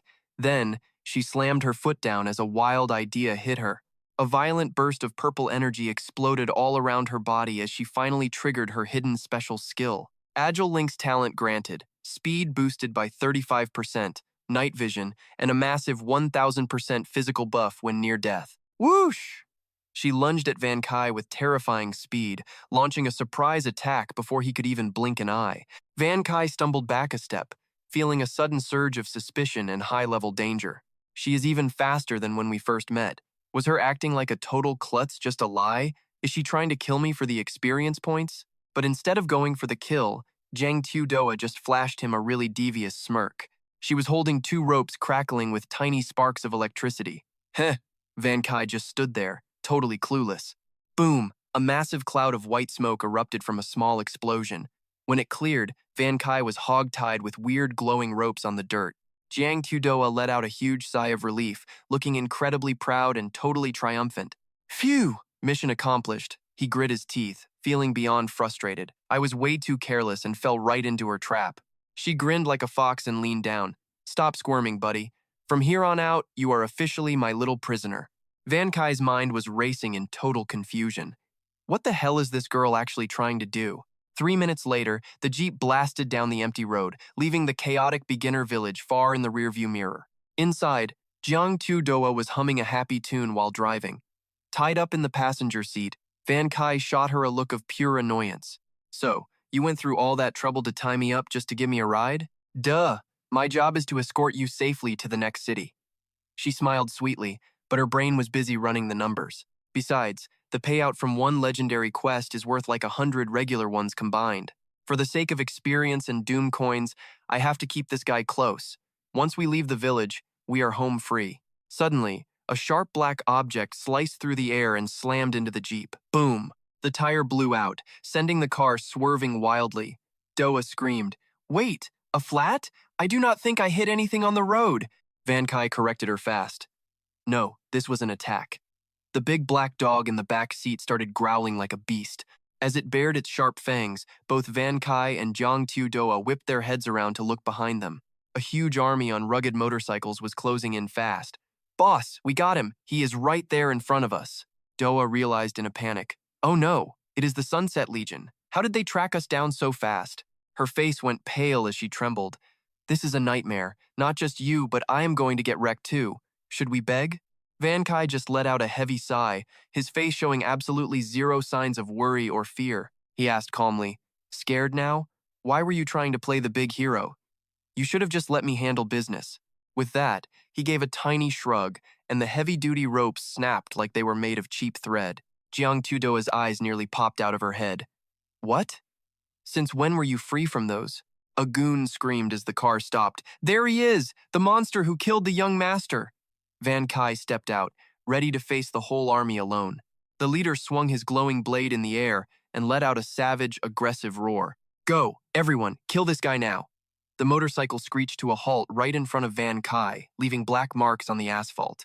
But he just stood his ground, stone-faced and cold, with his sword already gripped tight and ready for action. He lets out a cold smirk, his voice echoing across the battlefield with pure killing intent. Here is a pro tip for you.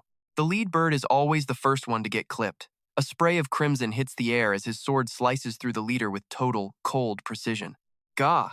What is this? The leader gasps one last time in total horror before his entire digital body disintegrates into a chaotic mess of glitching data fragments. Yunqi coldly flicks the blood off his steel, scanning the remaining players who have frozen in pure terror. Did you not notice that your teammates are slowing down? Screech! The remaining bikes slam their brakes, tires screaming against the asphalt as the riders stop in total, wide-eyed shock. The entire Twilight Legion stands frozen in silence, staring at their leader's riderless bike and the lone enemy standing tall in the middle of the field. One girl in the squad stutters, her voice trembling with a heavy dose of terror. Lindsay has the highest defense stat in our entire group, so how could he not survive even one single hit? Another player sounds skeptical. Wasn't this guy supposed to be just a simple level 9 mob? Someone who knows the game better explains in horror that those stats were only for the starter village where levels are suppressed.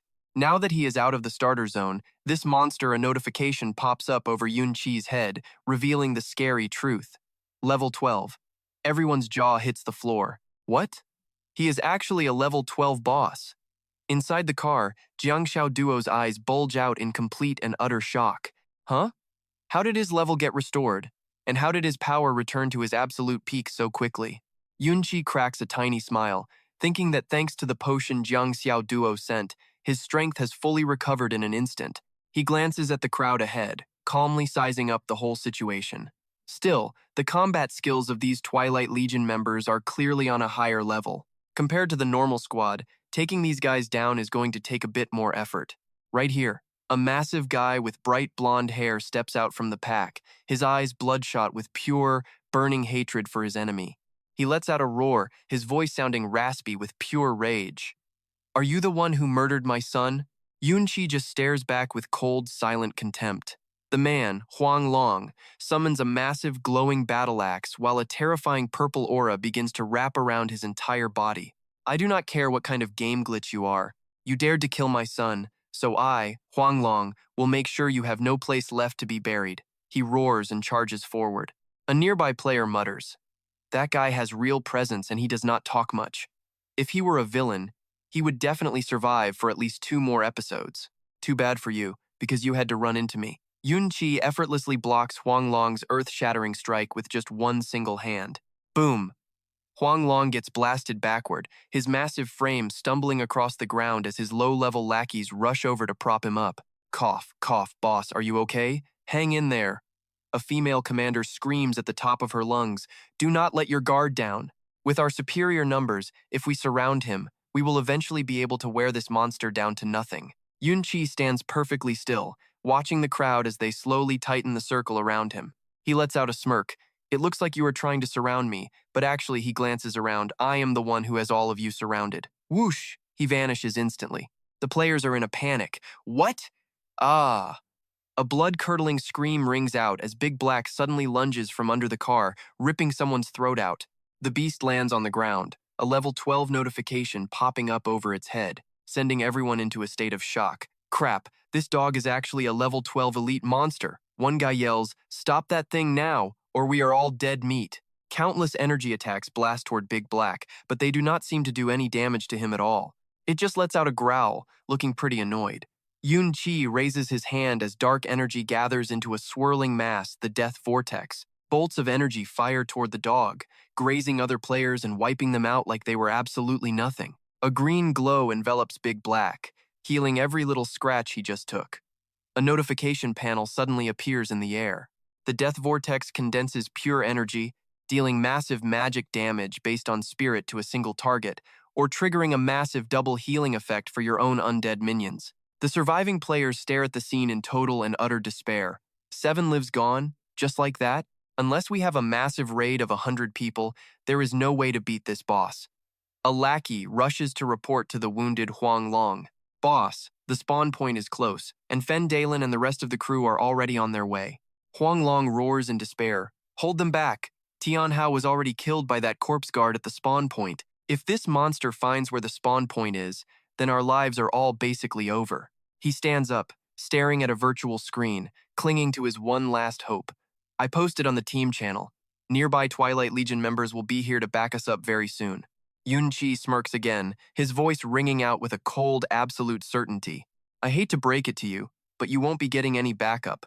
Suddenly, a bone-chilling frost grips the entire battlefield. Why did it get so cold out here? One goon shivers. Another guy stares at the ground in total shock.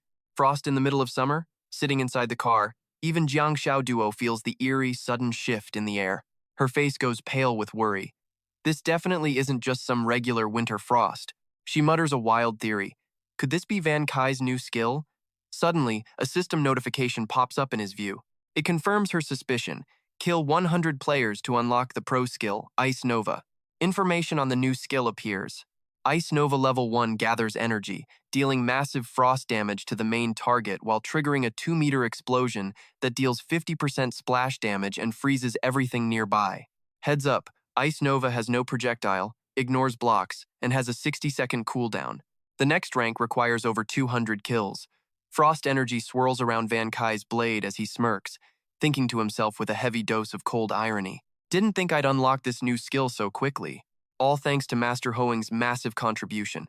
Dude died 8 times all by himself. Sensing the terrifying energy, the goons scramble to tighten their formation. This monster is getting stronger. Protect the boss. Van Kai's voice booms across the field. Be my guest. Then he roars the skill name, Ice Nova. He raises his sword, blue light glowing around it like a final death sentence. Begone! Xiao Duo just watches with her jaw dropped, unable to believe what is happening right in front of her. Wait, where did the monster's skill go? Another goon wonders if he's out of mana and just can't pull it off. Suddenly, a massive ice block spawns from nothing, encasing his teammate. Another screams in pure panic as their leader is frozen solid. Boss, Honglong is stuck! His final groan is swallowed by the thick layer of ice. A loud crack echoes through the air as the ice suddenly explodes, unleashing a terrifying frost wave that shreds everything in its path. Ah! As the blue light fades, only dissolving data remains. Van Kai stands in the dead silence. Xiao Duo is still in shock, muttering to herself. How? He wiped out Hoang Long and all his elites with just a single move? This is just straight up broken. Van Kai turns to see Xiao Duo slumped on the ground. She feels a chill. Why does he look so terrifying right now? Van Kai slowly approaches and kneels, making her scream. Huh? Dark thoughts race through her head. Is he out of his mind and coming for me next? Or does he have some other twisted intentions for me? She scoots back, shielding herself. Stay away. One more step and I'll let you have it. I won't be used by some NPC. Despite her threats, Van Kai keeps moving closer. His face is completely hidden in the shadows. Cornered, she grits her teeth. You forced my hand, so I'm getting serious now. Right before she strikes, Van Kai collapses onto her lap. Wait, this guy is playing it slick. She looks down and realizes he is already fast asleep and totally out of it. Xiao Duo is absolutely stunned. She mutters in total confusion. First, he slaughters players, wipes a legion, and now he just naps? You kidding me? The jeep rolls toward a glowing city at sunrise. Inside, the autopilot is doing the work. Van Kai slowly wakes up. He feels something soft right under his hand. Touch! Sleeping on a girl's lap feels like absolute heaven. Van Kai jolts awake, shocked to find his head on her lap. Wait, what happened last night? He sits up fast, clutching his head in pain. It feels like a total blackout. I can't remember a single thing that happened after the fight. It looks like a nasty side effect of using Ice Nova. This skill really wrecks the human body, he mutters. Destructive images flash in his mind. Luckily, it's seriously overpowered. It doesn't just handle crowd control with instant kills, it even places a permanent death mark on every single target it strikes. A cold, calculating smirk spreads across Van Kai's face. I wonder if a player with a death mark still loses levels if other NPCs are the ones to finish them off. If this theory holds up, I am going to tag a massive zone of players and let the NPCs handle the dirty work.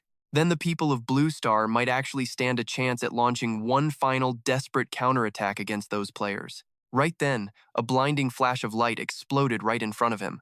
This tiny, adorable blue dragon just manifested out of the glow. It happily circled him in the air. Master, hey, your handsome dragon friend is here to pay you a little visit. Let me see if you have actually gotten any stronger. Wait, you already unlocked 2 skills? Now that is a massive improvement. Yun Qi called its name in shock. Yanju turned to grill the thing with a totally serious look on his face. I was out there fighting for my life against a player yesterday and you were ghosting me, but now you show up to flex? Yandu scrambled to explain, looking totally butthurt. No way, man. I am definitely not afraid of dying or anything. I stayed inside yesterday because I was focusing my power to break the literal rules of the game. So, what did you find? Just tell me, Yun Qi said. Yandu acted all mysterious. Fine, since you want to know, I guess I will spill. Just tell me, Yun Qi said. Yandu acted all mysterious. Fine, since you want to know, I guess I will spill. Its eyes suddenly locked onto Jiang Xiaoduo sitting right next to him. Yandu flew over, stared her down, then turned back looking serious. Master, I have a weird feeling this woman is strong. Like really, really strong. Yun Qi looked over at the dozing Jiang Xiaoduo. You mean Jiang Xiaoduo? Seriously? He wondered if that was true. Sure, the girl is fast, but is she really strong enough to make the Titan system trigger a red alert? Why didn't I see that myself? Yandu whispered in a playful tone. Well, if you really want to see something cool, he stared at her face while she slept. A random thought crossed his mind. She is actually pretty cute. Yun Qi shook his head, annoyed. It is getting way too late to be sitting here thinking about this kind of random nonsense. I should probably spend my time looking for more cheat codes instead. He got back to business. Yandu, keep going. What did you hack? Can you actually break into the world map of the game? Yandu puffed out his chest with total pride. The maps and radars are top secrets meant only for players, and they are incredibly hard for us to crack. But I have the original detailed map of the Blue Star continent in my database. That is the core foundation for the whole game map. I can detect and analyze everything within a 1-kilometer radius and rebuild a brand new map of anywhere we happen to travel. Yun Qi's eyes lit up and he gave a firm order. Fine, nothing else is important right now. Prioritize tracking down the respawn points in every single zone. The more accurate we are, the more lives we can actually save. Got it? Yandu nodded seriously. I am on it. Oh, and by the way, the little dragon added, your treasure technology points are finally high enough to unlock the level 2 tech tree. For real? Yun Qi was shocked, and suddenly a virtual screen popped up right in front of him. Level 2 of the talent tree is now available. He did the math. It cost 1,000 tech points for every node. Luckily, I killed enough players last night to max this out. I really wonder what the actual effects of this level 2 treasure are going to be. He thought about it for a second and then smashed that button. He spent 2,000 points to unlock the factory and the warehouse. The gear factory automatically crafts 1 weapon every 7 days. It will be your level +2. With a minimum quality of excellent blue, there is a 10% chance for an epic purple upgrade and a 0.1% chance for a legendary orange drop. The equipment warehouse is your personal storage space for all your gear. It has 4 slots right now, allowing it to hold 20 weapons or pieces of gear. Upgrading the expansion will increase its capacity. If you die, 20% of your stored gear will be scattered. Yun Qi grinned with satisfaction. As of right now, player and NPC levels across the board are still pretty low. If I can actually get my hands on some legendary orange gear, I could wipe out everyone. But that 0.1% chance is too low. He had a sudden idea. Hey, Yanzu, use that 10 times buff to increase the factory's optimization probability by 10 times. Yanzu chirped happily. You got it. A success message popped up immediately, showing that the adjustment worked. The drop rate for purple gear in the factory is now 100%, and the orange gear rate is up to 1%. Yun Qi thought to himself, as long as I can keep churning out high-quality gear, I will be totally set. I can boost my own power or sell it for cash. I could even post special quests with gear rewards to hire players to work for me. Master, the gear factory just finished crafting the very first item. That was seriously fast. Yun Qi was surprised as a glowing dagger suddenly materialized right in his hand out of nowhere. The weapon's stat window popped up. Night Raid, level 12 legendary quality, sharpness S, durability S, plus 3% power, 6% agility, 1% constitution, assassin perks and hidden class buffs. Cost down 3% and power up 3%. He stoked his first drop as a tier 12 orange weapon. Talk about a total steal. He studies the blade. It's impressive, but why does this feel so wrong for me? It's literally built for a different class. Whoa, a legendary orange drop? This is my dream sword. Jiang Xiao Duo pops up out of nowhere, eyes glowing like stars. She lunges for the blade. Let me get a feel for that. Yunqi jerks back, snapping at her. What are you touching? Get off me. She just pouts and shakes his arm. Ugh, Yunqi. Daddy Yun, let me have the knife, please? He's totally speechless. Think of it as a tip for sleeping with you all night. Wait, what? He's blushing hard. What do you mean sleeping? Stop lying, she smirks. Oh, really? You were literally hugging my waist the whole time. This NPC is actually kind of a snack. Then she plays the logic card. You've used me enough, so just give me the dagger. I'm being nice here. Most players are level 10. Scoring blue gear makes you a straight-up legend among the masses. Now there's a tier 12 orange weapon right in front of me. How can I not freak out? She clenches her fists, ready to fight for that loot. She grabs his hand, puppy eyes. They say partners who sleep together grow way stronger. It's your job to level me up, right? This orange blade is perfect for me. He turns away, acting awkward. Why does it feel like the sun just vanished? She crosses her arms, totally annoyed. Yunqi, quit making excuses just to blow me off. He stays chill. Not an excuse, look around. She snaps back, glares out the window, and grumbles. What are you even looking at? Everything is boom. A massive rumble shakes the car. A giant shadow suddenly appears. It swallows the sky. An earth-shaking roar reveals a set of terrifying, razor-sharp teeth. A red-eyed beast lunges at the car. Yunqi screams. What? He shoves her away, leaps onto the roof, and summons his sword to slice it in half. Blood splatters everywhere. She winces, looking totally grossed out. So nasty. Watch out. Another one is flanking us.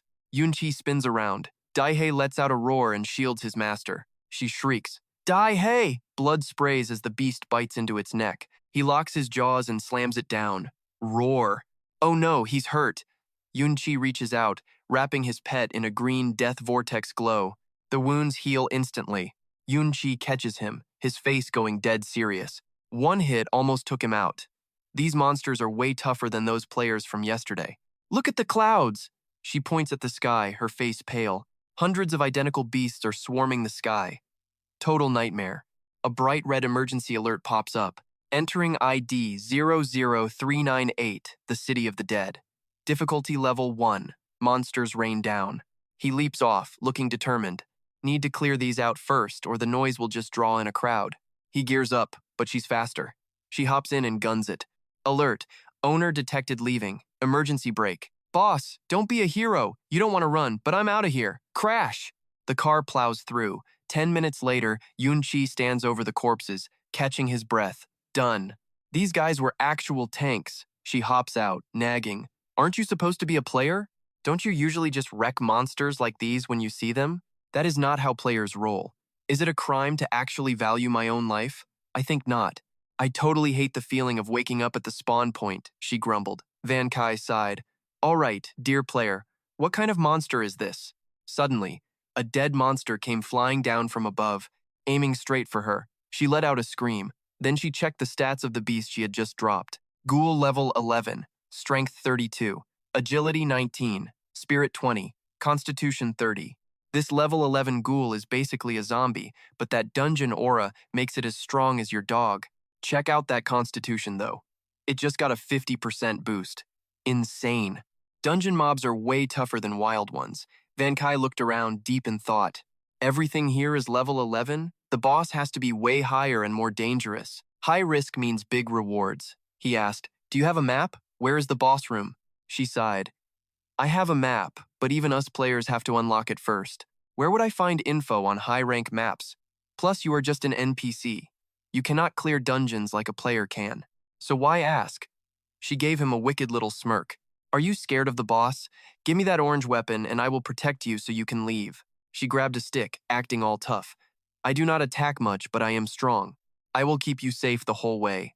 Van Kai thought, she is strong? Really? She is fast, sure, but she is a total coward when things get real and cannot use her full power.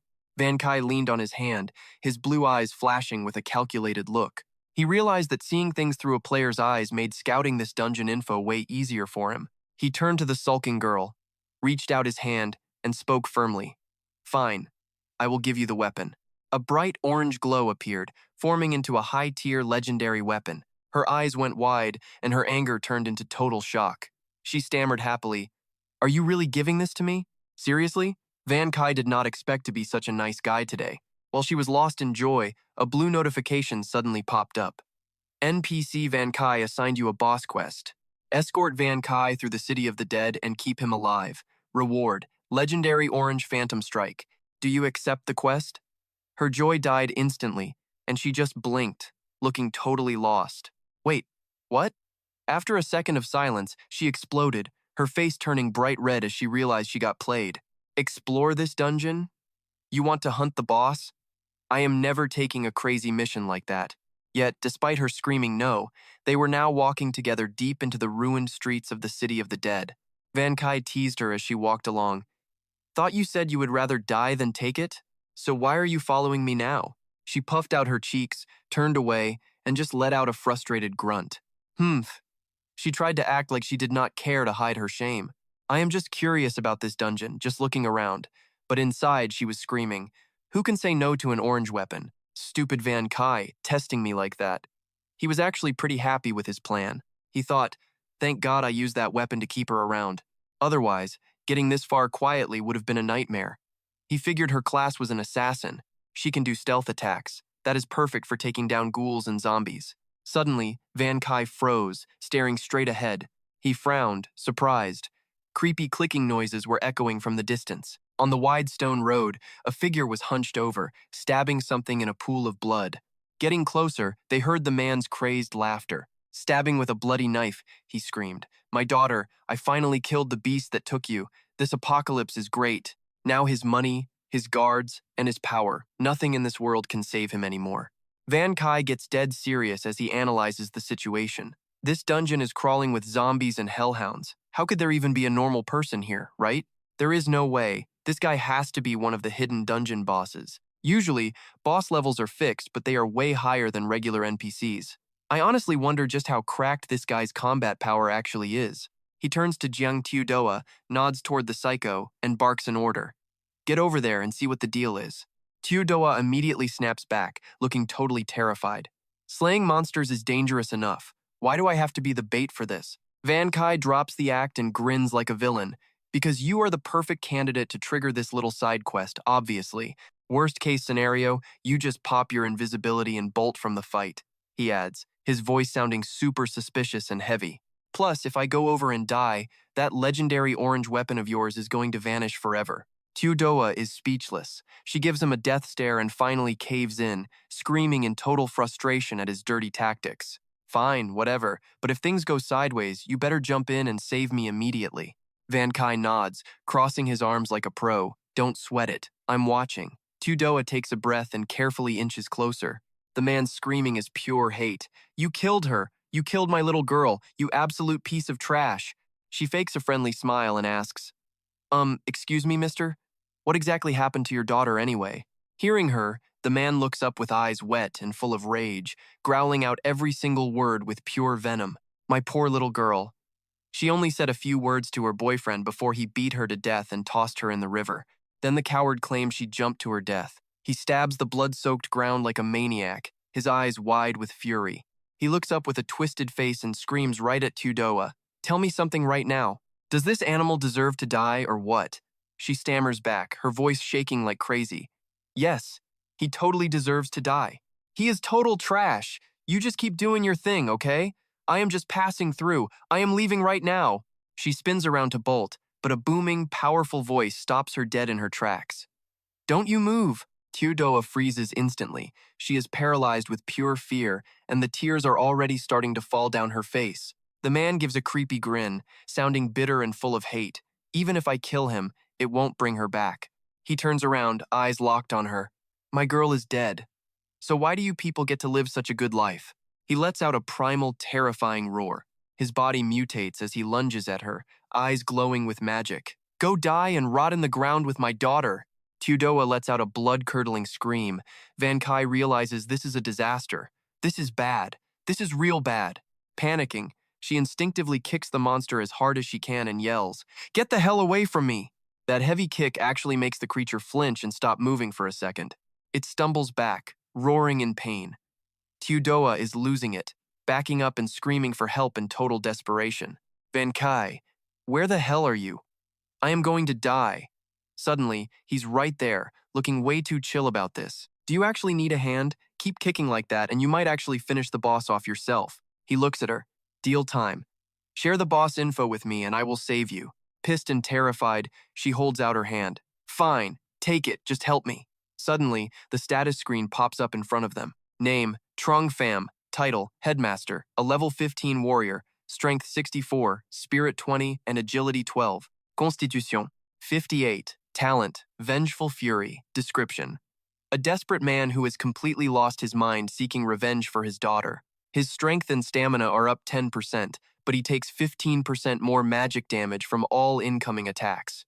The monster roars. Van Kai's face goes pale. A level 15 boss in a level 1 dungeon? You have got to be kidding me. His raw power and stamina are even higher than a literal child of the plane like myself. Realizing the danger, Van Kai doesn't hesitate anymore. He raises his hand, and icy energy starts to gather. Blizzard!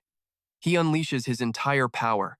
A frost explosion freezes the monster solid in a massive block of ice. Without wasting a single second, Van Kai leaps high into the air and raises his blade over his head.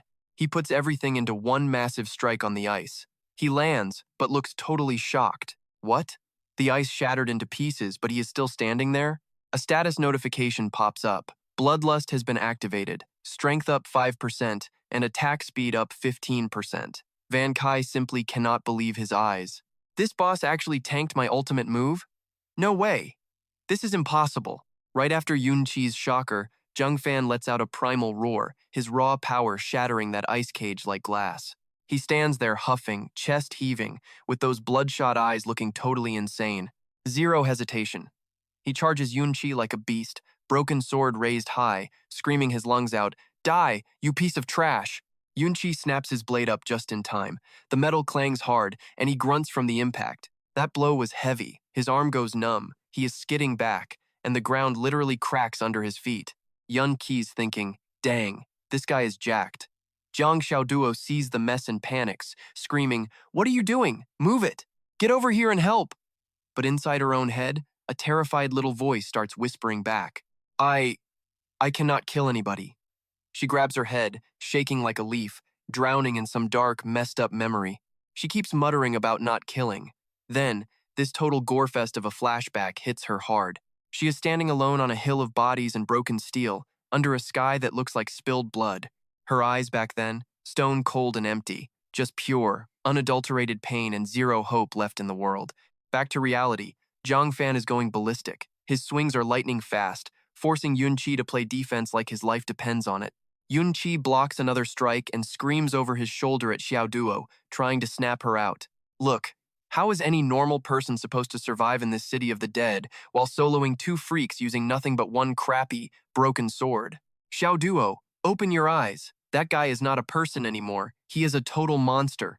He is straight up inhuman now. Yun Chi's words hit her like a cold bucket of reality. He screams again, sounding desperate. I am holding him off, but you gotta move. Go, now. Something clicks in Xiao Duo's eyes. She grinds her teeth and says, got it. She pops her skill, and boom. She starts turning totally invisible. Right before vanishing, she yells out to hype him up. Yun Chi, just hang in there. Yun Chi ducks a lethal swing and starts quickly crunching the numbers in his head. This boss is beefy, but he has got no answer for an assassin like Xiao Duo leading the charge. Winning this fight is just a matter of time now. Zhang Fan senses something is up with that invisible threat. He lets out a massive, angry roar that shakes the whole ruined street. But that roar just made things worse. Suddenly, a pack of shadow dogs with glowing red eyes comes charging out of the dark. Yun Chi's face drops. Things just got way more complicated. He is internally screaming because this is bad. Great, the noise attracted the whole pack. These things swarmed the fight instantly, and a few are coming straight for Yun Chi's throat. He is forced to slice one of those mutts right in half. But there are just way too many of them. They are coming from everywhere, leaving Yun Chi struggling to deal with the boss and the pack all at once. While Yun Chi is watching one dog, another enemy jumps out from a corner, pointing a nasty, sharp dagger right at his chest. Right then, the boss Zhang Fan swings that massive sword of his, aiming to end things. Pinched from both sides, Yun-Chi spins and throws a kick to block the boss's strike while cursing under his breath. Crap! Yun-Chi slashes through a dog mid-air, and the sound of the impact is absolutely deafening. Suddenly, Zhang Fan's hands turn into jagged claws. He lets out a scream and drops down on Yun-Chi like a bomb. Yun-Chi yelps in terror, but right at the last second, Xiao Duo comes out of nowhere like a total ninja. She lands a massive kick right to Zhang Fan's face, screaming, "Listen up, ugly, this guy is under my protection." She growls, blood splattering everywhere as her foot connects. Nobody, she snaps, is allowed to lay a single finger on him. That kick sends Zhang Fan stumbling back, totally dazed by the sudden impact. Blood is pouring down his face as he bellows in pain. Xiao Duo lands, looking at the gore on her shoe with pure disgust. Ew, gross. Across from her, Yun-Chi just smirks. Nice one. Your timing is actually perfect for once. Seizing the moment, Yun-Chi raises his hand. A massive ball of frost energy charges up as he yells, "Blizzard Storm!" Then, a massive explosion. Zhang Fan is instantly encased in a giant chunk of ice. He is frozen solid, unable to move even an inch. Inside that cold ice, a single tear rolls down his crazed face. He whispers in total despair, "My daughter, why were you so stupid?" Suddenly, the massive ice block starts spiderwebbing before detonating into 1,000 sharp, deadly shards. Zhang Fan's body just disintegrates. A system notification pops up in front of Yun-Chi, and he gives a cocky smirk. You defeated the level 1 dungeon boss. Reward: 300 warehouse tech points. Van Kai mumbles, looking totally hyped. 300 tech points? Taking out one big boss pays out way better than wiping 10 whole players. Jiang Tudoa stalks over, crossing her arms and grumbling with a major attitude. This is so not fair. I put in so much work to beat that boss, but in the end, I got 0 experience points, no gear, and not even a single apocalypse coin. Van Kai looks back, explaining calmly as his robot dog trots over to a corpse. That is on you for missing the last hit, so obviously you are not going to get any of the rewards. Jiang Tudoa stomps her foot hard on the ground, screaming in pure frustration. No way. She rushes over, kneeling to scavenge the fading remains of Zhang Fan while muttering to herself with hope. This boss was a beast. It has to drop something else for us, right? Van Kai just stands there with a smirk. He figures Jiang Tudoa is a bit money-hungry, but honestly, she does not have any other bad habits. She is way better than those Blue Star players who kill people just for fun. He keeps plotting in his head, his gaze turning deep and serious. Besides, a player's vision can automatically scan massive amounts of data that regular NPCs can never see. If I can keep her around, everything is going to get a whole lot easier. Suddenly, Jiang Tudoa cheers, holding up a crumpled piece of paper. Ha! I found something. She turns to Van Kai, showing him the paper with a grin. Huh. The boss blew up, but this note in his pocket is still in one piece. Looks like a major clue. Van Kai steps closer, his expression tightening up. Quick, check it out. What does it say?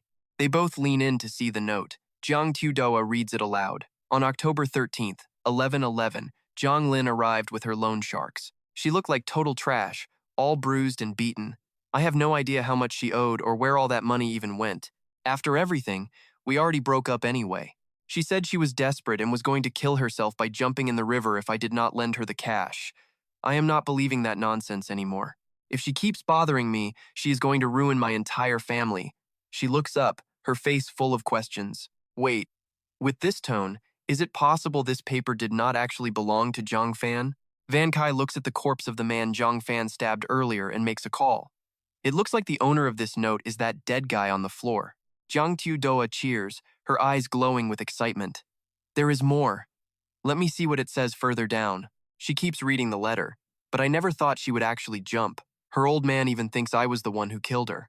Clearly her family has no clue about her massive debts.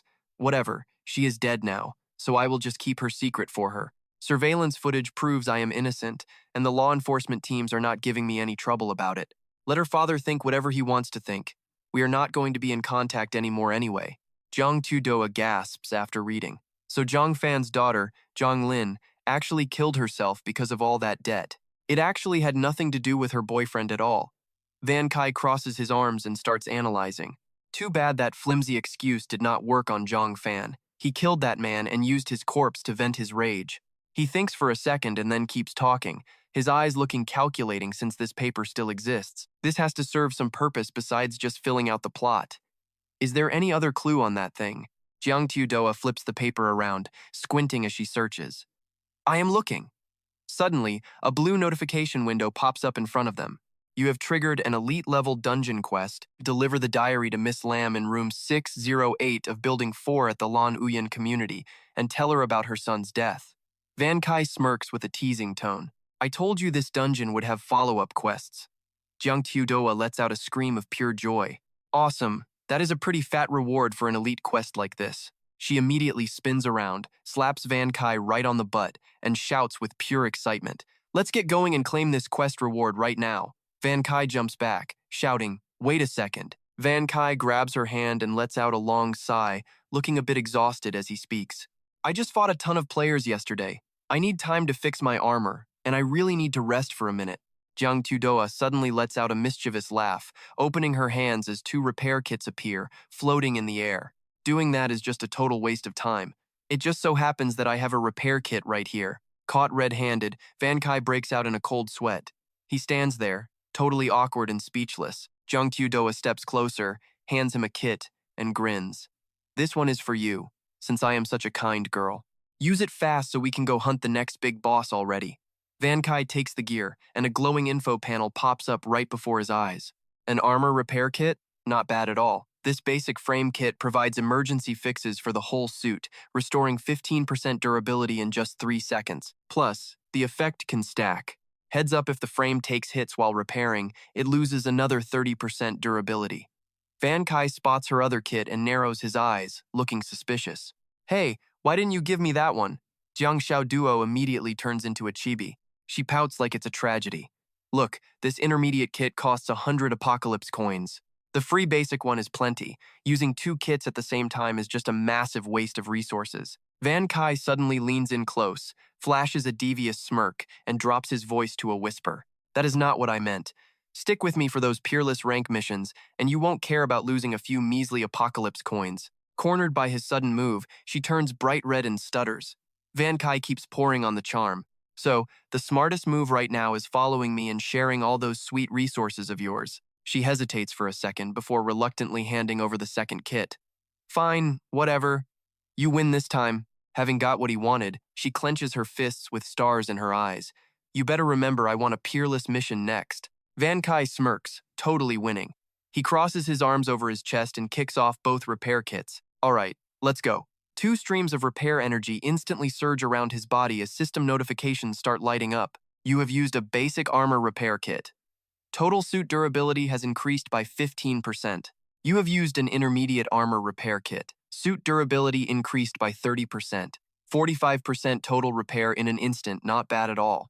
These players really are walking gold mines with all this top-tier loot. I need to ask Yanzi if there is a way to hack the player store or snag their system backpacks. Jiang Xiaoduo points to a distant skyscraper. She sounds super hyped. Now that your armor is patched up, you are finally ready to help with my mission, right? The quest marker points right over there. Van Kai nods, feeling a bit curious about what is waiting for them. Let's move. I want to see what the next stage of this dungeon looks like anyway. They soon arrive at an apartment complex with a big sign reading Bay Community. She looks at the building and says, We are here. They start heading up the stairwell. Jiang Xiaoduo looks confused and asks, Van Kai, why aren't we taking the elevator? Van Kai keeps walking, his face turning dead serious as he explains. Elevators are death traps. If we get jumped, there is zero escape. Tight shafts are the absolute worst place for a fight. He glances back to tease her. But I guess that isn't really an issue for immortal players like you, is it? She puffs her cheeks out in protest. Even if I can respawn, I still don't exactly enjoy being murdered, okay? Suddenly, Van Kai stops dead in his tracks, looking completely caught off guard. Wait. He stares at apartment door 606 at the end of the hall. Normally, people lock their doors tight during the apocalypse to avoid monsters.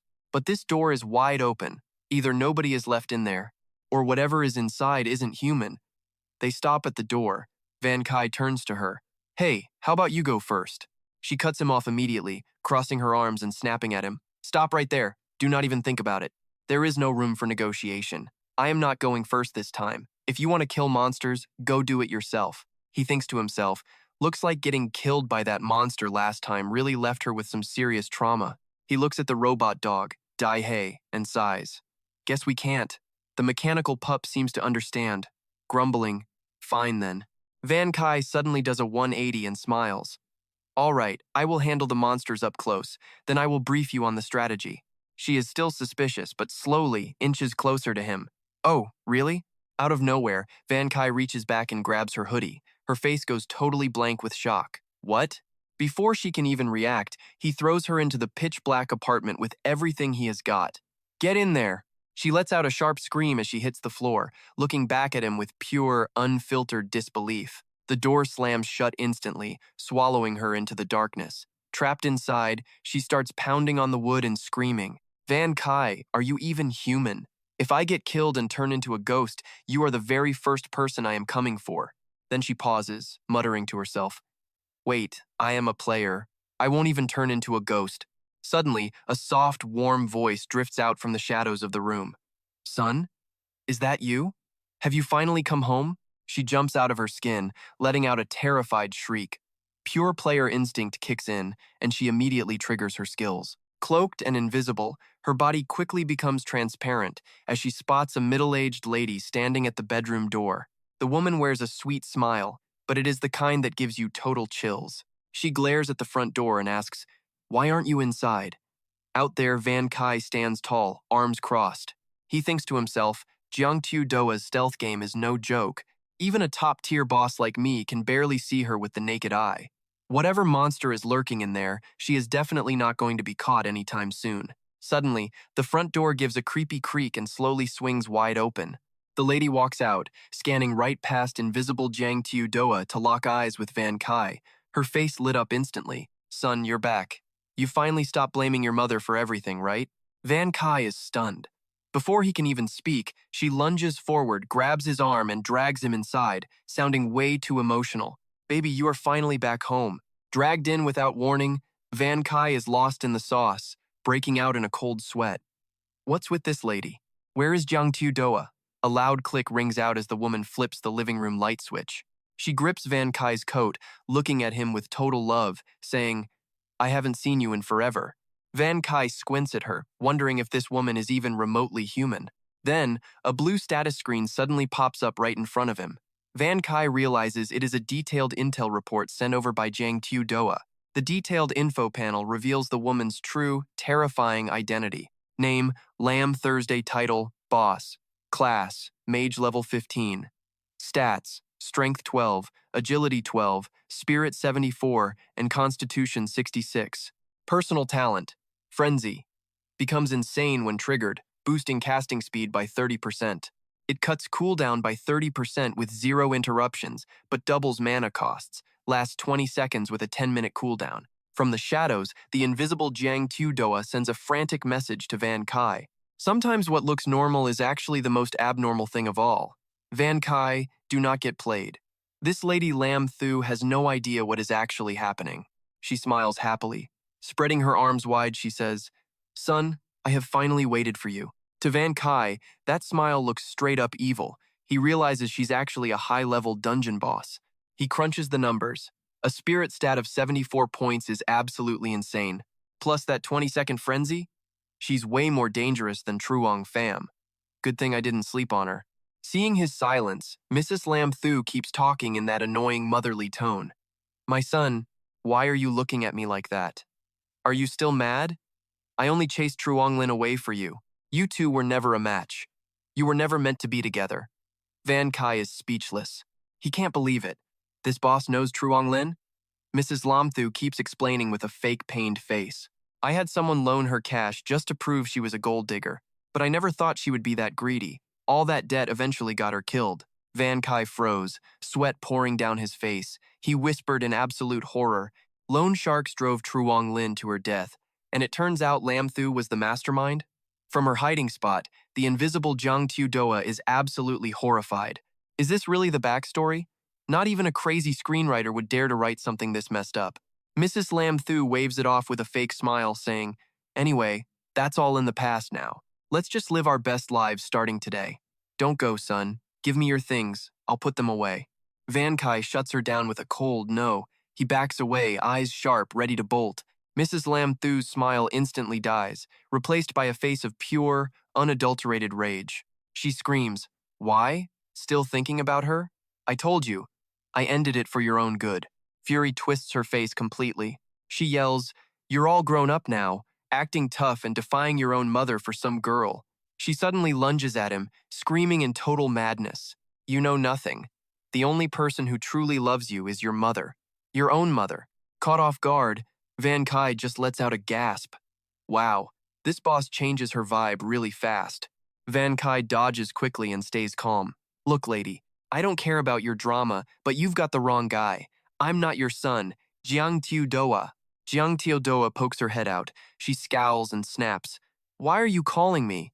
I am not fighting that lady." Von Ki snaps, looking stressed. "Don't you want to finish this quest? Hand over the paper now or we are done for." Jiang Tiu Doa jumps and shouts, "Oh, right!" The paper suddenly appears in her hand, glowing blue. Von Ki grabs it and tells Lin Shu, "Look closely at this. Your son was murdered a long time ago. The killer was actually Zhang Ling's father, Zhang Fan." Lin Shu freezes, her eyes wide with pure terror. She stammers, "Murdered? Is my son really dead?" Von Ki looks her dead in the eye and confirms, "Yeah, that is right." Suddenly, Lin Shu laughs like a maniac, blood spitting from her mouth. "Good. You deserve to die." Red energy bursts from her body, triggering a berserk talent. She screams in a total frenzy. "I told you that family was no good. I told you to cut them off. But you never listened. Why, son? This world is full of evil and only your mother can protect you." A massive force pushes Von Ki back. He gasps, "Man, this is some crazy power." Von Ki shouts an order. "I will take her head on and suppress her." Jiang, Da He, harass her from behind. "We just need to survive 20 seconds of this rage first.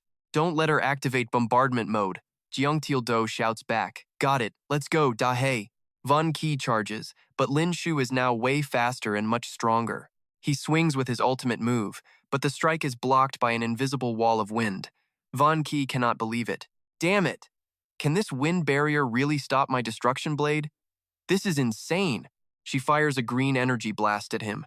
Von Ki yells, "This is really bad." Wind grabs his leg and he grunts in pain. Standing inside the dark cyclone, Von Ki thinks fast. This monster is using the wind for both offense and defense at the same time.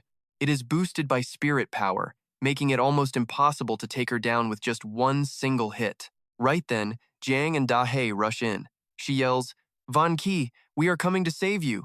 Da He barks loudly. Von Ki spins around, shouting, "Watch out!" Both of them get blasted back by the wind. Jiang screams in pain as she is tossed away. Von Ki quickly swings his sword to block another wind blade. Seeing both of his teammates in trouble, he bolts forward like an arrow, shouting, "Do not worry, I am coming to rescue you."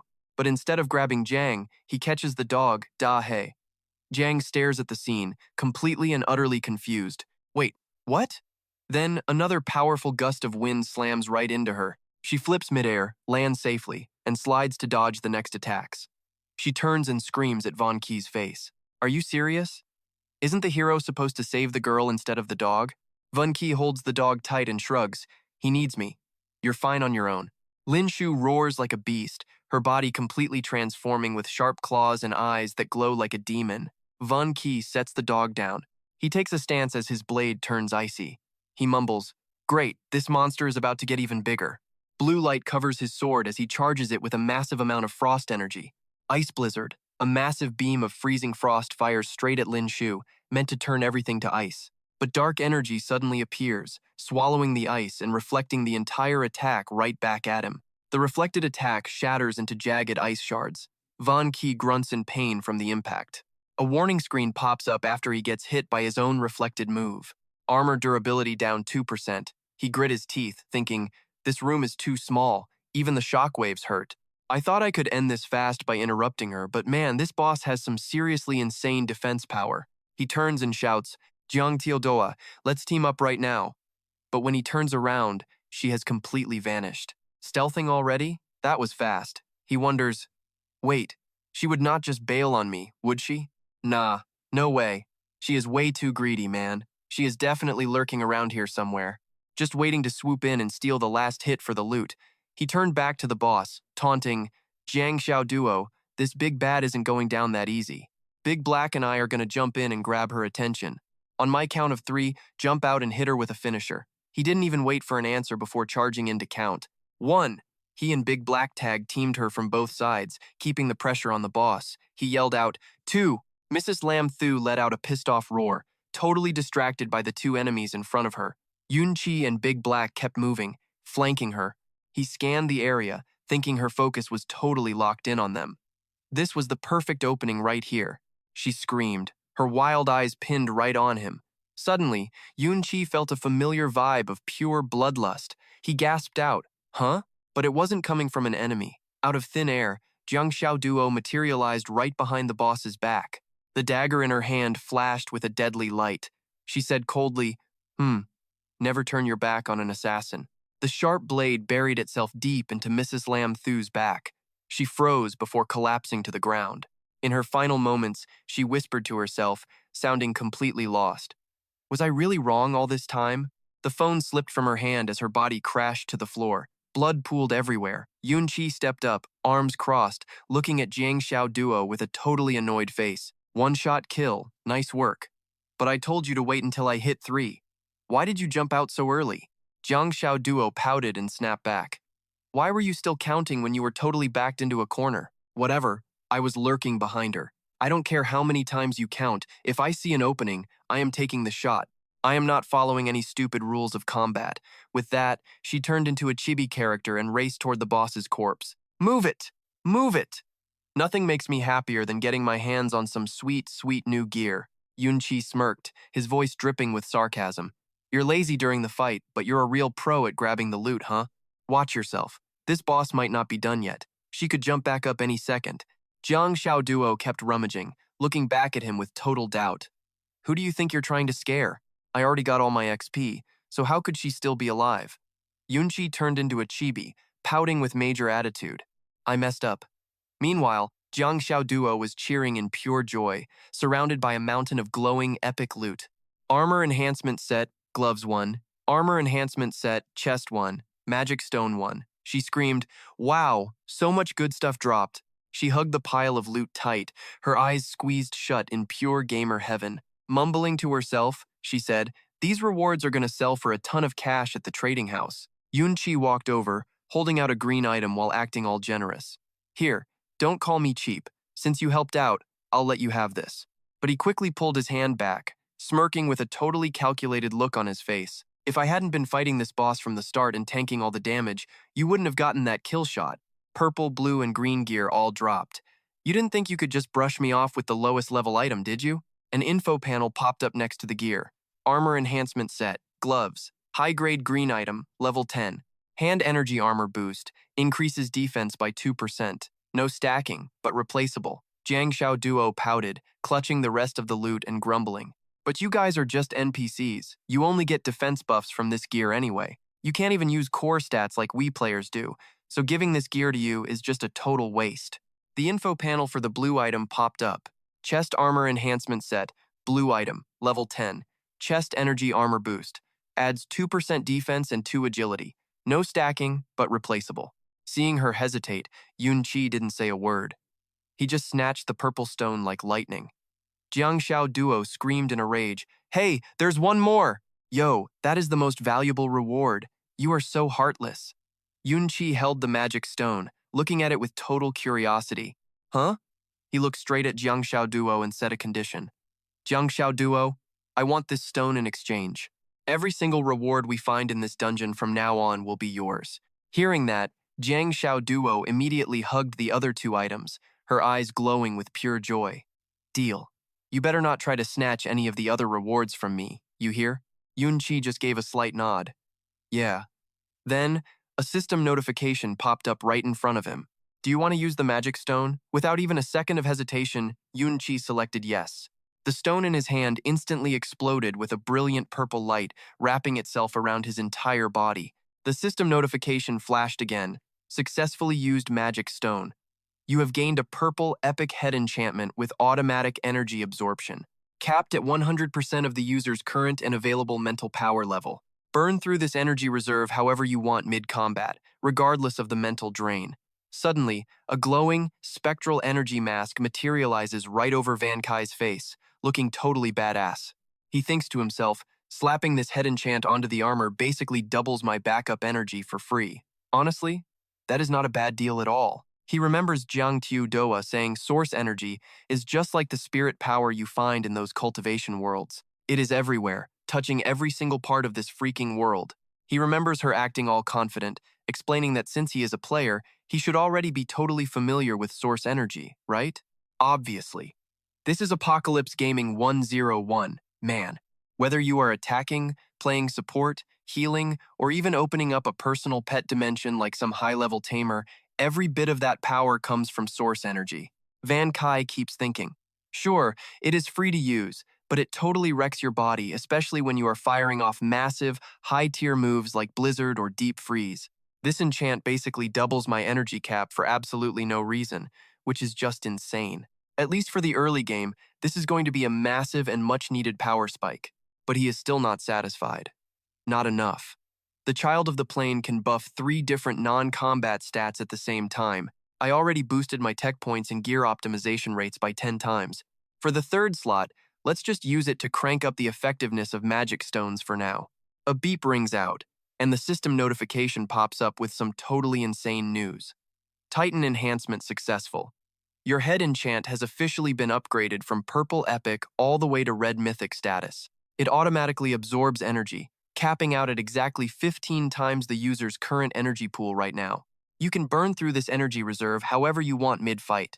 Ignore the cost, plus your energy recovery rate gets a 25% boost. Suddenly, a tiny blue dragon flies out, chirping happily. Long time no see, Master. I have got some special goodies for you this time around. Van Kai is shocked as he says her name, Yen Tu. A reddish-purple energy swirl wraps his entire body. He gasps. Wait, you are the one who just bumped my purple epic enchant all the way up to the highest tier red mythic status, right? It didn't just boost the initial bonus from 10 to 15 times, it added a mental recovery effect too. Titans really are on a whole other level, man. Yen Tu smirks, acting all proud. Duh. I mean, I am Yen Tu, the absolute peak of human intelligence after all, right? Jiang Tudoa is digging through the loot, but she looks up at Yen Tu with a curious face. Why pop out now, though? Weren't you scared of her in hiding? Yen Tu instantly bristles. What kind of nonsense are you talking? Me? Scared of some little girl? Van Kai smirks, teasing her. Oh yeah? Then why did you vanish the exact second she woke up in the car last time? Yen Tu stammers, trying to make an excuse. That is called strategic hibernation. Titan energy needs to be used sparingly. Get it? Suddenly, Yen Tu lets out a loud shriek and vanishes into thin air. Whoa, Van Kai, check out what I found over here. Well, I am just glad to see that you are still alive and kicking, Master. Yeah, going back to hibernation now. Van Kai just lets out a confused grunt. Jiang Tudoa runs over hyped, holding up Madame Lam Thu's phone. Total score. Van Kai asks, what did you find? Let me see that. Screen shows a text from number 106939 Tan Hoi Road, Old Town District. I will wait for you and tell you the truth when we meet. Another quest notification pops up. Elite Dungeon Quest activated. Race to the address in the message and put an end to this cycle of tragedy yourself, once and for all. They share a serious look. Van Kai mutters, the end. Looks like this is finally the last mission for us, huh? 3 hours later, they hit a rundown, remote Old Town District. Jiang Tudoa grumbles, this place is way too far. How is there even a dump like this in the city? Van Kai answers calmly, being out in the middle of nowhere has its perks. You didn't run into any zombies the whole way here, so maybe just be grateful and stay quiet for once. Jiang Tudoa thinks aloud as they walk. But the first 2 bosses were a grieving father and a mother who did not even know her son was dead yet. So what is next? So who is the final boss? Someone tied to all this who has not even shown their face yet. Suddenly, her eyes go wide with terror. Wait, could it be the dead girl, Truong Lin? Van Kai flicks her forehead. You are overthinking it. That girl is long gone. She rubs her head, muttering, ouch. It was just a guess, okay? Van Kai looks ahead. If you have got time to chat, why not check the quest guide? Are we close? She points ahead. Right there. Under the eerie glow of a massive, full purple moon, the 3 of them stand on an old warehouse roof, dead leaves swirling in the silent night air as they wait. The massive iron warehouse door slowly creaks open with a piercing screech, practically begging them to step right into the pitch-black abyss waiting inside. The second they step inside, Jiang Xiao Duo totally loses it and gasps, "Wait, what?" This place is a whole different vibe, like a fortress built out of heavy steel plates. She says the inside and outside of this factory are worlds apart. Did they seriously wrap this entire factory in solid steel plates? Once that door slams shut, even a pack of wild dogs couldn't chew through a tough nut like this place. Yunqi narrows his eyes, scanning the room.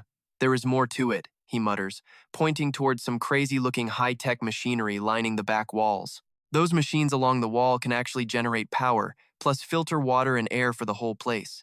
Plus, there are so many survival supplies tucked away that a family of 3 could live here totally cut off from the outside world for at least 2 months. Yunqi crosses his arms, looking deep in thought. Who the heck had the crazy vision to prep all this stuff? It is like they knew the apocalypse was coming or something. Suddenly, Jiang Xiao Duo points down the hall and screams, "Yunqi, look!" He spins around, totally caught off guard. Way off in the distance, a figure in a blue dress is just standing there alone. She starts slowly walking toward them. Her voice echoes through the silence, sounding incredibly sad and creepy. "Why didn't you come for me?" "Why?" Jiang Xiao Duo's eyes go wide with pure terror. "I can't even read that woman's stat board. What is going on here?" She panics instantly, grabbing Yunqi's arm and screaming, "That is definitely the ghost of Zhang Ling.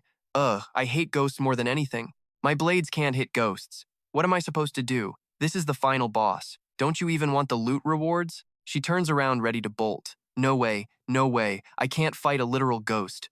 But in her panic, she trips over an empty soda can and faceplants. She scrambles up, feeling like a total idiot in front of Yunqi. She goes full chibi mode, cheeks turning bright red.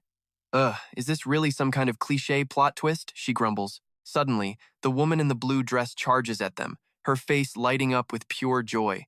"Auntie, you're finally here. You actually came to see me." Both Yunqi and Jiang Xiao Duo are stunned. Like, what is even happening right now? The woman stops right in front of them, her smile vanishing instantly. Now she looks totally suspicious and on guard. "Who are you people? How do you even know about this place?" Jiang Xiao Duo breaks into a cold sweat, muttering to herself, "No way. There's no escape this time. This is such bad luck." Yunqi looks at the woman with a steady gaze. He figures since she accidentally triggered this monster, it is actually the perfect solution. He puts a hand on the shaking Jiang Xiao Duo to stop her from running. Yunqi steps forward, faces the woman, and says calmly, "Look, Mrs. Lin Shu sent us here. Can you tell me exactly what your relationship is with Mrs. Lin? Are you Zhang Ling, the girlfriend of her son?" The woman suddenly turns her face away, a flash of deep pain hitting her eyes. She grinds her teeth, sounding totally bitter. So she actually got the message, but why didn't she bother to show up herself? If she'd just come to check, those loan sharks wouldn't have forced me into the river. I wouldn't be hiding here like a rat. Yunqi fires back coldly, his words cutting through her like a knife. Because the truth is, she never liked you or even cared. To her, you're just an unsaved number in her contacts list. You're a complete stranger, and she honestly couldn't care less about whatever happens to your life. Hearing those brutal words, Jiang Xiao Duo is totally shocked. She grabs Yunqi's shirt and whispers at him, sounding pretty mad. "I told you, can't you be a little more subtle? Don't provoke the boss. She might be pretty, but she's got a lethal tongue." Yunqi just shrugs. "Nothing else I can do. I honestly don't care about her tragic little love story anyway." The woman named Zhang Ling is stunned, muttering to herself in total agony. "I'm just a stranger to her, but I'm clearly her son's girlfriend and her own future daughter-in-law. Why would she treat me like this?" Suddenly she turns and bolts, screaming in pure rage and despair. "Don't you dare listen to his absolute garbage. He's just some blunt guy who knows zero about women." Yunqi yells after her, trying to pivot. "Maybe we should just talk about something else instead. Like, weren't you supposed to have jumped in a river? How did you end up here, and what's the deal with this bunker?" Zhang Ling screams in pure bitterness, her face twisted with rage. "Those people literally forced me to jump into that river. 3 months ago, I got this super strong gut feeling that the apocalypse was definitely hitting us this year." She turns around to look at the massive reinforced warehouse she built herself. "I took out loans I could never pay back in a single lifetime just to build this fortress bunker. I just wanted to survive the end of the world with my family. So what happened next? My gut was spot on. The end of the world arrived and literally everyone is dead now. I am the only survivor thanks to this shelter." She starts laughing like a total psycho. Ha ha ha. People who did not prepare deserve to die. Yunqi narrowed his eyes, his mind racing with pure caution. A woman's intuition is terrifying, but is she even sure she is still alive? Jiang Ling turns around, her face twisted with rage. Lin Shu and her family were loaded. All they had to do was lend me a little bit. It is not like anyone collects debts during the apocalypse anyway, but they just left me to rot.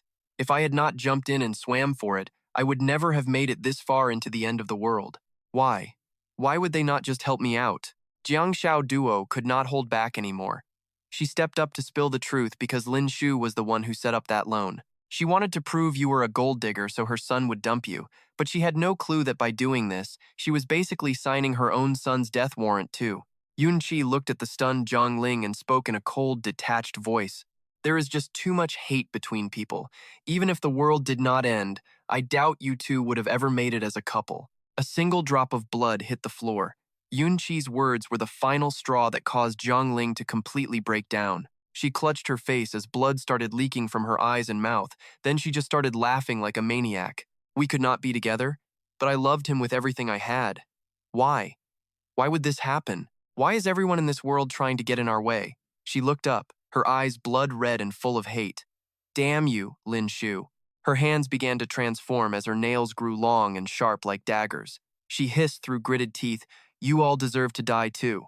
A surge of dark purple energy exploded from her body. Her hair grew long and turned white, and a pair of demon horns sprouted from her head. She roared that everyone in the world deserved to die. Suddenly, a stat window popped up for Jiang Ling's title. Leader class, level 17 assassin, strength 56, agility 60, spirit 50, constitution 72. This is her personal talent. Her vengeful soul skill increases agility by 15%. Additionally, all of her specialized assassin-type attacks will ignore 15% of the target's defense. Jiang Xiao Duo flinched and screamed, "Oh man, she has totally lost her mind. I am sending you the boss data now." Yunqi quickly analyzed it. Ignoring 15% of defense? Add 15% assassin mastery, and that is 30%. That is like losing a layer of skin before the fight even starts. Why is this talent called Vengeful Soul? It should really be called Soul Piercing instead. Jiang Xiao Duo transformed into her chibi form, backed away, and said, "I totally told you not to piss her off. Hang on, I am going to sneak ahead and scout the area for any other dangers." She quickly activated her invisibility. Yunqi snapped, "All right, this boss is a way higher level than me, so do not go causing trouble by accident." He thought, "Why am I even worried about other players right now? I should probably be a lot more worried about myself. After all, taking this boss head-on is going to be pretty intense." Jiang Ling's hands transformed into two incredibly sharp blades. She lunged at Yunqi, leaving deadly purple streaks of light in the air. Yunqi gasped in surprise. He quickly backed off as a mask covered the lower half of his face and green energy surged all around his body. Jiang Ling leaped high into the air, blades raised, ready for a finishing blow, die. Yunqi did not even flinch. He raised his hand and shot out green energy chains that tightly wrapped around her body. He roared Death Vortex as the attack landed, sending Jiang Ling flying across the room. Fresh blood sprayed from her wounds, but right then, a clone of her emerged from the dark shadows. Stealth. Yunqi adjusted his mask and muttered with a hint of disappointment. "This assassin-type boss is honestly just way too fragile for me. It is a shame I did not use the frozen blizzard to kill her in a single second. Why is this boss not as scary as the previous two?" Suddenly, a loud alarm siren started blaring through the halls. Jiang Xiao Duo reappeared, screaming in a total panic. "Yunqi, get out of the way. There are armed robots in this shelter."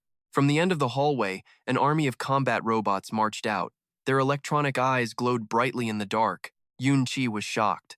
"What?" The robots immediately opened fire, shooting countless blue laser beams. All three of them scrambled to dodge. Damage notifications kept popping up. Warning. You have been attacked and your armor durability has decreased by 5%. Yunqi dodged a volley of bullets, thinking to himself, "Luckily, the power of all firearms in this apocalypse game has been heavily nerfed. Otherwise, my armor would already be a total pile of scrap metal. I thought the boss was just an assassin, but it turns out she is a summoner. Looks like I will need a bit of a strategy to deal with her." He shouted, "Big Black, go and draw their fire." Big Black let out a roar and charged toward the robots. That brave dog tanks a barrage of enemy attacks. Van Kai unleashes glowing green energy chains to hold the line. His Death Vortex skill pops off once again. Meanwhile, Diehack is getting totally covered by a pulsing blue light. The Cyberdog's wounds are healing fast. Van Kai blurs through the air, spawning 3 clones to shred the robot army from every side. He leaps high, soaring over the robots' heads and shouts with total confidence, "Sorry, but you guys are way too slow." He lets fly an X-shaped slash, blasting out a massive wave of green energy. That heavy hit tears through the robot squad, shorting them out until they explode into tiny pieces. Van Kai sticks the landing and mumbles, "That last boss was a joke." Suddenly, a blood-curdling scream echoes from right behind him. Van Kai spins around in shock, realizing that voice belongs to Jiang Tudoa. He sees a cloaked Truong Lin driving sharp claws right through Jiang Tudoa's chest. She coughs up blood and gasps. This boss, cough, is actually pretty tough. "Van Kai, just go." Jiang Tudoa dissolves into a pile of raw data. Van Kai screams her name, gritting his teeth. Damn it, I got sloppy. This boss looks fragile, but her attack power is absolutely insane. Without a second thought, he roars, "Diehack, let's take her down together." They both charge at Truong Lin, catching her off guard. She gasps in shock as Van Kai lunges forward with terrifying speed, letting out a low grunt. But another robot suddenly jumps in to block his path. He screams out in pure frustration, "Damn it!" He delivers a massive kick, shattering the bot into scrap. With the path clear, he charges Truong Lin and yells, "Just die!" But Diehack is faster. He lunges and sinks his teeth into Truong Lin's shoulder. She howls in pain. "You stupid mutt!" Van Kai screams, trying to stop him. "Diehack, get back!" He channels every bit of frost energy into his blade, prepping his ultimate blizzard strike. A massive wave of pure ice blasts straight toward Truong Lin, but Diehack is still in the way. Truong Lin vanishes in a blur, dodging the lethal strike. Van Kai freezes. More stealth? I can't lock onto her, so using the blizzard move is totally out of the question. He orders, "Diehack, fall back for now." The dog lets out a low growl and quickly retreats. Dodging unseen strikes, Van Kai thinks, she is just hiding and using hit-and-run tactics. At this rate, she is going to wear me down to nothing. I need to reach Jiang Tudoa first. Having her along might at least help disrupt Truong Lin's flow. Suddenly, Truong Lin's venomous voice echoes. "Since you found my secret, there is no way any of you are leaving this shelter alive now." She suddenly blips in right behind him. Diehack immediately lunges straight at the boss. Van Kai shouts in a panic, "Diehack, no!" Truong Lin's razor-sharp blade sinks deep into the dog's body. Van Kai howls in pure agony. Diehack. Blood sprays everywhere as he stands there totally frozen, watching his loyal partner get taken down. A system notification pops up. Your immortal companion will be fully resurrected exactly 3 minutes after its moment of death. 10 minutes later, Jiang Tudoa runs toward Van Kai, who is collapsed on the ground. She yells, "I am here! I am here! Is the boss still around? I am taking the final kill." But as she gets closer, she freezes, seeing Van Kai's brutal injuries. "What?" she asks worriedly. "Van Kai, what happened to you? Your arm is still bleeding. Why haven't you patched it up yet?" She quickly grabs a potion and some bandages. "Hurry up and put your armor away. I need to heal your wounds or you are going to die." Van Kai stays silent, so she keeps pushing him. "Exactly. Take this medicine and I will bandage you up." While she is wrapping his arm, she suddenly realizes something. "By the way, where is Diehack? Wasn't he always right behind you?" Van Kai turns away, his voice dropping to a low, painful whisper. "Diehack. He jumped in to protect me, and now he is gone." Jiang Tudoa freezes, having no idea how to comfort him.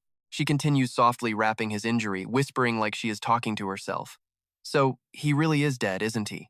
Images of the dog flash through her mind. She speaks with a voice full of genuine sympathy. "Even though Diehack was usually pretty mean to me and never actually listened, I could tell he was an incredibly loyal and reliable companion. But living like that, not being able to eat, never feeling any pain from injuries, and being manipulated for his entire life.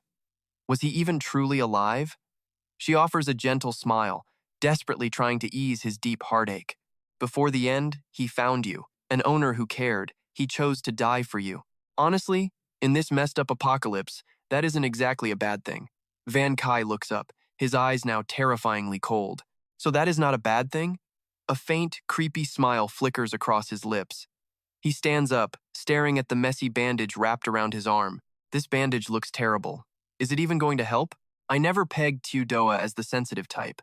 Usually she is clueless, but she really knows how to talk a guy off a ledge.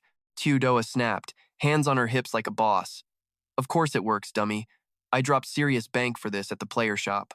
You think this is some cheap bandage? That cost 10 apocalypse coins, so you better stop playing hero and getting yourself wrecked. Next time, you are on your own. I am closed for business. Kai just gave her a real, genuine smile. My bad.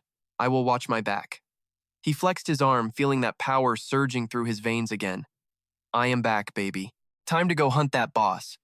Doa looked at him like he was crazy. Wait, you mean like, right now? Do you not need a breather first? Kai did not even look back as he started walking. Sleep is for the dead. I have been winning too much lately. All those easy victories made me soft. I actually started thinking this dungeon boss was just another total pushover. I am done playing games. I will never underestimate an enemy ever again. Standing outside the warehouse, Kai realized something. That boss did not follow us out here. She stayed inside. Looks like her range is limited. Her and those metal junk buckets have to stay inside. Past these gates, we are safe. If I can track her movements before we dive back in, taking her down will be a total cakewalk. Doa asked what the plan was. Kai just gave her a wicked grin. He spotted a rat scurrying by. He flicked his wrist, and a bolt of green energy snatched it up in a death swirl. The rat changed instantly. It rose back up as a creepy undead minion. Talk about a glow-up. My new zombie rat scurried right back into the warehouse to scout. Kai balled his fists, eyes on fire. This time, I am landing one clean hit and getting payback for die hack. See, necromancy is not just about making zombies fight for me. I can actually link my brain to theirs and see exactly what they are seeing in real time. His eyes started glowing as he synced his mind with the little undead scout. Basically, I have got eyes everywhere now. Looking through the rat, I can scan the whole battlefield. The first thing I spot is a totally wrecked combat robot. Then, I see her feet. Tronglin. She is just standing there.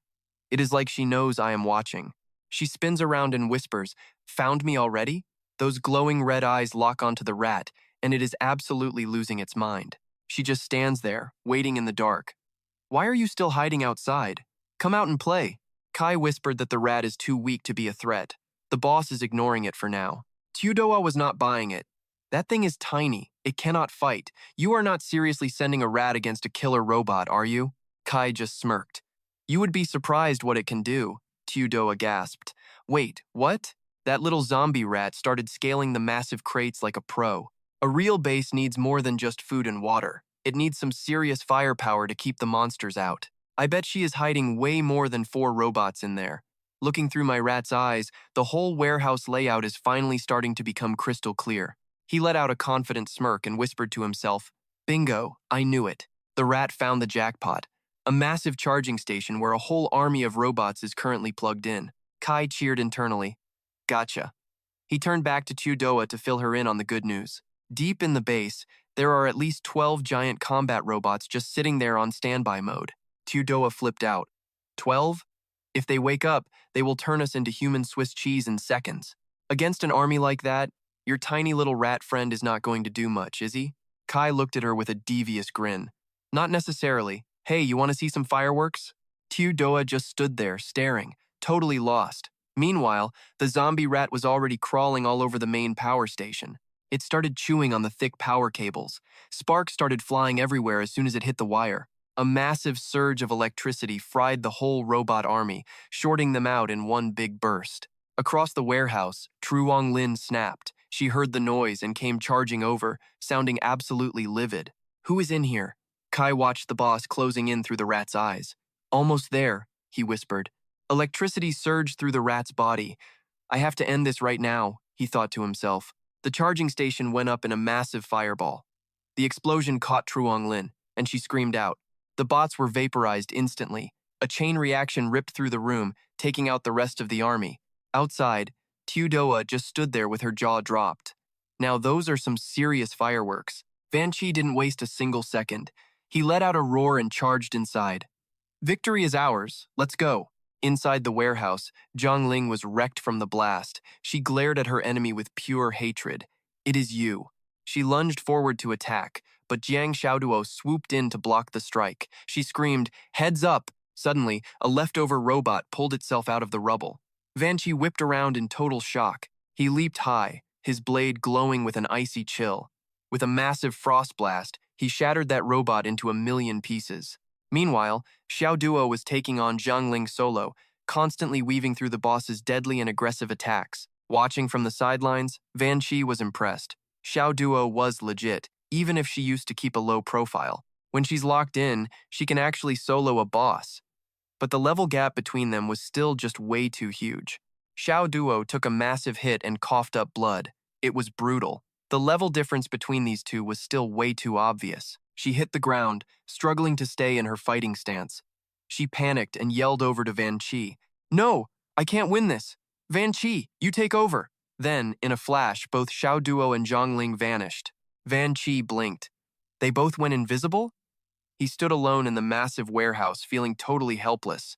Am I just going to be a sitting duck here? Van Chi quickly retreated, scanning the area. This is way too passive. We have to find a way to break the boss's invisibility skill. His eyes landed on a fire extinguisher hanging on the wall. Suddenly, a brilliant idea popped into his head. Without hesitating, he swung his sword and smashed the glass case holding the fire extinguisher. He grabbed the extinguisher with a confident smirk. Instantly, he blasted white powder everywhere, covering the entire space in front of him. He cheered triumphantly. See? Invisibility is just a visual effect. You can bypass it with one simple little trick. Two figures appeared through the dust. But then Van Chi froze. Wait, which one of them is the boss? And which one is Xiao Duo? Suddenly, one of those figures charged at him with terrifying speed. Van Chi muttered nervously as the figure leaped into the air. It was impossible to tell them apart, and he was out of time. If the boss hits you while you're unarmed, it's game over. You're dead. He let out a panicked cry. Then, with a stroke of luck, he noticed something and shouted, "Xiao Duo, your orange weapon is gone." Hearing that, Xiao Duo's figure stopped dead. She screamed in a total rage. What? My precious weapon is gone? Meanwhile, Zhongling kept charging straight for Van Chi. He had his target locked. He spoke with total confidence. Target acquired. He lunged forward, swinging his blade and striking Zhongling with perfect precision. Zhongling groaned in pain as the hit landed, her face twisting with pure fury. Why does everyone want to hurt me? You all deserve to die. Every single one of you. Van Chi blocked her attack and said coldly, I feel for your situation, but he pushed back with all his might, eyes blazing. This is no excuse to just do whatever evil things you want. Van Chi delivered a massive blow, launching Zhongling into the air. He yelled, Xiao Duo, she's all yours. Xiao Duo snapped back. Got it. She surged forward, unleashing a lethal finishing move that ripped through Zhang Ling in a streak of deadly light. A flood of system notifications popped up across the entire server. Congrats to Xiao Duo for being the first player to clear the City of the Dead dungeon. You've earned the unique permanent title Sharp War God. All stats increased by 20%. Suddenly, Xiao Duo felt a surge of power. Your level has increased to level 12. Xiao Duo was stunned, her cheeks flushing with pure joy. This kind of happiness just hit her out of nowhere. Another notification appeared just for her. Congrats on finishing the boss quest and safely escorting NPC Van Chi through the City of the Dead dungeon. Quest reward. Legendary orange weapon, Shadow Raid. She thought to herself with pure excitement. It's usually a grind to level up after leaving the starter village, but my progress is moving like a rocket. She eagerly checked the rankings. Server 1 level rankings. Mu Jing Shuang level 132. Long Hao Din level 123. Jiang Xiao Duo level 12. She beamed with pride. I'm not just some random top player anymore. I'm in the top 3 of the whole server. Just behind superstars Mu Jing Shuang and Long Hao Din. This is unbelievable. After the hype died down, she looked at Zhongling's body. Let's see what kind of epic loot this final boss dropped.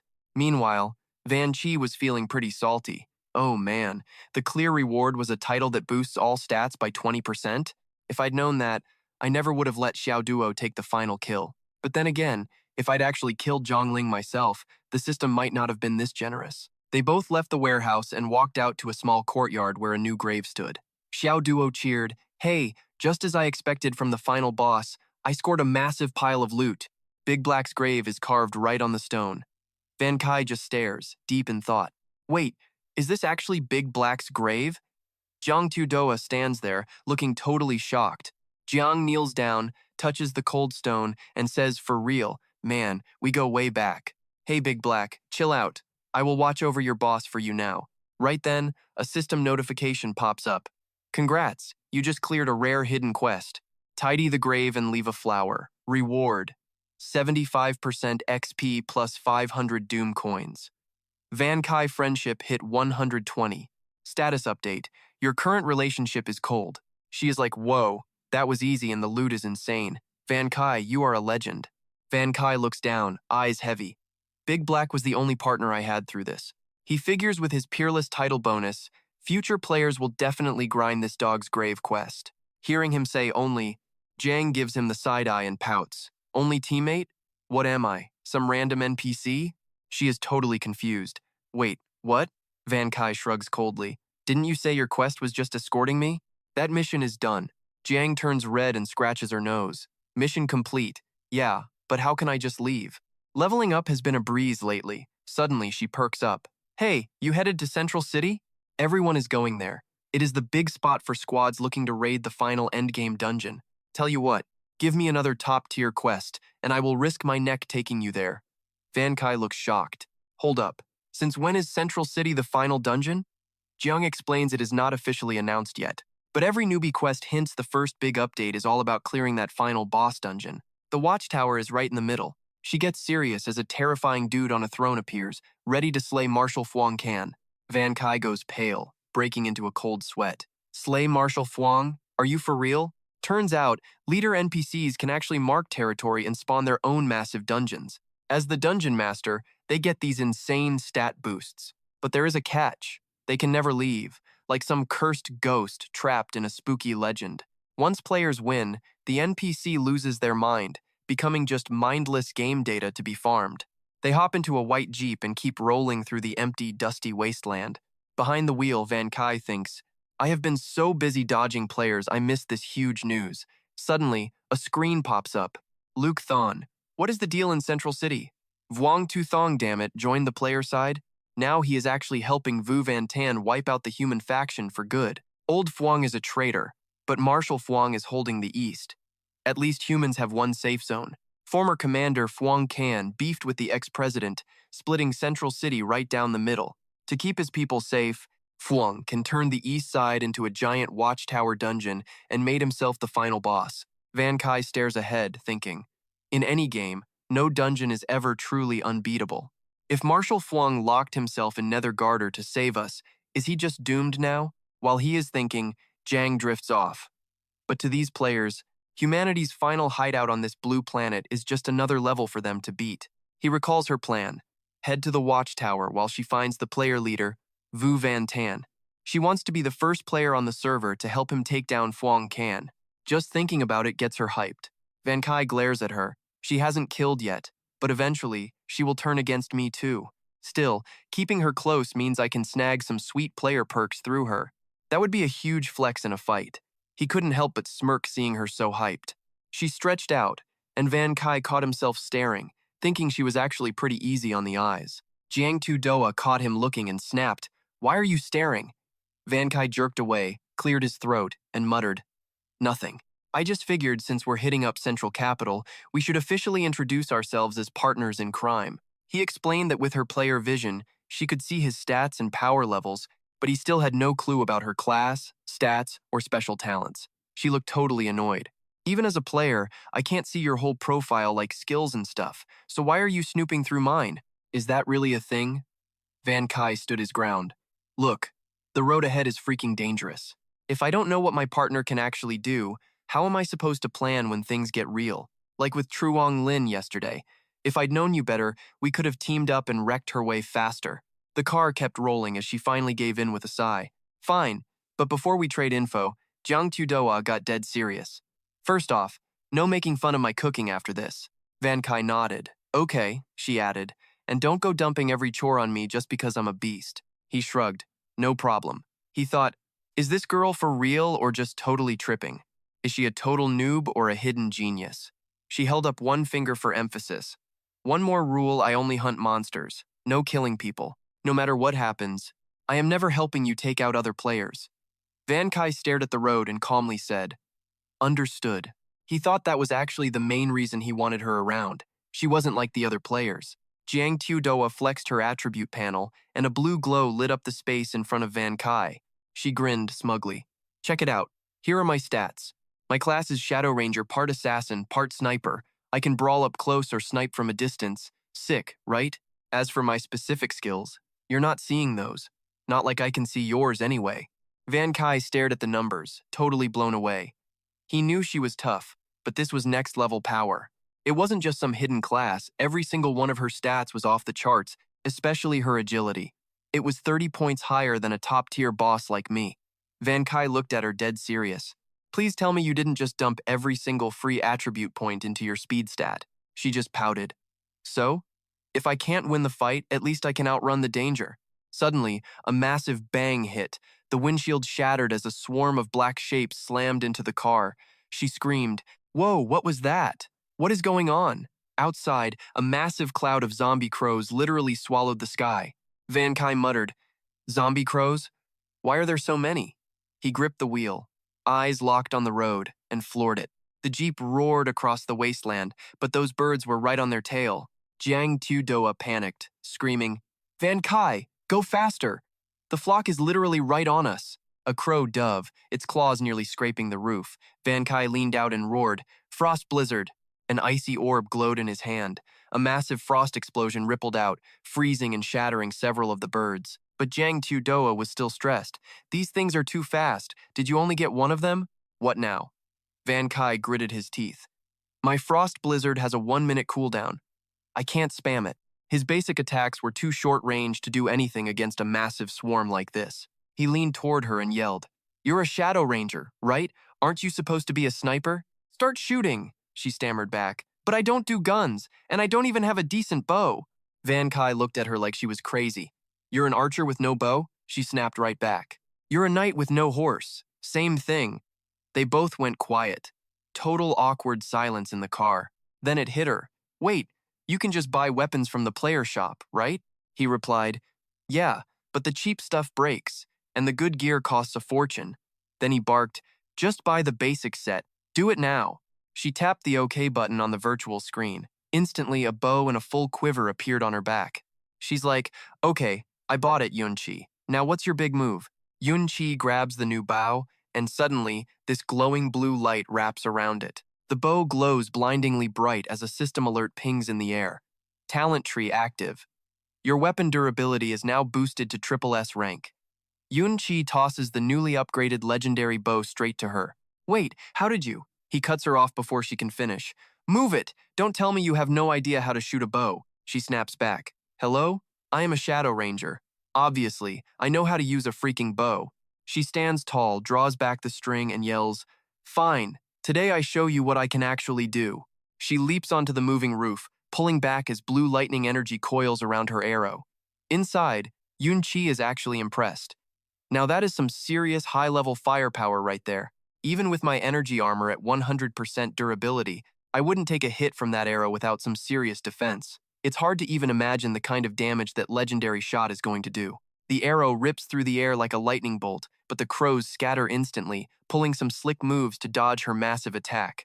Jiang Xiaoduo freezes, face turning bright red from embarrassment, while Yunqi just stares. Wow, total miss. She's so mad, her hands start glowing with ice energy. She screams, "They're just some freakish long-winged birds, okay?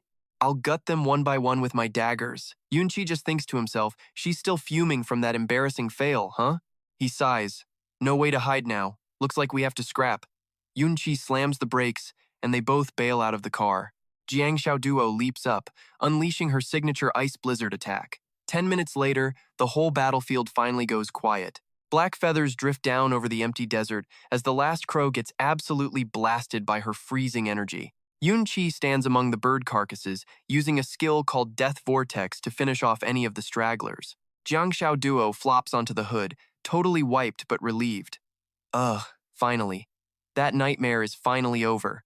Thinking back, those city zombies and vampires are way cuter than these nasty undead crows. She turns and asks, "Hey Yunqi, how much longer until we reach the next city?" Yunqi pops open a hologram map and says, "Seriously, girl, sharing maps is getting way too easy these days, don't you think?" He stares at the horizon, looking all deep, and says, "If we keep heading the way we were going, We'll hit a major hub, Nanjiang City. Problem is, those zombie crows were coming from that exact same spot. Scavenger birds like that don't swarm in those numbers for nothing. Something nasty definitely went down up ahead. Yunqi leans against the jeep, scanning the dunes, wondering if there's some beast up there even scarier than a whole murder of crows. Jiang Xiao Duo shrugs from the hood. I don't know, why don't you go check it out? Might find some quest clues or something. After a minute, they decide to push on. The jeep tears off again, kicking up dust across the massive desert. Inside, Jiang Xiao Duo is confused.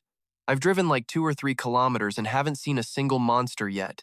Yunqi looks thoughtful and says, maybe it's just me, but that metallic, rusty smell in the air is getting way stronger now. Jiang Xiao Duo repeats, rusty? Suddenly, she points straight ahead, her face going pale with pure terror. Yunqi, look over there! Yunqi looks where she's pointing, and his eyes go wide with total shock. In front of them is a total nightmare. A massive battlefield littered with wrecked military vehicles and countless bodies in uniform scattered across the desert sand. He whispers, are those army uniforms? Looks like this unit ran out of luck, hit a pack of mutant wolves, and got completely wiped off the map. Checking a body closely, Yunqi starts to analyze the scene. Based on the wreck positions, they definitely got jumped while they were trying to escape from Nanjiang City. The two of them step out, taking in the carnage. Jiang Xiao Duo says softly, this is just... it's so tragic, Yunqi notes. But these guys had some top-tier gear and weapons on them, so why would they risk coming out into the wasteland? Suddenly, something catches Jiang Xiao Duo's eye. Wait, what's that? She bolts toward a yellow jeep that's flipped on its side in the middle of the wreckage. Inside, she finds an older officer who didn't make it, still clutching a notebook tight. She wonders if he managed to leave some kind of message during the attack.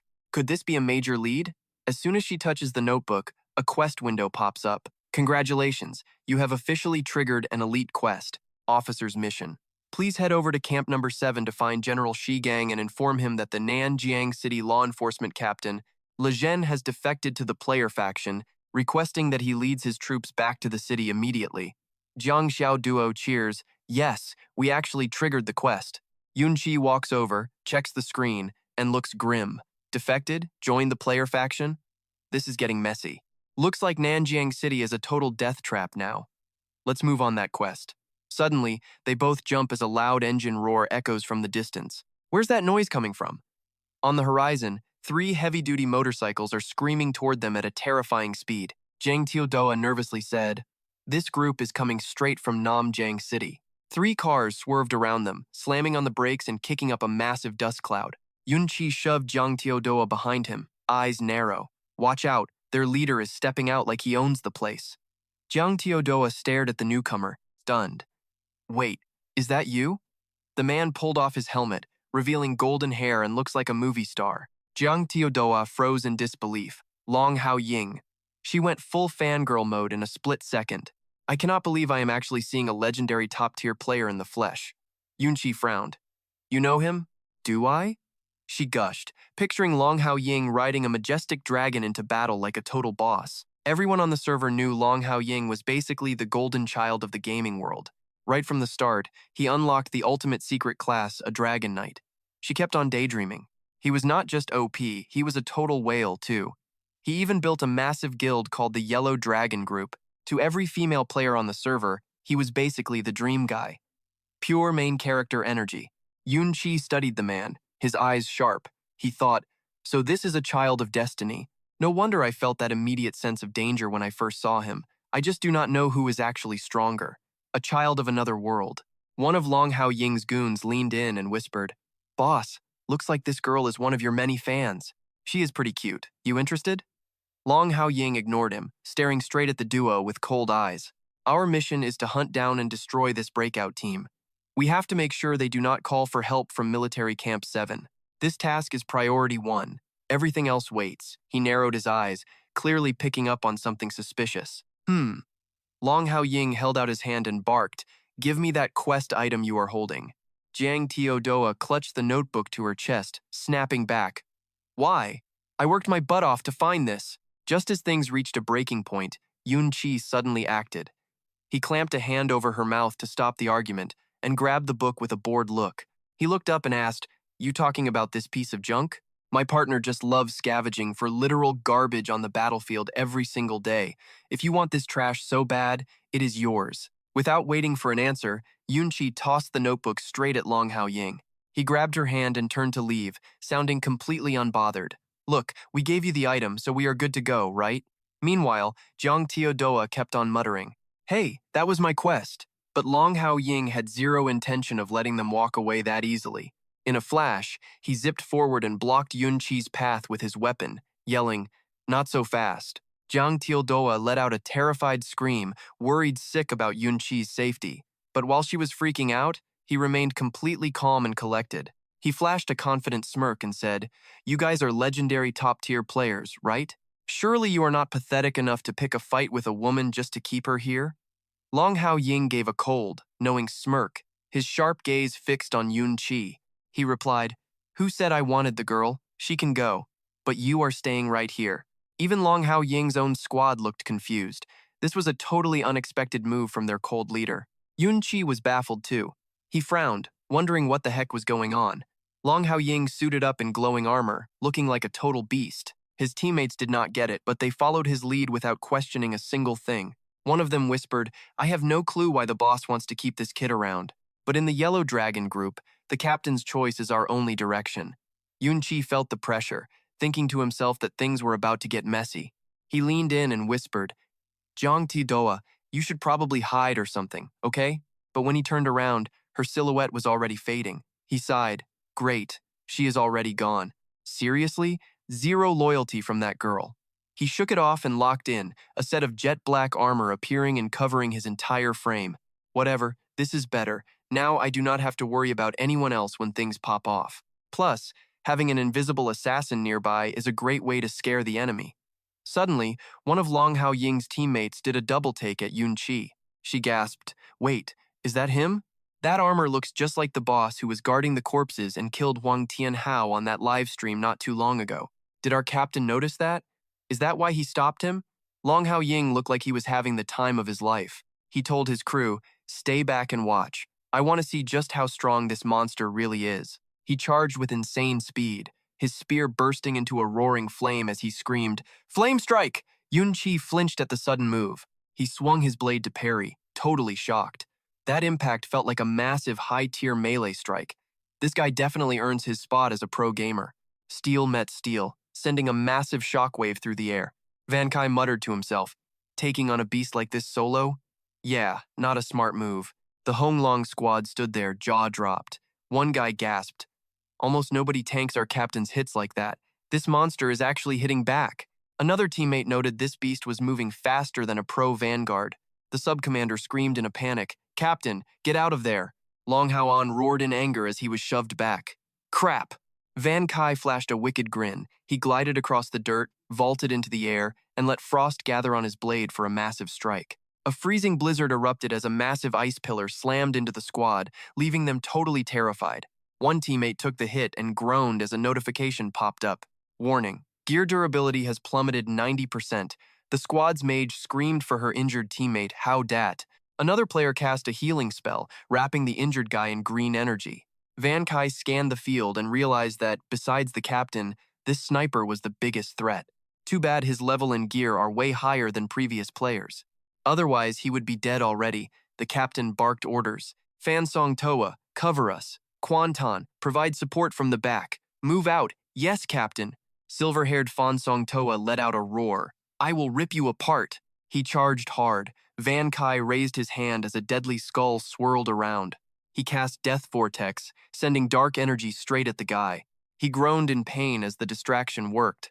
Long Hao An shouted, "Nice work, veteran," then lunged from the side, aiming his flaming spear at Van Kai. Van Kai realized that guy was just bait. That flaming spear was unstoppable. Van Kai yelled, "Oh no!" He blocked, but the impact was massive. A warning flashed. "You are under attack." Armor durability decreased 5%. He grit his teeth. That was a heavy blow. It didn't break his armor, but it definitely hurt. From the distance, the sniper locked on and muttered a dark threat. "Try me, and I will punch a hole through your chest." Suddenly, his gut told him something was wrong. Before he could react, Jiang Xiao Duo appeared like a ghost. He panicked and screamed, "Assassin!" She struck hard, saying, "I hate fighting, but I cannot just let you hurt my team." Quan Tan groaned as the hit landed. She coldly whispered, "Go to sleep." With one blow, she dropped him. She exhaled, proud of herself. "Done. I am just that good." Seeing the danger, Hao Dat triggered his special skill. A skill notification window appeared. Holy Crusade Rescue. Boosts movement speed 200% and delivers a massive knockback. He charged like a bullet, slamming her away. She screamed as she was launched into the air. Hao Dat sneered, "Think you can win?" Then turned to his teammate. But his teammate did not move. His body glowed green and dissolved into pixels. "No!" yelled Hao Dat. From the pixels, an undead wolf emerged. Level 12, giant wolf. The squad was stunned. Where did this wolf come from? They are all dead. Van Kai smirked, green flames in hand. Surprised? The dead are much easier for me to control. He thought, glad I set this trap before these corporate goons arrived. They realized he was the killer. The captain knew he messed up. Besides the blizzard, this boss has 2 secret skills hidden from the stream. Looks like we really hit a brick wall this time. The mage suddenly screamed over the team channel, "I am de-leveled. Be careful. The respawn is 20 minutes away." She warns him, "Captain, stay sharp. We confirmed this boss is an NPC that actually drains your levels if you lose." Long Hao An doesn't even blink at the threat. If anything, he's more hyped for the fight now. "Killing you right here puts the Huanglong Legion on the map. We'll finally leave those Feng Lu losers behind. We'll finally be the #1 squad for real." He roars a battle cry and they charge, steel clashing against steel with a bang. Song Toa yells, "Cap, I got your back." But Van Kai's already moving, dropping a death vortex before anyone can react. Song Toa takes a direct hit and groans. He's hurting bad. He screams at his buddy, "Dai Fan, cover me, man." The tank, Dai Fan, slams his shield up just in time to catch the incoming blow. He can't hold out long, though. Tudo is riding her zombie wolf and tearing into him. He screams back, "I'm a little busy here." He pivots to face her, thinking, "Let me take out this annoying assassin before she kills us." Tudoa just giggles, "Come and get me, slowpoke. Even with 4 legs, you'd never catch me." Daifan roars as she slips away again. "Can we just fight like normal people for once?" She just gives him a playful smirk. "I can't tank you, so only an idiot would fight fair.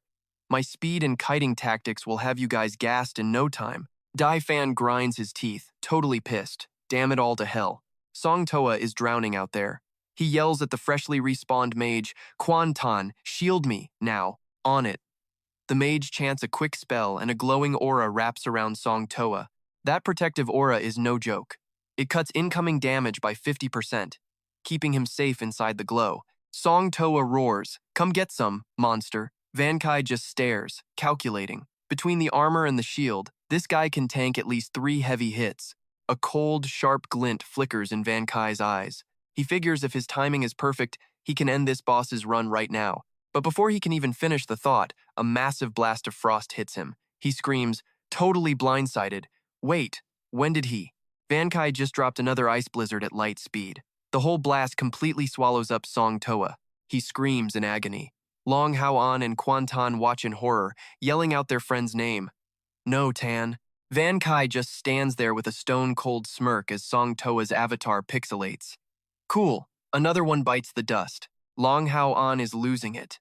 He lets out a roar as his spear bursts into flames. "You keep picking off my squad, you freak. If I don't end you today, my reputation is totally trashed." Van Kai just gives him a smug grin. "Chill out, man. I'll be sending you to join your buddies very soon." Quan Tan, the mage, starts crunching the numbers. She yells out to her leader, "Captain, listen up. There was a 3 to 5 minute gap between those attacks. My guess is the actual cooldown is probably closer to 2 or 3 minutes. A crazy strong move like that with only a 2-minute cooldown. This boss isn't stupid. He won't sit on it while we're pressing him." Daifan realizes Tudoa just vanished. He shouts a warning. She went invisible. He spins around, screaming at the top of his lungs, "Watch the assassin. She's about to strike again." Too late. Long Hao An and Van Kai collide once more. Van Kai's hand starts glowing blue as he whispers, "It's game over." He yells, "Tu Hoi, get him." A massive wolf leaps out of thin air and sinks its teeth right into Long Hao An's shoulder. He grunts in pain. Long Hao An roars, "Get off me, you mutt," and uses his spear to hurl the wolf away. Van Kai lunges in with his blade, and the whole fight turns into total, unscripted chaos. Van Kai's relentless. But Long Hao An notices something off. That guy definitely just left himself wide open. If he'd used both hands on that swing, he probably would have snapped my spear like a toothpick. He glares at Van Kai's glowing arm. Why is he still fighting one-handed? Something doesn't feel right about this. Is he holding back? Meanwhile, Tu Doa and her wolf keep bullying Dai Fan on the sidelines. Long Hao An screams, "Move!" But Dai Fan's too slow and confused. Van Kai stands his ground. Dodging is useless. My skill ignores projectiles. He drops another ice blizzard, aiming straight for Long Hao An's last remaining squad members. They let out one last desperate scream before their bodies finally dissolve into a cloud of glowing pixels. Tu Doa pops back in, totally out of breath. Wow. So the blizzard cooldown is actually only 60 seconds. You totally played those guys with that fake timing. You didn't even give them a heads up before dropping your big ultimate move. I almost got turned into a human pincushion back there. Van Kai gave an awkward reply. My bad, but if I warned you, wouldn't the enemies just counter-move? Xiao Duo was still annoyed. Fair point, though. Fine. Just give me a heads up next time so I don't charge in like a total noob and get wrecked. Van Kai grinned and nodded. Bet. He turned back, eyes locking onto his final target. Once I take you off the board, this whole mess is finally over. Only Long Hao An was left standing, the big shot boss of the Yellow Dragon Syndicate.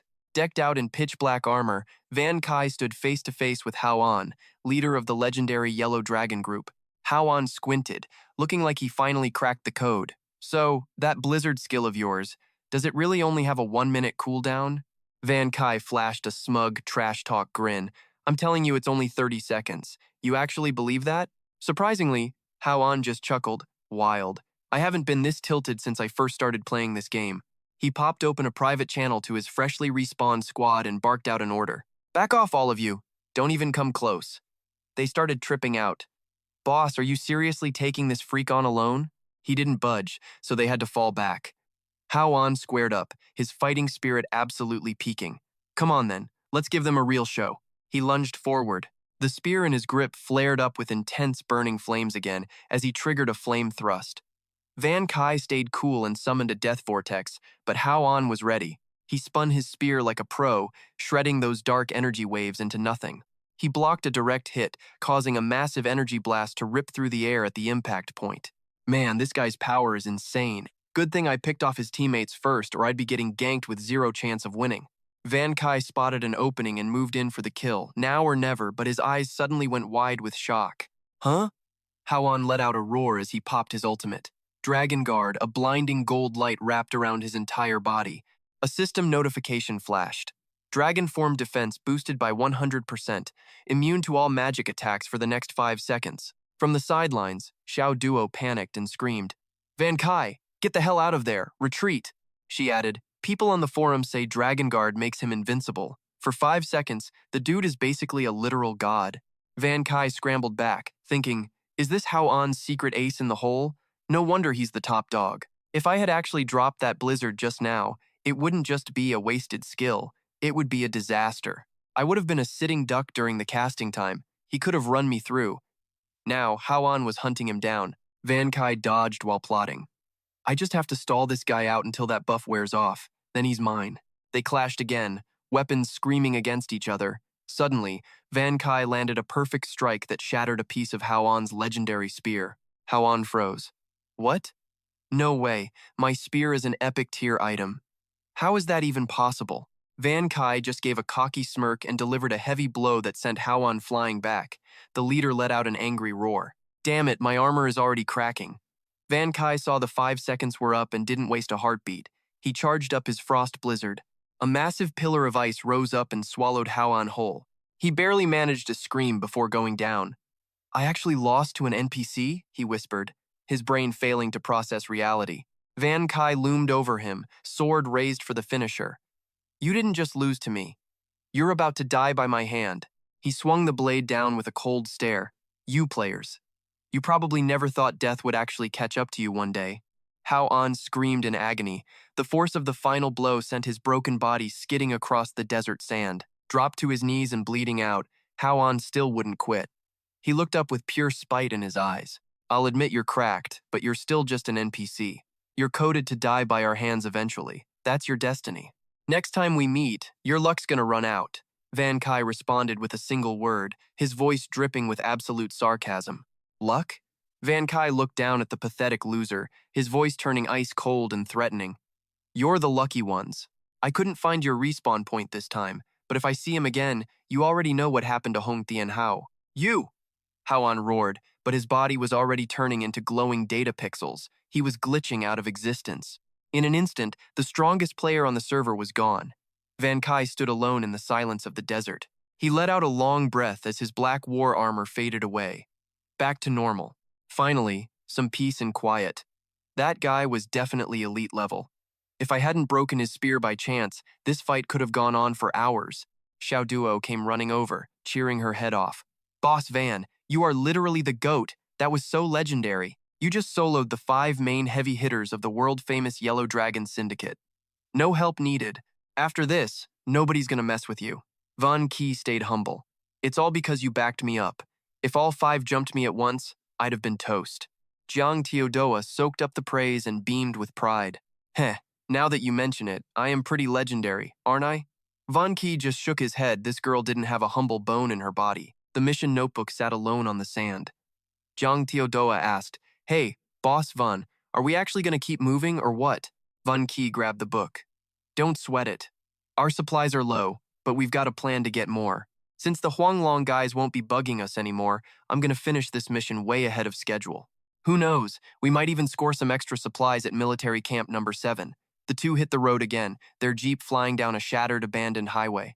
Jiang Teodoa tapped on a holographic screen to get their bearings. Van Ki noted that the Titan system still had a full map of the old world. Finding the camp wouldn't be a problem at all. Suddenly, Jiang Teodoa let out a scream and turned to him. Oh my god, Boss Van, you're viral! The Elite 5 from Huanglong just got demoted. The player community is losing it, and the forums are basically crashing right now. The Elite 5 from Huanglong just got demoted. The player community is losing it, and the forums are basically crashing right now. She pointed at the screen, showing off a massive, bold headline. The mystery boss of Three Xiaos returns while the Huanglong Corporation's main force gets totally demoted. Van Ki scanned the post with a serious look. The clash with Long Hao-an's squad was written with such insane detail, it felt like someone had live-streamed the whole fight for everyone to see. He squinted at her, his voice full of suspicion. Jiang Teodoa, did you post this? She immediately got defensive, practically bristling. No way. You think I'm the type to sell out a teammate? Not happening. Van Ki teased her until she pouted. Fine, I believe you. Relax. You really had to piss me off before admitting you were wrong? He explained. Look, I just figured you weren't dumb enough to post your own photo and invite a massive target onto your back like that. Another post popped up. The Three Xiaos mystery boss leaked top secret and precious photos. Check out the mystery boss and his girl. Jiang Teodoa gasped. Wait, is that a photo of me? The comment section was surprisingly full of love, not hate. One read, I was ready to flame this girl for helping a villain, but honestly, she's too cute to stay mad at. I expected a scary monster boss and some weirdo gamer, but they're actually the perfect power couple. And damn, since when is the boss this handsome? He's definitely my type. Total dream guy. I guess looks really do matter more than stats. Jiang Teodoa clutched her head in a total panic. Crap. Now the whole server knows I helped you take down the Huanglong Corporation. I'm dead meat. Am I going to be labeled a game breaker now? Van Ki patted her head gently. Relax. If they come for you, I've got your back. I'll crush anyone who tries to touch you. His words hit her like a lightning bolt, leaving her totally stunned. She stared at him, wondering, can I really trust him against everyone else? Van Ki broke the silence with a hum. She snapped back to her playful self, winking. All right then, it's a deal. You better keep me safe, Boss Van. He smiled. You got it. But secretly, he wondered if he was overthinking things. She'd looked a little lost there for a second. He focused on the road. The poster was definitely from Huanglong, and they were clearly doxing Jiang Teodoa's information. Long Hao-an was a total snake. He'd have to watch his back around that guy from now on. The priority was leveling up Jiang Teodoa fast. She needed to be able to hold her own when real danger showed up. 1 hour later, they pulled up to military camp number 7, a heavily fortified military base. As the jeep approached the gate, a sentry immediately barked out, Halt! Who goes there? Soldiers scrambled into position, leveling their rifles at the car. Stop the vehicle now, or we open fire. Von Key slammed on the brakes. They both stepped out with their hands high. Von Key yelled, "Easy, fellas, we're coming from Namjang City." The rebels took Namjang. A commander tried to break out, but his whole squad got mauled by wild beasts. Before he died, he gave us a message for General Thark Kung. "We're just here to deliver the news to him." Jiang Tieldoa hissed, "Why the long story? Just tell them we're here to turn in a quest and be done. Look, you're a gamer, I'm not. If they think I'm a spy, they'll shoot me on the spot. Who's gonna help me then? I'd be dead." A soldier overheard them and looked surprised. "Wait, this girl is actually a gamer?" He barked an order. "Stay put while we report this to the top." 15 minutes later, they were escorted into a drab military waiting room. A soldier pushed the door open. "Get in. General Thark is expecting you inside." A man in a crisp uniform stood with his back to them. That was Thark Kung, the man in charge of Camp Number 7. He goes, "You the runts from Namjang City here to beg for help?" Yun Chi hands him the book. "Bingo. We pulled this off a dead soldier's corpse." Yun Chi is thinking this guy definitely does not look like the big hero type he had imagined in his head. Shigang grabs the book, muttering, "Then again, when you look back at it, back in the pre-apocalypse days, how were there so many battles? Only a few legends like war god Fang Qian actually earned their stars through real blood and grit on the battlefield." He snaps the book shut. "All right, I get the gist of what is going down in Namjang City. Too bad that after the world ended, over half my soldiers are already in the ground for all sorts of reasons, and we do not have the firepower to take that city." He glares with cold eyes. "Whatever your little quest is, as a human, I do not play nice with players. You are not welcome here." That set Jiang Xiao Duo off. "Yo, we literally walked through hell to bring you that SOS and you are acting like a jerk. Plus, we are only here to help you save your own people. Is that a crime? We are helping humanity. Duh." General Shigang just gives this super shady, skeptical smirk. He stares them down. "Talk is cheap, kids. How do I know this is not some fake news trap to lure me out?" Xiao Duo was ready to scream. But Yun Chi stops her, keeping his cool like a pro. "Xiao Duo, chill. Did you finish the quest?" She looks down, totally awkward, as a mission complete screen pops up right in her face. Sweet. The experience and doomsday coins just hit her account. Loot secured. Yun Chi is done. No more talk. We drop the mail. It is up to him if he wants to play hero or not. He pulls Xiao Duo away. "General is busy, so we will not bother you."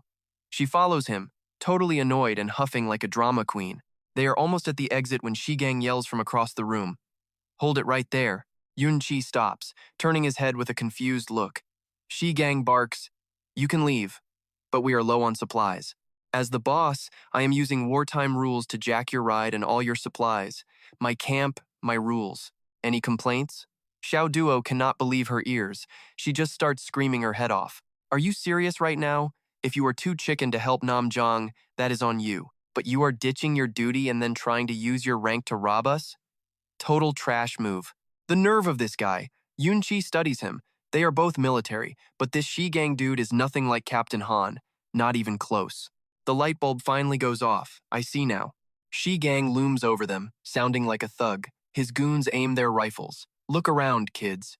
You are in Camp Number 7 territory now. Think about the consequences before you tell me no. It will hurt." Xiao Duo is panicking. "Great, another mess. I just wanted to finish a quest." Yun Chi actually starts to smirk. "Ah."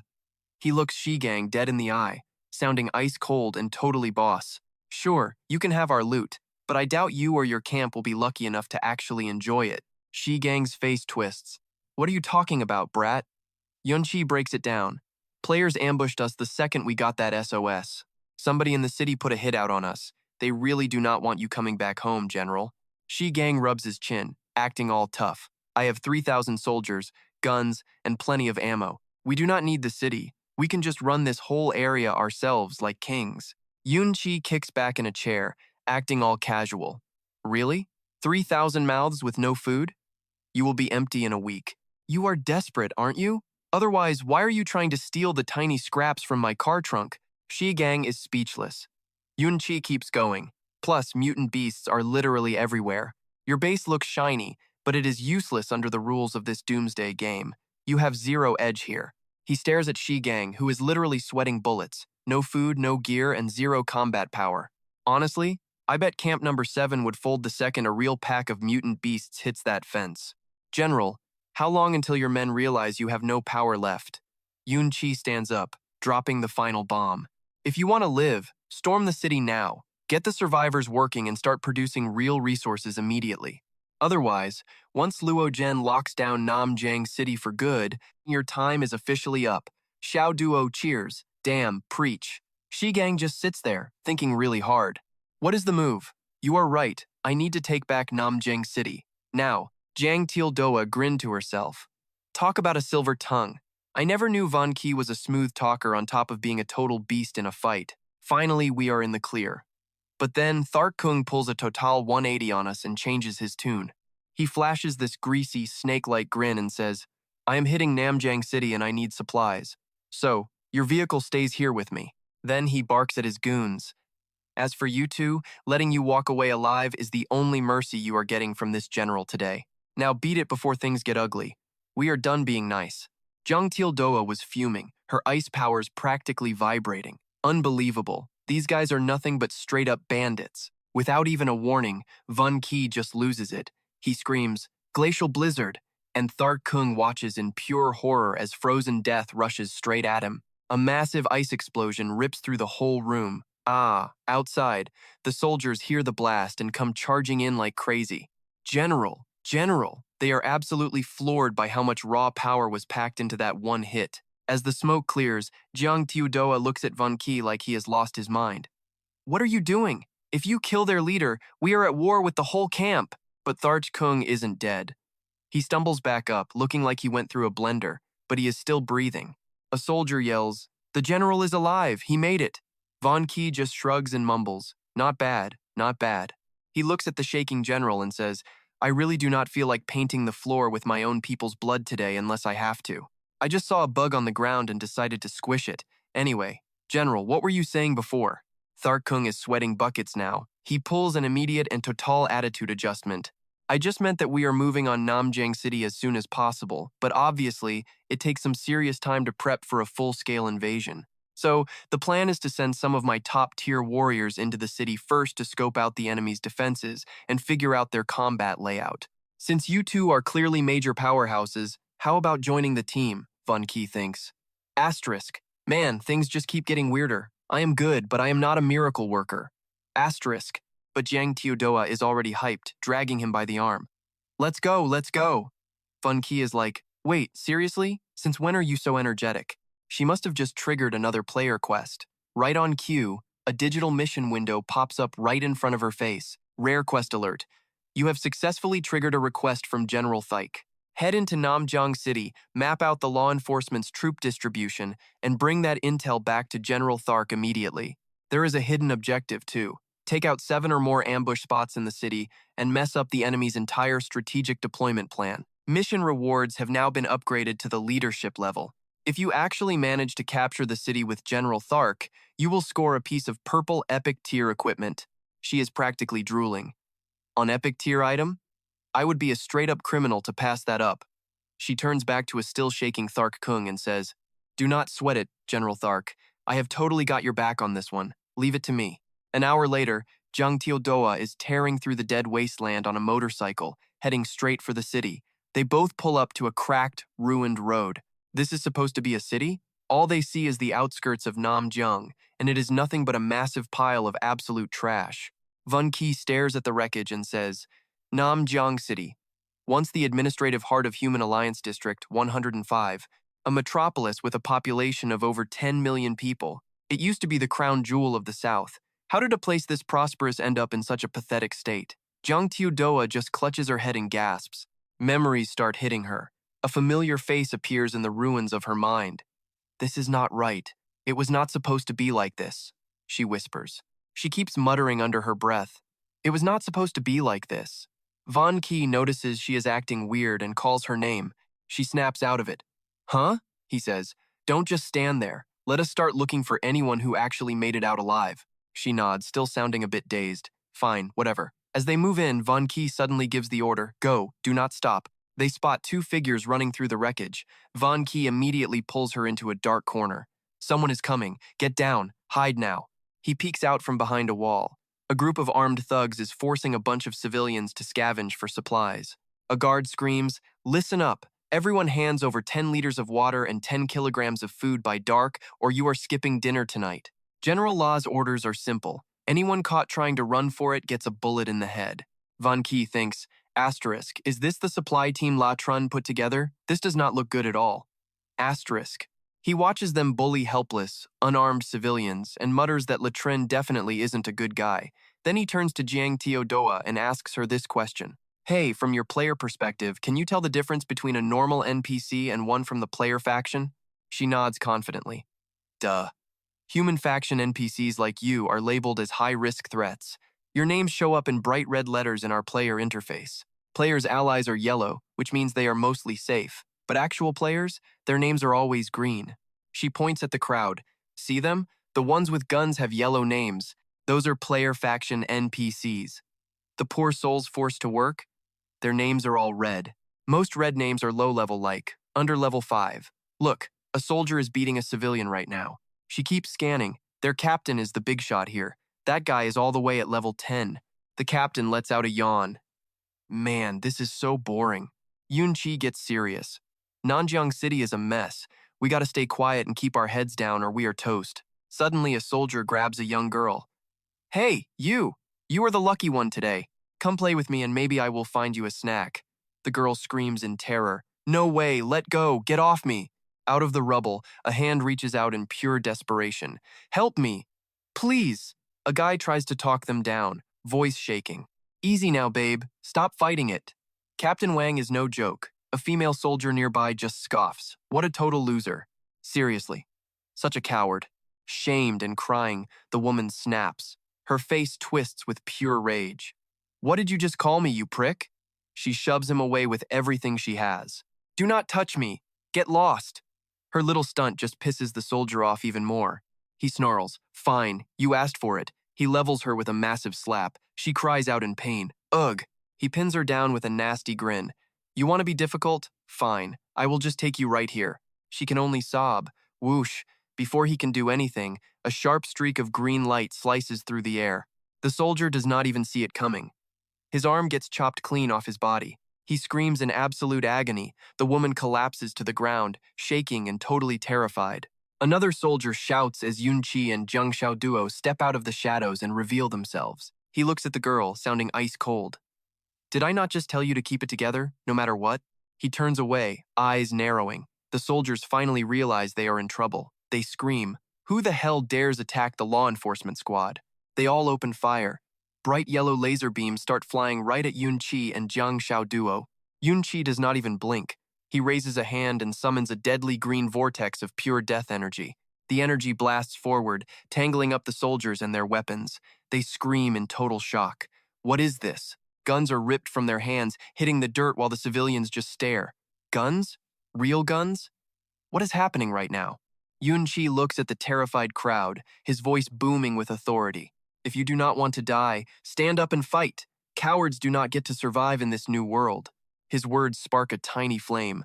One man says, yeah, we have weapons now, but I am still shaking. Another asks, can we really kill them? What if they come back for revenge later? Shut up! Only marksmen can even use these guns. It is not that simple. You make it sound so easy. But how do we even fight? The woman who was attacked grinds her teeth. Use knives, use your fists, use whatever strength you have left. She stands up, crying but determined. Fighting back is our only shot at living. If we do nothing, we will just be victims forever. She grabs a sharp rock. With a scream of pure rage, she charges straight at the soldiers. Die, you monsters! Blood sprays everywhere as she jams the rock right into a soldier. The crowd is stunned. Seeing that blood makes something click. Suddenly, the whole place starts a full-blown riot. An old man yells out, "The girl is right! We are done being pushed around by these punks." A woman screams, "They are unarmed now. Kill these devils while we still have the chance." The old man grabs a rifle. A massive wave of angry people swarms the remaining soldiers. The brave woman keeps swinging. She screams, "You bastards! I hope every single one of you dies." Another girl joins in, pink energy glowing. "None of you are getting out of this alive." A big soldier tries to fight. "Shut up. A level 8 piece of trash thinks they can stop me?" He is instantly swamped by the crowd. Yunqi watches from the sidelines. He flicks his blade, cutting down a soldier trying to bolt. Whoosh! A man is saved. He stammers out his thanks. Thank you.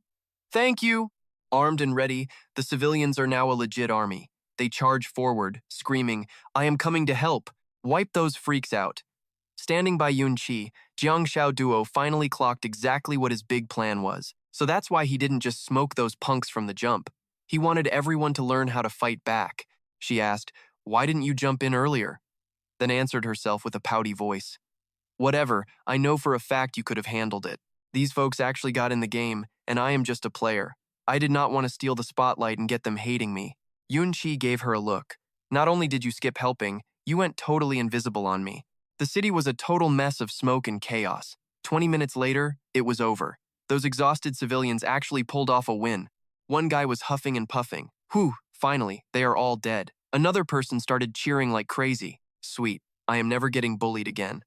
The woman who sparked the whole riot and her friend walked over to thank Yun Qi. We owe you everything. Honestly, hero, if you had not stepped in, we would have been forced to take that crap from those complete animals. Her friend chimed in too, saying, yeah, seriously, thank you. Yun Qi watched the newly free crowd, his voice sounding calm but heavy. You guys chose to resist. That choice alone is what finally allowed you to escape this mess. He turned and asked that brave woman, but how did Nanjing City end up such a wreck? And where is everyone else who survived in this town? The girl screamed through her tears, looking totally broken. You want to know where the survivors are? Aside from us, this entire city was wiped out by Le Zhen and those other players. Yun Qi was stunned by the brutal truth. What? The whole city is dead? She kept going, her voice dripping with bitterness as images of the wreckage flashed. When the end of the world hit, most of the city was just bombed into rubble. Only the downtown area is still standing, but it is occupied by those players and that traitor, La Zhen. That area is all fenced off now. Everyone calls it Central City. She continued, as images of enslaved people appeared. There are tons of people like us in the center, all of them being forced into back-breaking hard labor, but they make up less than 1% of the population of Nanjing. She remembered the absolute horror of La Zhen standing in a sea of bodies.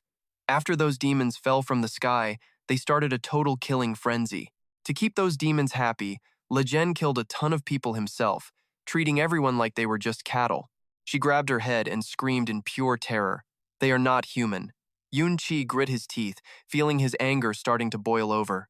Those absolute animals. Looks like we need to move faster and help Shi Gang wipe out those rebels once and for all. He turned to the woman sitting on the ground and asked, when you were in Central City, did you ever notice how many law enforcement officers were hanging around there or exactly where they were stationed? She replied weakly, look, for normal folks like us, just staying alive was already a massive and exhausting daily struggle. We just did not have the energy to think about anything else at all. Suddenly, a guy in the group stepped forward, his voice shaky but determined. I know. He started to explain. Honestly, before the world ended, I was on the force too, but I did not want to betray planet Earth. That is why I never joined the player faction alongside Le Zhen. He went on. As soon as the end hit, La Zhen merged all the law enforcement teams and drafted a master defense map. I remember that defense map was locked away in the office of La Zhen. It might actually help you.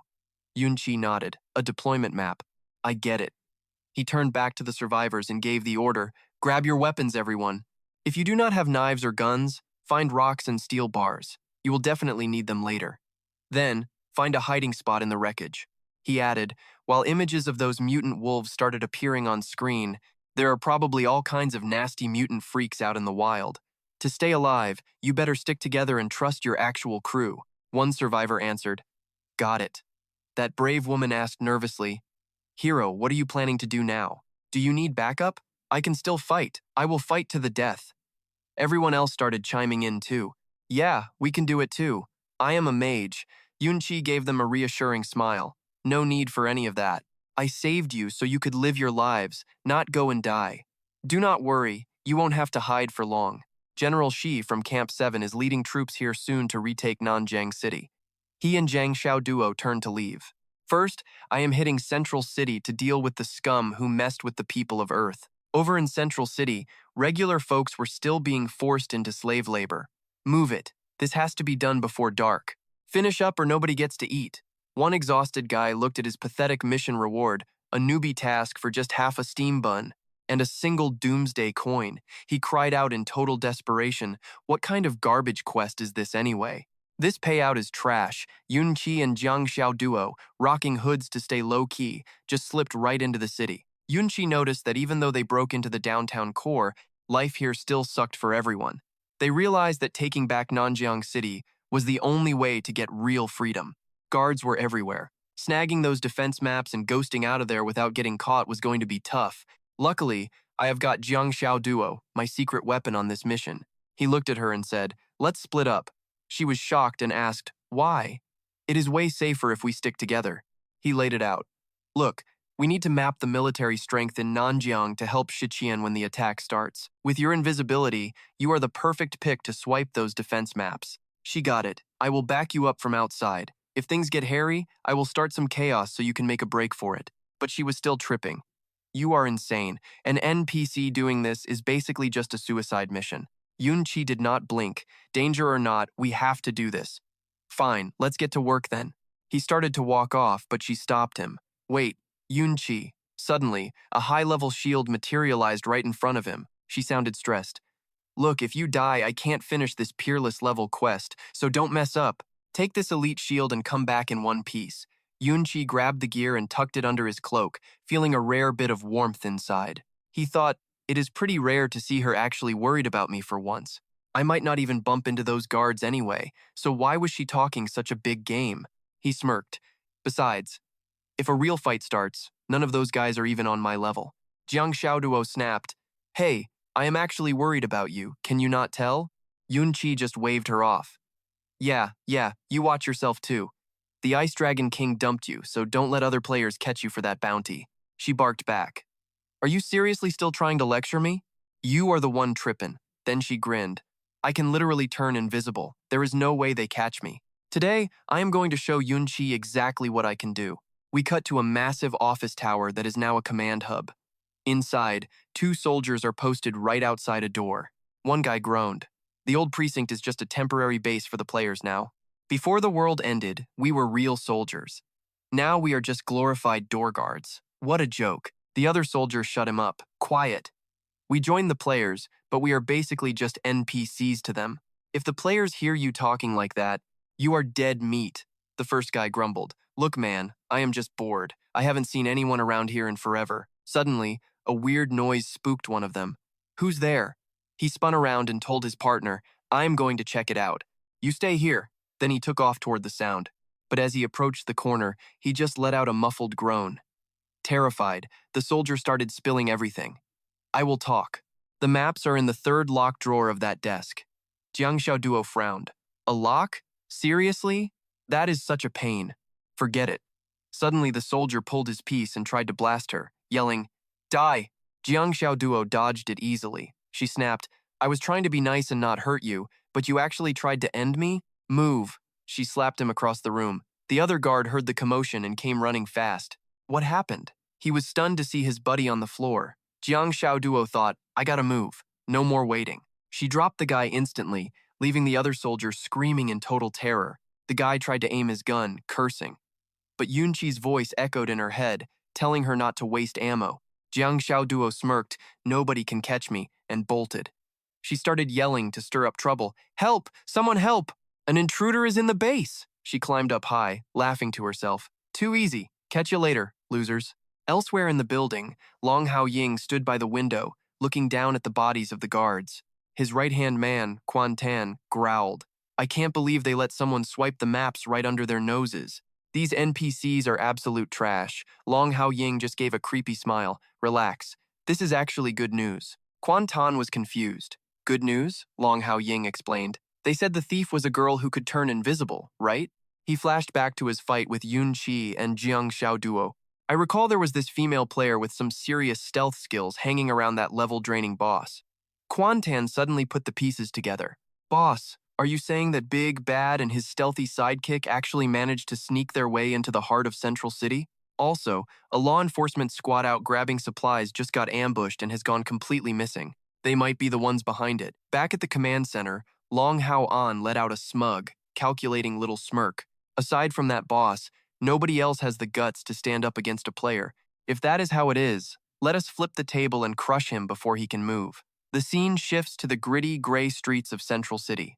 Van Kai, rocking a hoodie while leaning against a wall, thought it was a total bummer that NPCs do not have a private chat feature. If they did, I could have asked around about Jiang Tu Dua. Suddenly, a rowdy crowd stormed past, screaming at the top of their lungs. "Do not let her escape! Grab that thief!" Van Kai looked up, totally surprised. A female thief? He instantly went on high alert, sensing something was wrong. Did she really blow her cover that fast? But as he looked closer at the girl, he had his doubts. No way. Even if she was cornered, Jiang Tu Doa would have headed for a secluded spot. Why would she be sprinting through the main streets? The woman in the hoodie was gasping for air, looking completely wiped out. She struggled to keep distance from the mob that was breathing down her neck. When she bolted past him, Van Kai got a clear look at her face. It definitely was not Jiang Tu Doa. Suddenly, the whole picture became crystal clear to him. Oh boy, it looks like the players in Central City spotted our break-in. They staged this whole circus just to bait me into a trap. The mob kept growing, everyone screaming, "Do not let her get away. Hunt her down. If we catch this girl, we might finally get our hands on some real food." Van Kai stayed hidden in the shadows, calmly reading the situation. The players must be camping nearby. If we leave now, we will give away our position instantly. High on a skyscraper, a lens flare glinted off a sniper scope. Quan Tan, the elite sniper for the Hong Long Corp, was keeping a close eye on the scene. He wondered, "Boss, you sure the kid will show up? Would an NPC really risk his life just to save another player?" Long Hao An stood there, oozing confidence. "He will come. I am sure of it." NPCs in these post-apocalyptic games have personalities and emotions that are so advanced you can barely tell them apart from real people. As long as that boss is lurking in Central City, he will never just sit back while his partner is in serious trouble. He barked an order. He is probably already blended into the crowd. Keep your eyes peeled and drop him the second he shows his face. His goons obeyed instantly. Right away. Kwantan kissed up, saying, "If that kid can get what you have, boss, you will be totally untouchable. Even the goddess Mo Than Shuang would have to steer clear of you." Long Hao An replied with a cocky grin. "I do not want her avoiding me." To crank up the chaos, Long Hao An roared through the speakers, "Everyone, help us catch that thief right now." Commander Latran just announced that whoever catches the thief gets 10 kilos of rice and 3 crates of clean water. That promise of food and water turned these starving people into a pack of wild animals. 10 kilos of rice plus 3 crates of pure water? Catching her means we finally get to eat. What are we waiting for? The mob swarmed the hooded girl as she shrieked in total desperation. "Get back! Are you people insane?" Kwantan reported back. "Boss, things are spinning out of control down there. Dang it, there are too many people surrounding us. We cannot find that boss anywhere. Who even came up with this plan anyway?" In the middle of the madness, Van Kai ghosted through the crowd. Not a single soul noticed he was even there. He figured the bigger the crowd, the easier it is to move unnoticed. He watched the locals, driven absolutely wild by their hunger. If it was just 1 or 2 people, they would never dare touch a player. But what happens when there are 100 or 1,000? Driven by pure hunger, some people were forced to take a gamble. The hooded woman was backed into a corner, screaming out in terror. "Do not come any closer. I am a member of the Hong Long Legion." But her threats only served to rile up the mob even more. "I want food. Grab her and trade her in for a meal." She was finally forced to take action. A glow of pink energy surged around her hands. "Anyone who gets in my way is going to pay." She blasted a man charging at her, sending the others into a panic. "Ah! The thief just killed someone!" One of Long Hao An's players shouted at the top of his lungs to incite the mob. "Kill her. Whoever takes her down gets a reward of 3 kilos of meat and a bottle of wine." That promise of meat and wine was the breaking point. "Meat, kill her. I am going all in for that prize." One of Long Hao An's soldiers watched the scene in shock. With this many people, they could just trample her to death without even trying. Are these low-level NPCs really bold enough to jump a player? He leveled his rifle at the crowd and roared, "Since you want to die, let me help you." But before he could fire, a blast of ice froze him solid. "Lai Bin!" another soldier screamed. Long Hao An saw the attack. Watching the players get hit only made the mob more savage. Someone screams, "These players are teaming up with the Lady Bandit. Chop them to pieces right now. Kill them all and trade their bodies for booze and meat." Long Hao An and Kwantan freeze. These people actually tore those players to shreds. This is pure insanity. Are these NPCs going postal? Who sparked this riot? Kwantan spots the ice and realizes the boss is finally here. He made his move. A blast of frost slams into Quan Tan, freezing his arms solid. He shrieks in terror, "Boss!" Li Ping just dropped a level. That monster definitely targeted him. Long Hao An doesn't waste a second and snaps an order. The command is out. Every unit in the Golden Dragon Legion needs to group up right here. Dodge those rioters and fall back to the temporary command center immediately. Let's move. He stares at the bloody mess with ice in his veins. I've been patient, but if these mobs want to kill us, die. Tell Luo Zhen to get back here and erase every one of them. Van Kai watches from a rooftop, hearing the stone-cold command. Murder them all, no survivors. Suddenly, a very familiar voice drifts through the air from behind him. He spins around, totally stunned. Jiang Xiao Duo is standing there, grinning like a brat. Not surprised to see me? Van Kai fakes it. Whoa, total shocker. But seriously, how on earth did you find me here? Jiang Xiao Duo pouts, remembering the plan to run toward the crowd so the boss would notice her. Don't sweat it, I've got this. She huffs, I am not a total idiot. She brags that the Golden Dragon Gang used a body double to bait him. I tracked her and spotted you the second you moved. I'm pretty amazing, right? Van Kai has to hand it to her. He thought she'd get tricked, but she's a pro. With just a few words, you flip the script and wreck them. She glows with total victory. You know it, she adds with a smug look. Then she flashes a scroll. Look what I swiped. Van Kai is floored. The Namjiang defense map? How did you grab it that fast? She giggles. Heh, if I hand this over to Shigang, it is game over. They can finally crush Namjiang City and my mission will be done. Perfect, right? Van Kai stares at her. He never expected this ditzy girl to be such a beast at spy work. She's actually incredibly efficient. He suddenly reaches out and ruffles her hair. She yelps. Xiao Duo, you seriously saved my life this time. Thank you. Her face turns bright red. She's totally flustered by his touch. No more waiting. Deliver this map to Shigang now. Tell them to strike Namjiang. Wait, what about you? Van Kai turns away, eyes cold. The Golden Dragon Squad put on a massive show. I'm not leaving. I'm staying behind to give those guys a little live entertainment. At HQ, Long Hao An is barking orders. Teams 1 and 3, camp the spawn points. Don't let anyone revive or regroup. He promises a fat pile of cash to keep everyone's head in the game. Anyone who loses levels during this mess gets a massive payout once the event wraps up. The squad goes wild for the deal. Suddenly, Quan Tan bursts in. Boss, things just went south.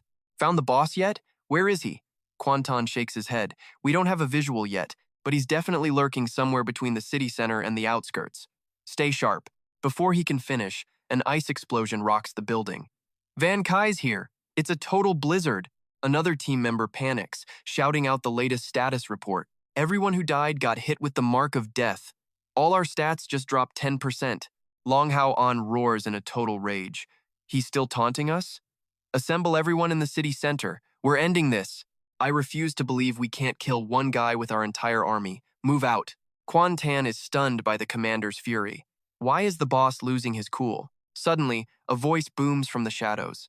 A man in full uniform steps out. It's Luo Zhen. He sneers. Sending elite players for one little bug is overkill. I'll take care of this nuisance myself. Long Hao An nods. Fine. He thinks, let this cannon fodder burn through the boss's energy first. In the end, I'll be the one to swoop in and finish the job. Luo Zhen and his squad charge out to face Van Kai. Standing among the ruins, Van Kai watches coldly. Showtime. Luo Zhen screams out. A hail of bullets tears into Van Kai. He is taking hit after hit, and damage alerts are flashing everywhere. Warning. Heavy damage taken. Armor durability dropped by 2%. He throws up his armored arm to block the metal rain. That shield Jiang Tudoa gave him is doing work, soaking up most of the incoming damage. Van Kai checks the slugs and realizes something. No energy signatures. Is this an earth gun? This is one of us. Latron and his squad step through a portal. He sneers. Not bad, kid. You move pretty fast for an NPC. You are just an NPC, so why keep picking fights with real players? You are literally asking for a world of pain. Latran laughs, trying to recruit him. Why not just give up now? I have got some serious pull with the leader of the Ba Hoang Long group. If you are down to be my lackey, I will make sure you stay in one piece. Trust me. Van Kai just gives him a dirty look. Latran, huh? I was not even looking for you yet, but you delivered yourself. He keeps going with a voice like ice. You call yourself a soldier, someone meant to protect your country and its people. Instead, you are butchering your own kind just to kiss up to these players. Van Kai drops one last insult. You are nothing but a player's lapdog in the end. Even talking to you is a complete disgrace. Offended, Latron roars back, trying his best to justify the garbage things he has done. Not everyone gets OP classes and skills like you, kid. We teamed up with the players just to survive. What is so wrong with wanting to live? He keeps barking orders to his soldiers. You only see us siding with the enemy. Why can't you see how we gathered and protected all the survivors who are still alive? You think tens of thousands of Namjiang citizens would be alive without my protection? Latron is totally full of it. Van Kai turns away, voice dripping with contempt. Stop trying to act like a hero. You only keep them around as slave labor to gather your precious supplies. You don't give a damn about whether they live or die. He recalls the scene where tiny rewards were used just to stir up the desperate crowd. A few water jugs and some pounds of rice to turn starving people into a mob, and you still have the guts to say you sheltered them? Latran goes quiet, then a sick smirk spreads across his face. He says in a nasty tone, "Too bad I couldn't fool you after all. Since I can't use you, I guess I have no choice but to put you in the ground." Van Kai responds coldly while charging up a skill. "I'm afraid you don't have the skills for that." Death Vortex. A wave of lethal green energy blasts right toward Latran and his army. They scream in absolute terror. The green energy rips right through a soldier, blood spraying everywhere. Latran watches his men drop in horror and screams, "Quick, shoot that guy full of holes!" But it is too late. His soldiers collapse in pools of blood, only able to let out one final cry. An enemy attack? No way. Latran turns around, unable to believe what he is actually seeing. What? The dead soldiers are slowly standing back up, their eyes glowing with a ghostly light. They are coming back! The corpses aim their guns at their former squad mates and open fire. Latran screams in total despair. Shoot him down fast. But his army is in total chaos now, and they are just shooting each other to pieces. He roars in anger. Damn it, we were played. In the middle of the mess, Van Kai unleashes a massive freezing blizzard, wiping out the survivors. Bleeding and all alone, Latran finally realizes there is no way he can win this fight. He grinds his teeth. Damn, this kid is too strong. I need to get back to town and find help. But the gate slams shut. He yells in panic. Damn it. Long Hao An actually shut the city gates. This is a clear death sentence meant for me. Another bolt of green energy slams into him, throwing his body hard against the metal gates. He struggles to stand, sounding defiant. You think I will die that easy? I am not just going to sit here and wait. Van Kai rushes in, ready to end the traitor. I didn't think he would actually dodge that, but no matter. Today, I'm wiping this scumbag out. 15 minutes later, on a deserted highway, a flock of crows circles high in the gray sky. Latron is exhausted and bleeding out, trying to run. Van Kai is right on his heels, yelling, Latron, you can't escape! A massive zombie crow dives from the clouds, slashing at Van Kai with its razor-sharp claws. He just gives a cold grunt. Van Kai draws his blade and starts hacking through the zombie crows. He roars, "Get lost!" Then he suddenly stops, his eyes going wide with pure shock. He looks down at the ground. Long shadows of the dead stretch over the blood-stained dirt. Is all this really blood? The area is massive. He looks up at the wasteland and realizes the horrifying truth of it all. So this is where the players descended to butcher the locals? Meanwhile, Lejeune, the guy left for dead, is getting mobbed by crows. He is screaming in terror, "Get away from me, you monsters, back off!" Yunqi appears, perched on a high ledge, looking down at the desperate Lejeune. "Just give it up, Lejeune. You have got nowhere left to run." Lejeune lets out a scream of pure rage.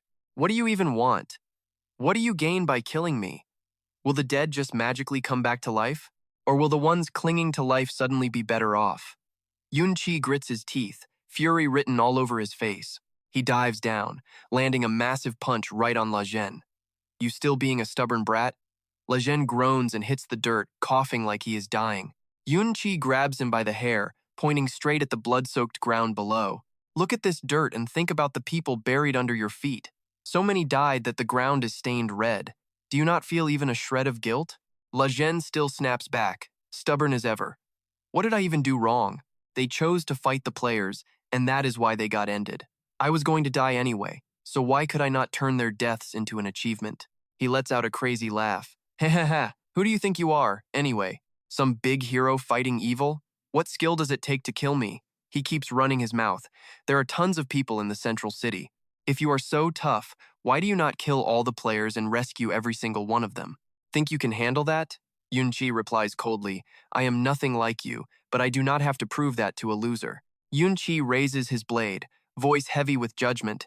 Use your own flesh and blood to calm the restless spirits of this place. He plunges the sword into Le Gen's shoulder, making him scream in agony. Gah! What are you doing? Yunqi pulls the blade back out, leaving Le Gen collapsed on the dirt, while the crows start circling overhead for their meal.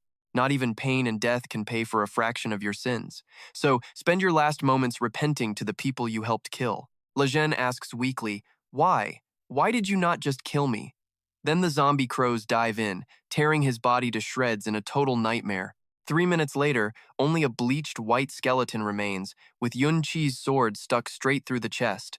Yunqi stands there watching, noticing the smell of blood in the air has finally started to fade. Maybe the dead will finally find some peace after seeing their enemy meet such a brutal, gruesome end. Suddenly, a system notification pops up. You have successfully triggered a special event and received a hidden class skill, Will of the Dead. This skill packs both passive and active effects that are incredibly powerful. Yunqi is stunned by the raw strength of his new ability. This thing can actually boost spirit amplification 20 times and skill effects 10 times. This is an unbelievably powerful skill for any gamer. He stands on the battlefield reflecting. A skill this strong would be even better if it had not been earned like this. Suddenly, he feels someone's presence. Humph. He swings his blade instantly and lets out a loud shout. A blast of frost energy shoots out, knocking back a hidden figure. Oh, it is that mage from Long Hao Ying's squad. She begs in terror. No, do not kill me! Yunqi realizes who she is. Is she not the mage that was with Long Hao Ying? What is she doing out here all alone? She explains quickly. Has Long Hao Ying lost his mind? Did he really send a babysitter to follow me solo? No, the commander did not send me. I was just heading back to the city when I saw you chasing after Le Gen, so I followed you here. She looks at him with a really complicated expression in her eyes. I know you must be full of hate since we killed your people. She remembers the horror when the game started. As a healer, I saw everything. My teammates all said they were just monsters, but I did not believe a word they said. Every move, every look on their faces, it was all so human.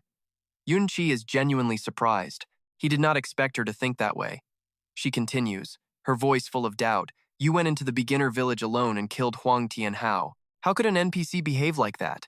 And now you just finished off Le Gen too. Sometimes I cannot help but wonder, are you guys monsters or actual living, breathing human beings? Yunqi gives it to her straight.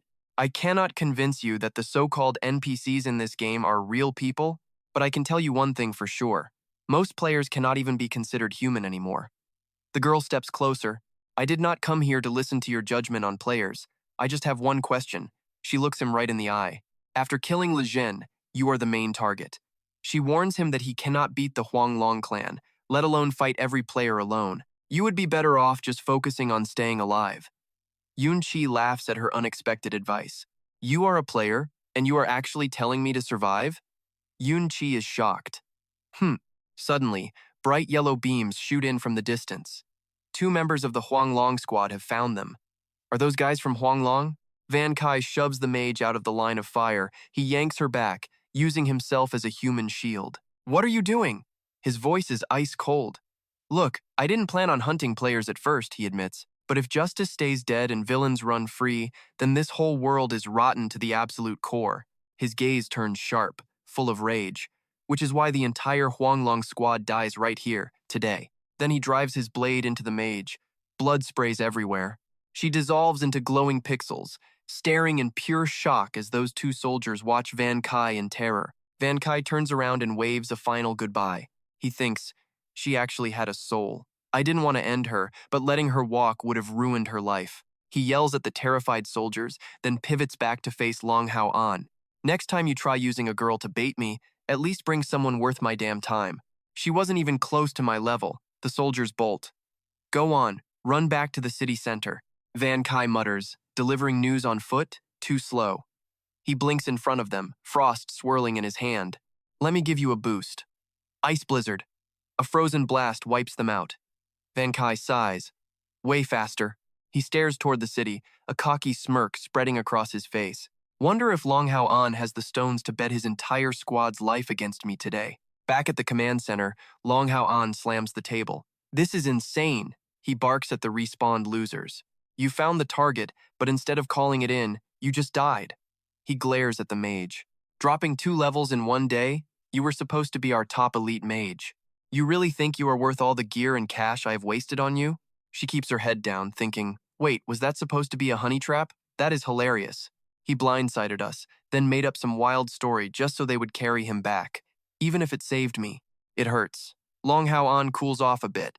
Fine, you are still useful since you pinned his location down. Hao Yi, is the squad ready? Hao Yi snaps to attention. Boss, everyone is downstairs at the respawn hub. Say the word. Long Hao An nods. Good. Outside the command center now. The full might of the Huang Long Legion is ready for war. Captain! A soldier shouts. We have got our max level gear on. That monster is going down today. Long Hao An, clad in gleaming armor, shouts, Unity is our strength. We don't lose today. He gives the final order. Listen up. Keep at least 1 meter apart. Do not get caught in his area effect spells. Stick together. If you wander off, he will pick you apart one by one. From the shadows, Van Kai watches the Huang Long army assemble their forces. He watches them pile in. So, the whole gang is here. He checks the clock. Jiang Tu Doa should have reached Thach Quang by now. Backup is at least 30 minutes out. Looking at the dead NPC bodies, a wild idea hits him. Maybe I can just clear them all out now. Conveniently, I have an army right here. He raises his hand. Green energy flows into the corpses. The dead begin to rise. Meanwhile, Long Hao An is still giving his big hero speech. Once we crush this boss, we will be the undisputed kings of the Huang Long Legion. Let us move out. But his rally cry is cut short by a hail of gunfire. His soldiers drop, screaming in agony. Long Hao An spins around, terrified. That punk is already here, Quan Tan reports quickly. Boss, he is using standard rounds. He must have backup hiding nearby. Long Hao An snaps. All snipers, stay sharp and find that shooter, right now. Healers, stay alert, patch up the wounded. Suddenly, a wave of frost locks them in place. Stealthily, Van Kai drops a new skill, Meteor. Sharp ice shards explode, pinning players against the walls. A soldier panics. Captain, we are losing levels. It is that level drain boss. He is here. Damn it. Long Hao An roars, desperate to bait Van Kai out of the dark. Show your face and fight me like a man. You are a pro, so stop acting like a coward. You have no shame, do you? Van Kai just smirks at the weak provocation. Long Hao, have you completely lost your mind? A pathetic attempt at baiting. Did he really think I would fall for that? Time to make things even more chaotic. Green flames erupt from his palms. This surprise attack from both sides sends Long Hao An's entire army into a state of absolute chaos. Go ahead, run but don't panic. A sniper in the shadows steadies his rifle and locks onto a fresh target. Got him. He pulls the trigger, and a bullet flies straight into the skull of Van Kai's summoned creature. He thinks to himself as a screen appears. Your immortal companion will automatically respawn 3 minutes after a unit dies. That guy is Hu Yi. But wait, he is not Hu Yi. How is his aim so insanely accurate then? This forces me to summon another immortal minion now. Fortunately for me, I have already planned out my next tactical move. He keeps an eye on Long Hao An and his crew. Knowing that guy, there is no way he is staying still. He is about to make his next move. The boss's right hand is down. This is the perfect opening. Long Hao An orders his team to locate the boss. Once you find him, do not engage. Just report back immediately. His army quickly activates stealth and spreads out. He shouts another order. All members of the Yellow Dragon Legion, conserve your energy and avoid any impulsive actions. Suddenly, he feels a wave of pure killing intent. What is that thing heading straight toward us? Prepare to fire. A military truck loaded with fuel barrels charges at them at high speed. Long Hao An screams, Fire! Stop that thing. A hail of bullets hits the vehicle, but it keeps barreling forward. Boss, there is nobody inside. It looks like it is on autopilot. One of Van Kai's resurrected corpses is actually the one behind the steering wheel. It charges while spraying bullets everywhere. Oh no, get out of the way! Long Hao An shouts, Scatter, everybody, scatter right now. He orders the remaining snipers to take the driver down. Suddenly, a stray bullet punctures one of the fuel drums. The barrel explodes, triggering a massive chain reaction. Multiple blasts go off, turning the whole area into a sea of fire. Players caught in the explosion are screaming out in total desperation. This is bad. Run, just run. One player is severely mangled and bleeding everywhere. Oh man. Hiding in the shadows, Van Kai unleashes another icy blizzard. wiping out even more players in an instant. Long Hao An watches his teammates fall and grits his teeth in pure rage. Damn it! A nearby building explodes, spreading the fire. Trapped players are screaming for their lives. Ah, it is too hot. I am burning alive. Somebody, please, help me. Where is the healer? Please, someone help. My energy is drained and my healing spells are barely even working right now. From a distance, Latron and Jiang Tudoa watch the carnage. A soldier asks, was that a fire attack? What kind of high-level player has the power to deal that much damage? Meanwhile, the local civilians have risen up and are cheering for the downfall of these oppressors. Serves them right. These devils should have been wiped out a long time ago. Another one shouts excitedly, let's start a live stream and show the world that even NPCs can slaughter these high and mighty players. Van Kai watches from the distance, his face showing absolutely no emotion. He thinks burning people might be immoral, but it is nothing compared to the atrocities players committed against humanity on Earth. He senses another wave of energy coming his way. He quickly repositions himself. He mutters, when it comes to stealth, there is probably no player in the game whose skills can even touch Jiang Tudoa. He attacks as a swirling aura of green energy completely wraps around him. You had better go practice your stealth abilities before you even think about coming after me. Death Vortex. He strikes at the hidden assassins, forcing them to reveal themselves. Meanwhile, Long Hao An is still in shock. Damn it, that boss totally played me for a fool. Luckily, I already sent my assassins out. Once they manage to pin down his location, they can take him out for good. But his elite killers have failed him miserably. They pop back up at the respawn point. He roars in fury. How the hell did you guys end up back at the spawn point already? Didn't I tell you not to engage him head on? One of the assassins reports back, trembling with fear. Reporting in, Commander. We never even came out of our stealth mode, but that boss seems to have X-ray vision. He forced us out into the open and slaughtered us the second we crossed paths. Long Hao An grits his teeth, realizing how dangerous this guy is. He kills you, you lose levels, and he sees through stealth? What kind of glitch is this dude? If this keeps up, the Yellow Dragon clan is just gonna keep getting weaker, and eventually, because of his level suppression, we will all be at the mercy of our enemies. He makes a difficult decision. Everyone, rally to me. Follow me. We are breaking out to the north. If any of you get killed, do not rejoin the squad after you respawn. Find a safe place to hide and wait until I come back with the rest of the guys. He desperately tries to rally his terrified troops. I, Long Hao An, guarantee that as long as we survive this total nightmare, every loss will be fully compensated by the squad. The Hoang Long group never abandons its members. We stick together, period. His pep talk actually worked. The crowd cheered, shouting, yes, Commander. But just as they made their move, a massive wall of fire blocked their path. Long Hao An yelled for them to charge right now. Too bad they walked straight into another trap. Suddenly, something felt off to Long Hao An. He shouted for everyone to stop. A teammate asked, Boss, what is the matter? Van Kai stepped out, totally covered in flames. He just smirked and said, the night is still young, guys. Don't rush it. A glowing green energy ball formed in his hand. I am about to serve you players a feast you will never forget. Long Hao An roared, you used those dirty, sneaky tactics to kill so many of my men. Finally, you have the guts to show your face. He lunged forward to attack. Die, you monster! But Van Kai just blocked the hit like it was nothing. Listen, Commander Long, since your power levels just dropped by 2 ranks, you are not exactly a threat to me anymore. He countered, thinking to himself that the Hong Long squad was totally drained. This was the perfect moment to take them all out. The female mage screamed, all healers, spam your spells and keep our leader alive no matter what. Bathed in healing light, Long Hao An smirked. I have the entire Huang Long army backing me up. There is no way I can ever lose.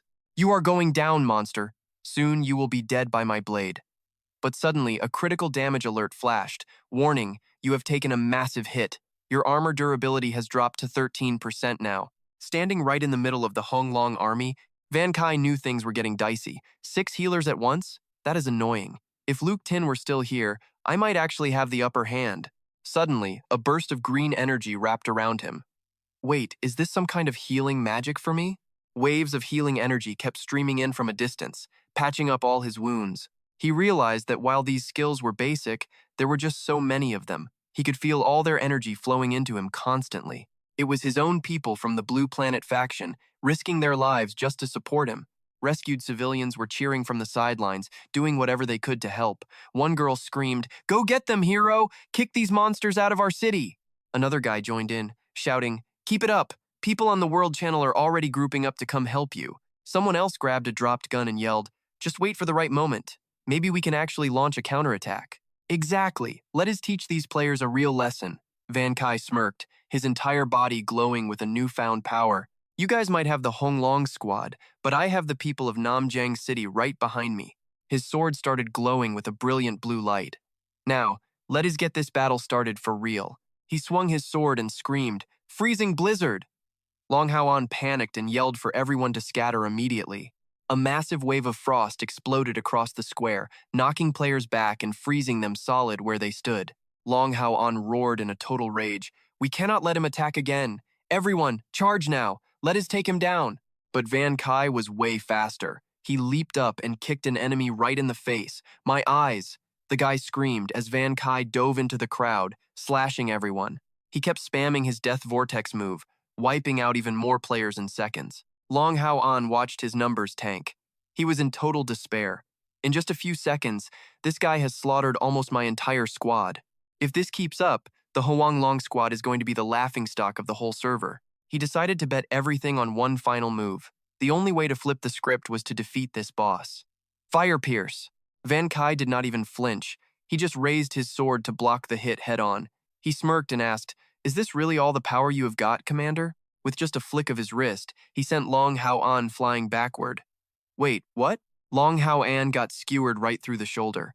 Blood was everywhere. He collapsed onto the ground and slowly started glitching away into raw data pixels. Van Kai just stood there, looking down coldly. Next, I just have to camp the respawn point and end them. Suddenly, an urgent message from Thach Quang popped up. Van Kai, can you see this? You have to evacuate Namjiang City right now. Jiang Tudoa, the girl with him, said that Long Hao An had already called for reinforcements on the main player channel. Hundreds of players are grouping up for a massive siege, and the first wave is going to hit any second now. Van Kai, can you hear me? Van Kai thought to himself, she actually found a way to reach me through the world channel of an NPC. It looks like she is in a huge hurry. He looked back and saw a massive army of players heading his way. So the players are finally teaming up. It looks like the first wave is already here, and the other guild leaders have arrived. Someone sneered. Is this really the boss that wiped out the whole Hong Long clan? He looks totally weak and fragile, not impressive at all. Another leader from the Tiger Legion stepped up and declared, this kill belongs to the Lin Po squad. Van Kai scans the scene. These guys' power levels are totally unknown. Scrapping here puts us at a major disadvantage. I need a trick to wipe every single one of them out in one shot. He unleashes his Death Vortex again. The hit slams into a commander, leaving the guy totally stunned by the raw power behind it. That is some serious force. Taking out Long Hao An was no fluke. Looks like we are in for a real fight today. But Van Kai is not sticking around. He bolts, leaving the other players staring in shock. Wait, is he actually running away? Come on, move it. Get after them. Van Kai just smirks while he leads his enemies right into the trap. If I can just get them to the spot, I have a 90% shot at winning. Clearly, his bait is working perfectly. He hauls tail, leaving nothing but streaks of jagged, freezing ice across the ground behind him. Two trucks packed with greedy players roar after him, screaming like maniacs. Do not let him go. Faster. Catch him and get that first kill. One guy on the truck aims his piece forward, growling in pure disbelief at what he is seeing. Is this kid's agility stat maxed out or what? He is outrunning a car. The captain barks an order. Snipers, open fire and slow him down. Copy that. Instead of slowing down, Van Kai's feet start glowing with a blinding, intense light. He kicks off the ground, using the force to glide forward in a spectacular burst of speed. Not done yet, he casually spins around and summons a glowing energy shield, blocking every single bullet coming his way without breaking a sweat. While defending, Van Kai charges his blade with glowing blue frost energy, raising it high to trigger his powerful Frost Nova skill. The magic hits instantly. A massive ice spike skewers a player right through the chest, making him cough up blood and scream in agony. Yeah, the impact is so brutal it flips the armored truck entirely, smashing it to pieces and tossing players onto the cold, hard dirt. One player tumbles to the ground, muttering to himself in a mix of pure frustration and total panic. Damn it, this boss is way too much to handle. He starts looking for an exit. Dying now costs too much. Maybe it is time to just quit. But just as his spirit breaks, his bald teammate behind him bugged his eyes out and screamed, "Look, something is happening up there." That made the first guy turn around to look. Suddenly, a massive pillar of blue light slams down from the sky right in Van Kai's path, forcing him to slam on the brakes. Van Kai freezes. His eyes are wide with shock as he gauges the insane level of power in front of him. What the heck is this? Just being near it, I can feel the massive surge of raw, magical energy packed inside. He thinks to himself, feeling genuinely worried. We are still in the early game. How can anyone control and trigger magic this powerful already? Right then, from inside that blinding light, a familiar female voice calls out his name, Van Kai. Before he can even figure out who is in the light, Van Kai jumps as Jiang Xiao Duo comes rushing up from behind him. He scowls and asks, "Jiang Xiao Duo, what are you doing here?" Gasping for air, she gives him a loyal, determined answer. "General Thatch Kwong just led his troops back in and successfully retook the entire city. I heard a massive mob of players was hunting you down. Of course I had to come help you out." That mysterious pillar keeps exploding with violent energy, while Xiao Duo stands shoulder to shoulder with Van Kai. He looks at her, dead serious, wanting her to leave.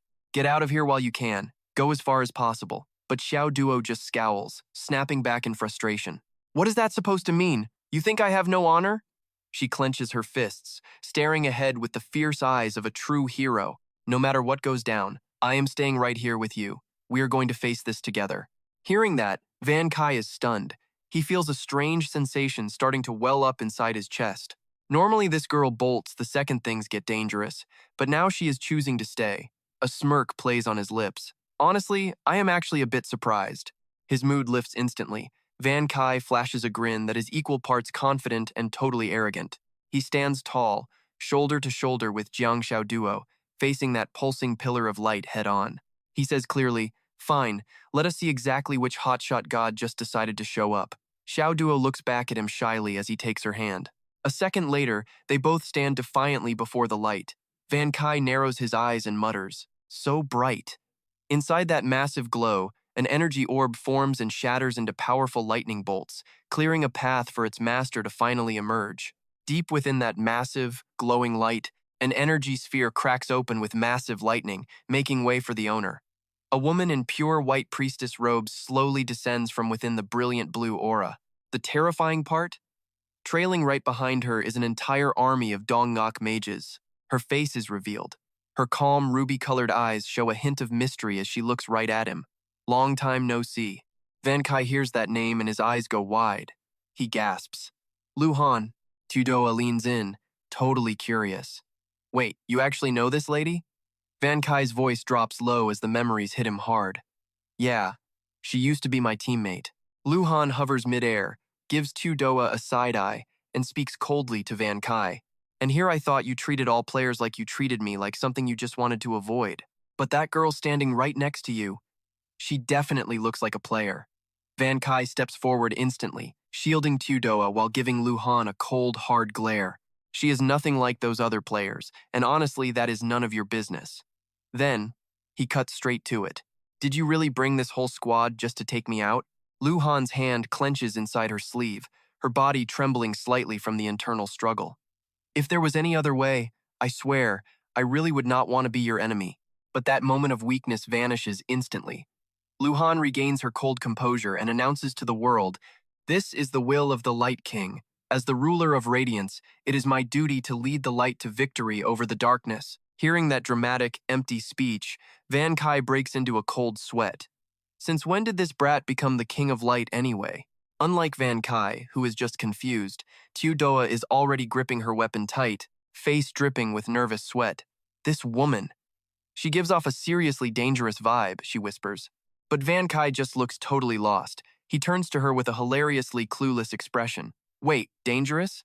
Luc Han is a healer mage. She shouldn't have any real offensive power at all, but it looks like things are about to take a wild, unexpected turn here. Suddenly, Luc Han raises one slender finger to the sky, gathering a swirling vortex of blindingly bright, eerie light energy.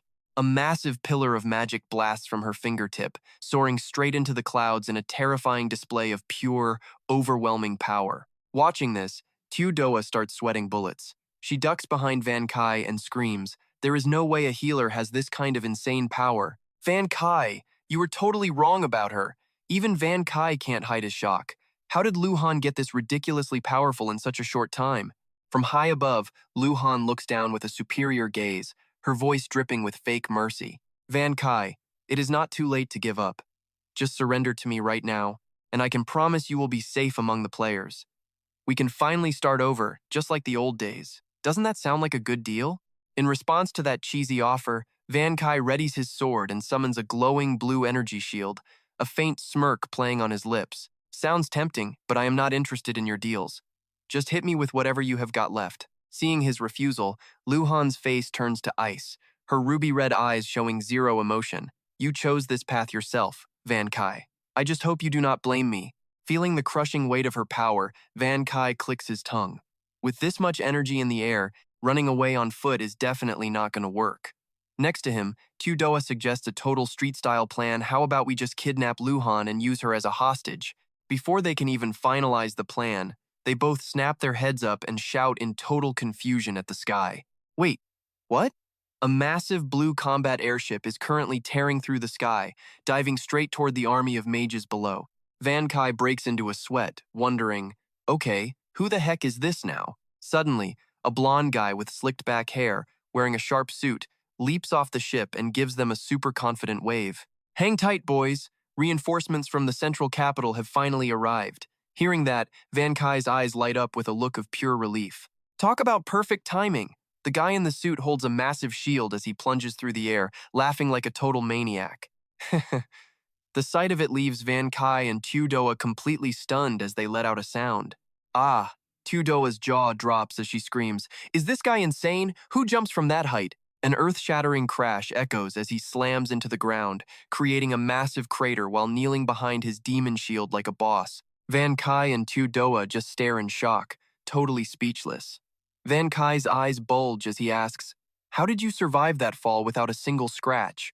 The young man stands tall, hiding behind his giant shield, and pats his chest with a proud, "Hey, hey." To be a doomsday walker, you need a body that is definitely not normal. I am built different. Then he just chuckles. Don't you worry about it, brother Van Kai. General Fuang can send me, Lambdat, here to help you clean up this mess. Meet Doomsday, Walker number 6, Lambdat. He turns around and shoots Luc Han a wild, arrogant smirk. Let's see which idiot is blind enough to get in our way. Van Kai just stares at the guy's massive weapon, quietly analyzing this Doomsday Walker. Is it possible that this giant shield is actually his Titan relic? Either way, this guy is going to be a huge help to me. On the other side, Luc Han glares, screaming, "You think you can stop the power of the light? Get out of my way. My target is Van Kai, and Van Kai only." Lambdat did not flinch, pointing his finger at his massive starship in a challenge. Light power? Please, never heard of it. But if I order my ship to fire, the only thing here that will not be destroyed is likely just the shield in my hand. You want to bet on that? Unexpectedly, Luc Han just raised her staff, making her entire white-clad army glow with a brilliant, holy light. She coldly replied, "So what? The light god will grant me eternal life and make me immortal. No matter what, I am catching Van Kai today."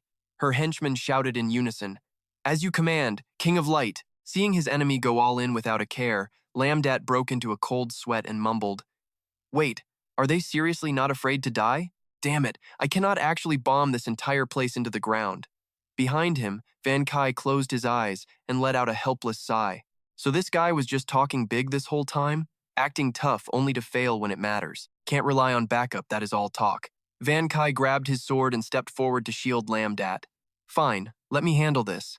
At that moment, Luc Han activated her holy light magic, casting countless shields down to protect her entire army. She confidently declared, "Van Kai, I know you are powerful, but your petty attacks will never, ever break through my holy light shield." Van Kai gripped his sword as it surged with a dangerous purple energy, his eyes turning cold with a deadly, murderous smirk. In another place, that might be true. Too bad for you, because you have chosen the wrong battlefield today. As he finished, glowing spirit lights rose from the dark earth, floating and drifting through the heavy air. Luc Han's arrogance vanished instantly, her eyes widening in pure terror. What on earth is this? Surrounded by countless spirits and surging purple magic, Van Kai spoke in a deep, powerful voice. These are the memories of those who have passed. Their hope, their despair, and the sorrow of their final moments. It is all concentrated right here. Beneath this soil lie the people of an entire city, brutally slaughtered, their blood gathered here, and their souls remain trapped here too. Lamdot and Tudoa stood silently behind him, their faces becoming solemn and heavy at the tragic sight, their lips sealed tight. Van Kai's eyes were sharp as knives, as dark death energy swirled around his body. A cold voice rang out with the final judgment. What you are facing now is the pure wrath and vengeance of thousands upon thousands of innocent people. Today, every single player will pay for their crimes with blood. Luc Han hid behind her holy light shield, her entire body shaking violently with terror as she stuttered, "What? Why is this power making me shake like this?" Giving his enemies no time to breathe, Van Kai channeled power into his sword, activating the ultimate will of the deceased skill. Purple energy swept across the earth. The system panel popped up with a legendary notification, Will of the Deceased passive skill activated. Spirit power increased by 35%, greatly strengthening resistance to illusion magic. Active trigger, absorbing the power of the fallen on the battlefield. Massive spirit power buff for the next skill. More deaths mean a stronger buff, up to 2,000% power and 1,000% effectiveness, cooldown 36 hours. Seeing Van Kai gather his strength, Luc Han tried her best to act calm. She swung her staff, ordering her soldiers to fall back. "Everyone, hide behind my holy light shield," she whispered to herself to stay steady. "Oh, this ultimate move doesn't look that strong. It is probably just some empty threat meant to scare us." Hearing that, Van Kai's lips curled into a dangerous little smile. "Don't be in such a rush." His sword instantly turned a blinding, brilliant blue. A massive pillar of energy shot into the sky. "I still have one more move waiting for you all, Frost Nova." A giant ice pillar slammed down from above, crashing into Luc Han's light shield and creating a truly terrifying collision. Under that insane pressure, the defensive shield began to crack, and Luc Han screamed out in pure, hopeless despair. "My shield!" The power of resentment merged with the skill to create a mutation. The system announced a perfect fusion. The evolved Frost Nova Winter Blizzard. A furious, raging snowstorm slammed directly down onto the enemy formation. Luc Han panicked, cold sweat pouring down as she saw her own people still there. But it was already way too late. Those majestic white-robed mages were frozen solid in an instant before shattering into tiny little pieces that scattered everywhere. The entire vast battlefield was completely drowned in a freezing sea of ice, as the winter blizzard skill swept away the entire light army. Watching her entire army get erased in the blink of an eye, Luc Han went ballistic, her eyes bloodshot as she screamed, "Van Kai, what on earth did you just do?" Watching from afar, Lamdat was sweating bullets. These two moves stacked together, turning a basic skill that usually only deals small area damage straight into a super grand magic capable of destroying an entire city. It is miraculous, but also way too cruel. After cleaning up the battlefield, Van Kai sheathed his sword and walked away looking totally badass, dropping one last cold remark. "Your little friends have all been warped back to their respawn point. You should probably get going too." This mercy pissed Lu Xin off more than anything. Gritting her teeth, she huffed and asked, "Why the hell didn't you kill me?" Yunqi didn't even look back as he walked, analyzing the situation coldly. "You brought a whole squad to jump me and failed miserably. Even if I don't kill you, those other players won't let you slide. Good luck." He left his old teammate standing alone in the ruins. "But honestly, this isn't my problem anymore." He walked back to his crew. Yunqi turned to Xiao Duo. "Once we're on the ship, we're heading straight to the central capital. You still sticking with me?" She gave a shameless, toothy grin. "Duh. No way I'm letting go of this golden ticket. You're stuck with me, boss." Suddenly, Lin Yi ran a hand through his hair, looking dead serious. "Wait up. Did I ever actually say we were going back home?" That sharp curve left both Yun Qi and Xiao Duo totally lost, with massive question marks practically floating over their heads. Lin Yi dropped the act and got real. "Marshal Fang Qian sent me here for a specific reason. I have a mission. Yun Qi, the fate of the entire blue planet is probably in your hands now." The team stood under the ship's massive shadow. Lin Yi pointed up. "The Marshal told me I had to hand this over to you personally once we were on board."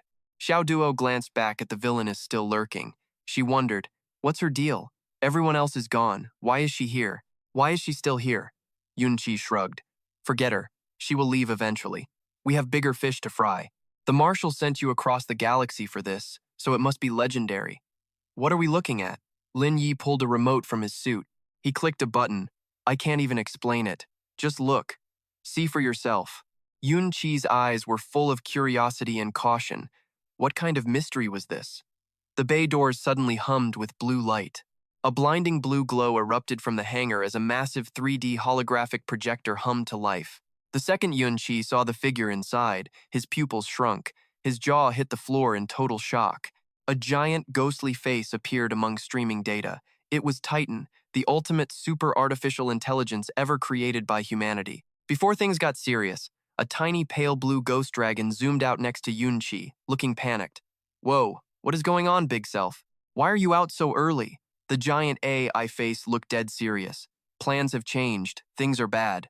Starbeasts found the blue planet's coordinates. They are already warping through space and heading right for us. We have to speed up the Three Kings plan immediately to save the world. The little dragon's jaw dropped in terror.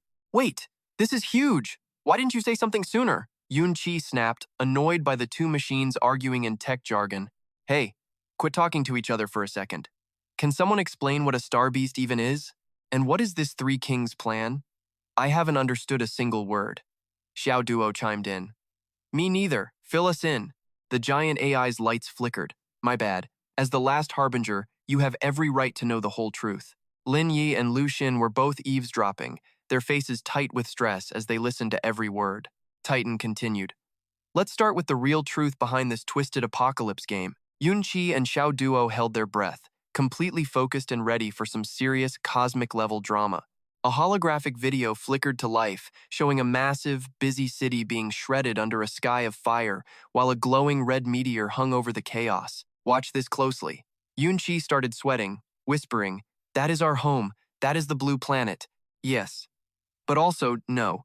From that flaming red orb, a massive horned demon tore through space, bringing pure destruction and ready to swallow the whole world. The stakes just hit a whole new level. As the 3D images shifted, a deafening roar echoed through the entire hangar. They stared at a monster covered in dark purple scales, its red eyes glowing with an eerie, magical light. The ancient dragon opened its massive, fanged maw, charging up a blast of pure energy that ripped a hole through the universe. That massive beam of energy slammed into an unlucky planet, instantly turning it into dust and debris.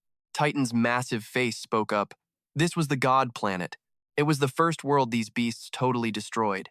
If we do nothing, our home is going to suffer the same fate. Seeing the world explode like a Hollywood movie made Lin Yi sweat. He yelled out, "Wait, what?" Yun-Chi and Xiao Duo were speechless, just staring and swallowing hard. The curtain of the past kept pulling back. Swarms of winged beasts and muscular monsters were tearing through space, invading the God planet. Titan explained that 100 years ago, the God planet was hit by a massive invasion. These were high-level, space-traveling monsters. In a heartbeat, the monsters had totally swamped the surface. Sharp claws slashing innocents, hopeless screams filling the air. That monster Titan is rewriting a tragic history. Every soul on planet God gave their lives. 3 years of brutal war, only to be totally wiped out. Now, Titan's digital face flickers with code, introducing his grand self. I am Titan, the supreme artificial intelligence of planet God. The last survivors dragged me through deep space, hunting for revenge and a way to take back our home. The footage shifts to a massive satellite station beaming signals into the void. 10 years ago, my math predicted the Star Beast's next target, Earth. I sent a warning immediately to the blue planet, but Earth was way too weak to actually fight back. So, I changed the plan. I used hallucinogenic spores to trap the entire world in a dream state. On the screen, glowing purple magic spores blanket the massive skyscrapers of the city in a beautiful, trippy fog. It was the lie of the century. Titan proudly declares all Earthlings have become NPCs, while the real players are the survivors from Planet God. Powerful players with sharp blades look like total legends. Then Titan drops the hammer. Players have their memories wiped before entering. They only know how to kill and draw aggro to force humans to level up fast. Yun-Chi's brain is basically melting from this insane information overload. He breaks a sweat, whispering, "So the whole apocalypse is just one giant hallucination?" Talk about a slap in the face for hardcore gamers. The giant AI face blinks in agreement. Exactly. It is the only way to turn Earth into a battlefield and boost everyone's power levels in a hurry. Getting to the point, Yun-Chi asks, "So what is happening in reality?" The view switches to an underground base packed with thousands of stacked cryopods. Titan relaxes him. "Chill, humanity is just taking a long nap in those freezing pods for now. Once they wake up, humanity will have the supernatural powers needed to stop the star beasts. But then, Titan drops a total bombshell on him. Just one thing. You cannot keep all the power you earned in the game. Higher compatibility means you keep more power. Yunqi's face goes pale instantly. He grabs his head in total panic. My compatibility was only 10%. Does that mean I only keep 1/10 of my power? That is basically a 90% pay cut from the system. Anyone would be shocked. Ignoring his despair, Titan keeps going. Right. The plan was to wait until level 100 before telling the truth. Yunqi frowns, sensing a major plot hole. Then why are you telling me everything now? Especially since most of us are only level 10. Why pull the plug so early? Titan's light lips whisper the terrifying truth. Because of the beasts, a brutal reality check appears. Destructive red lightning rips the sky apart, smashing buildings. A full-scale attack on Earth has already started in the real world. If we do not act, Earth will follow Planet God and vanish from the universe forever. Veins pop on Yunqi's forehead. He glares and yells, "What?" With time running out, he demands a plan. So what now? Do we mobilize the troops and prepare to fight back immediately? Sensing the tension, a tiny AI dragon floats over to calm him down. Relax. I already put a shield around Earth's atmosphere. The star beasts cannot break through for now. Besides, with Earth's current power, preparing more would be totally useless. We ran tens of thousands of simulations over 10 years. Every single one ends with Earth being totally destroyed. The dragon crosses his arms. Looking smug, he offers the only way out. We need the 3 legendary warriors to claim the thrones. Then, those 3 must fight together.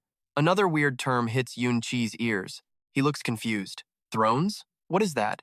A majestic room appears with 3 glowing thrones in black, red, and gold, radiating divine energy. Titan's voice booms with pride. These are 3 divine artifacts I made using my own power. Whoever takes a throne will gain supreme, godlike strength. So it is basically a VIP pay-to-win buff. The twist. Luc Han appears holding a scepter. The Throne of Light chose her because of her insane holy talent. Yunqi finally gets it. No wonder that girl kept calling herself the Light Queen. Now Titan is putting all his chips on our main guy. Van Kai, if you can snag that human throne in the center, you will unlock infinite power to lead all humanity on Earth, launch a massive counterattack, and totally annihilate those star beasts. Lambdat rubs his chin, grinning like he just hit the jackpot. Human King? The name alone sounds totally badass, but Van Kai is already distracted, looking at something else entirely. What about that black throne over there? What happens if I decide to go with that one instead? The AI Titan screen flashes a warning. The power of the Dark Throne is insane, enough to swallow the shadows themselves, but you have 0 chance of controlling it, because it was already claimed by a powerful elite from the Divine Star. Plus, she is actually right here, right now. Van Kai's face drops. He stares in shock and gasps. Is the owner of the Dark Throne standing right here? His pupils shrink and cold sweat pours down as he realizes a mind-blowing truth is unfolding. From behind, the clumsy Kwang Tu Doa steps forward, radiating a suffocating purple and black magical aura. Everyone feels their skin crawl. Tu Doa is weighed down by pressure. Lambdat starts shaking, stuttering out, "Man, this energy is terrifying." Even Van Kai can't hide his confusion. What is going on?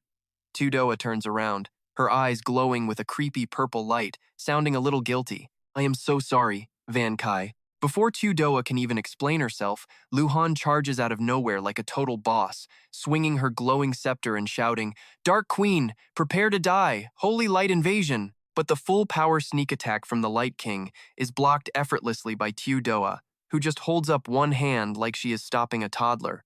Without hesitating, she delivers a lightning-fast kick straight to Luc Han's gut, making her let out a painful, pathetic scream. Oof. That massive kick sends Luc Han flying right through a solid metal wall, causing an explosion that shakes the whole damn area. Pissed off about the sneak attack, Tu Doa snaps at her. "Hold up.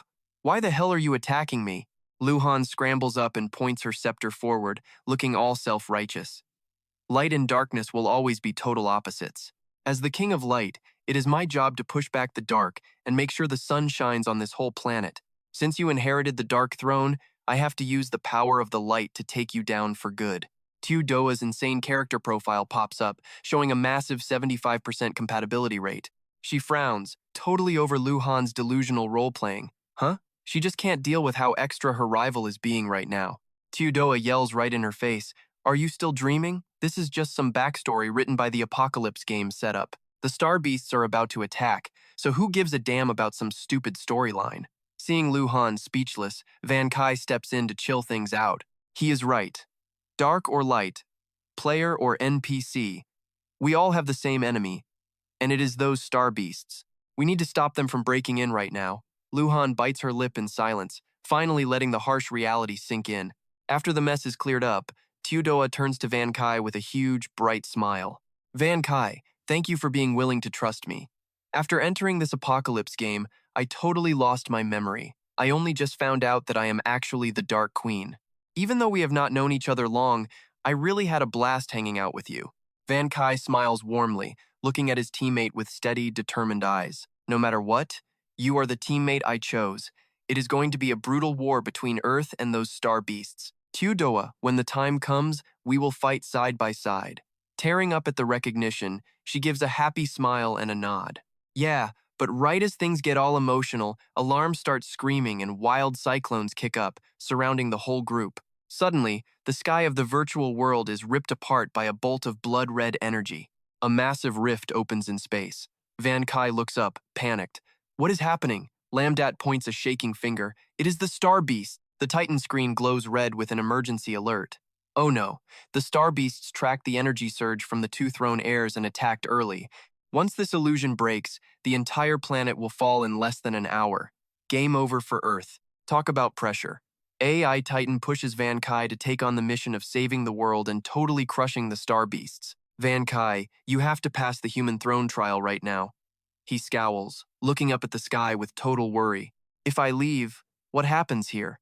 He turns back with a heavy heart to look at the two girls behind him. By now, Luc Han and Teodoa have dropped their beef, standing together with fire in their eyes. Gripping their weapons tight, light and darkness have officially joined forces. Teodoa says firmly, Van Kai, go do what you need to do. I will handle things on this end. I belong to this planet. If those Star Beasts want to trash this place, they have to go through me first. Seeing the ultimate teamwork between the two queens, Van Kai's eyes widen as a huge wave of emotion hits him.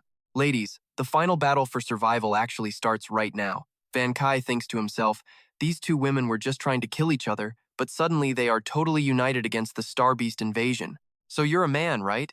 Then what are you waiting for, dude? Saving the Earth is the only thing that matters. No more talk. Van Kai's body explodes with a brilliant green aura. He looks up and shouts, Titan, I'm in. I'll take the challenge and claim the Human King's throne. Suddenly, a blinding light flashes and an invisible force drags him in. Van Kai's eyes widen as he's jerked forward. In a heartbeat, he's floating through a trippy digital dimension filled with endless streams of glowing computer code. Van Kai looks around, dazed. Where am I? This feels like an out-of-body experience. Is any of this stuff actually real? Suddenly, this cute little dragon zooms out of nowhere. He chirps back, Nope, Master, your mind just got sucked into this virtual reality world, that's all. Your physical body is still totally passed out back home. Van Kai raises an eyebrow, staring at his weird pet. Naruto, how'd you get here? The dragon puffs out his chest. I'm here to help you beat this crazy challenge, boss. The dragon points toward the end of a massive, epic hall. Look, Master, those are the 3 legendary thrones. He gestures toward the cathedral hall where beams of divine light are pouring down from above. Master, look, there are the 3 thrones. He spots holograms of Hung Teodoa and Luc Han sitting on the dark and light seats. Luc Han raises an eyebrow with a, Van Kai scratches his head, confused. Wait, why are they here? This is wrong. Shouldn't they be out there right now, busy fighting off those nasty Star Beasts? The system chimes in, correct. Those are just digital holograms. Right now, the Dark Queen and Light King are exhausting all their power to protect the Earth. Images of vicious Star Beasts absolutely trashing the real world flash through his mind. Their massive invasion is seriously no joke at all. They're out there gritting their teeth to save the planet. My only choice is to grab more power. It's the only way to help them and save Earth from this mess. With that in mind, Van Kai locks in and starts marching forward. Suddenly, a massive invisible weight crushes him down. He groans in pain. It's not just physical, shards of agonizing memories are ripping through his brain like lightning bolts. He sees a whole civilization getting wiped out while people scream in total despair. Van Kai collapses, clutching his head and dripping with sweat. What were those memories? He gasps. The dragon looks at him sadly. Those are memories of a dying world. The dragon circles him, trying to help. I know this hurts, but you've got to push through this test, Master. If you don't stay strong, there's no way you can save the Earth from suffering that same fate. Von Key grits his teeth, his eyes burning with pure determination. Naruto is right. I can't quit now. I've got to lock in, even if my legs feel like they weigh a ton. My whole body feels like it's burning in hell, and my head is exploding with chaotic visions of worlds falling apart. For the sake of the Earth, he has to suck it up and endure this soul-crushing agony. One step at a time, he marches through the hall, straight toward that glowing red throne in the center. His hand is shaking, but he grabs the armrest with total conviction. This seat is mine. He spins around and slams into the throne, roaring with power. I'm definitely taking this throne today. Instantly, a massive pillar of red energy explodes, wrapping the new king in a blinding glow of pure power. The pain fades. Von Key pants, wiping sweat away with a cocky grin. I did it. The little dragon zooms around, eyes glowing with excitement. The human king is here. The Earth is finally saved. The system confirms he's the king, but his power level is only 10%. The dragon panics. No time to waste. Let's get back to reality. But when he hears 10%, Von Key frowns and stops him. Wait a second. He looks at the stats coldly.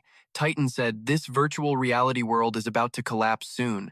If I go back and this world breaks, does my 10% compatibility mean I only get 10% of my power? The dragon nods. Yep, that is the maximum limit this apocalypse game allows. Even the powerful Dark Queen only has 75% compatibility. Von Key's face goes dark as he starts calculating his odds. Sure, I'm strong, but is 10% power really enough to actually take down those nasty star beasts? He remembers Earth's thin shield cracking under the constant bombardment. To make absolutely sure he doesn't fail this mission, he needs one more solid layer of extra insurance. Squinting his eyes for a huge gamble, Von Key barks out an order. Activate my Child of the Dimension talent. Crank my compatibility up to 10 times its current level. Hearing about this deadly game exploit, the tiny dragon's jaw drops as he screams, Master, are you freaking nuts? You are straight up going to die if you do this. But Van Kai ignores the warnings completely, as glowing red aura flares up around him once again, burning with intense, rebellious power. There is no time to worry, because for the sake of the blue planet, I have to take this risk. A massive pillar of punishment energy strikes down through space, targeting anyone brave enough to challenge the laws of reality. But after all that scary thunder and lightning, Van Kai just scratches his head, confused. Wait, that actually did not hurt at all. Turns out the system glitch says temporary changes are impossible, so it is either permanent or nothing at 100 times power. Reading that, Van Kai curses under his breath. A permanent 100 times boost? This is basically asking me to gamble with my life. He lets out a massive sigh, looking at the little dragon and complaining about his seriously rotten luck. I have lived 2 lives and still have not found a wife. Dying now would be a total waste. The dragon wipes his brow. Man, I am just glad you are okay. Seriously, Master, stop with these heart-stopping stunts already, will you? Hearing that heartfelt advice, Van Kai just gives a cocky, confident smirk. Yeah, I cannot exactly promise you that one, kid. The little dragon's eyes pop out in shock as he screams, Wait, you are actually going to do it again? Van Kai sits tall on the human king throne, looking into the distance with a voice that carries some serious weight. This is high stakes, but if I do not act, the whole planet is toast. I have to do it, and I am the only one who can.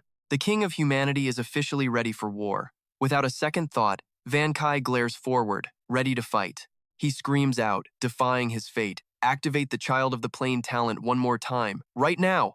Boost my compatibility level by 100 times and make it permanent. The system responds with a cold chime and a notification. Master's command received. Beginning the system modification immediately. Right then, a bolt of red lightning slams into the throne from the sky, making Van Kai throw his head back and scream in agony. Ah! My whole body feels like 10,000 blades are shredding me right now.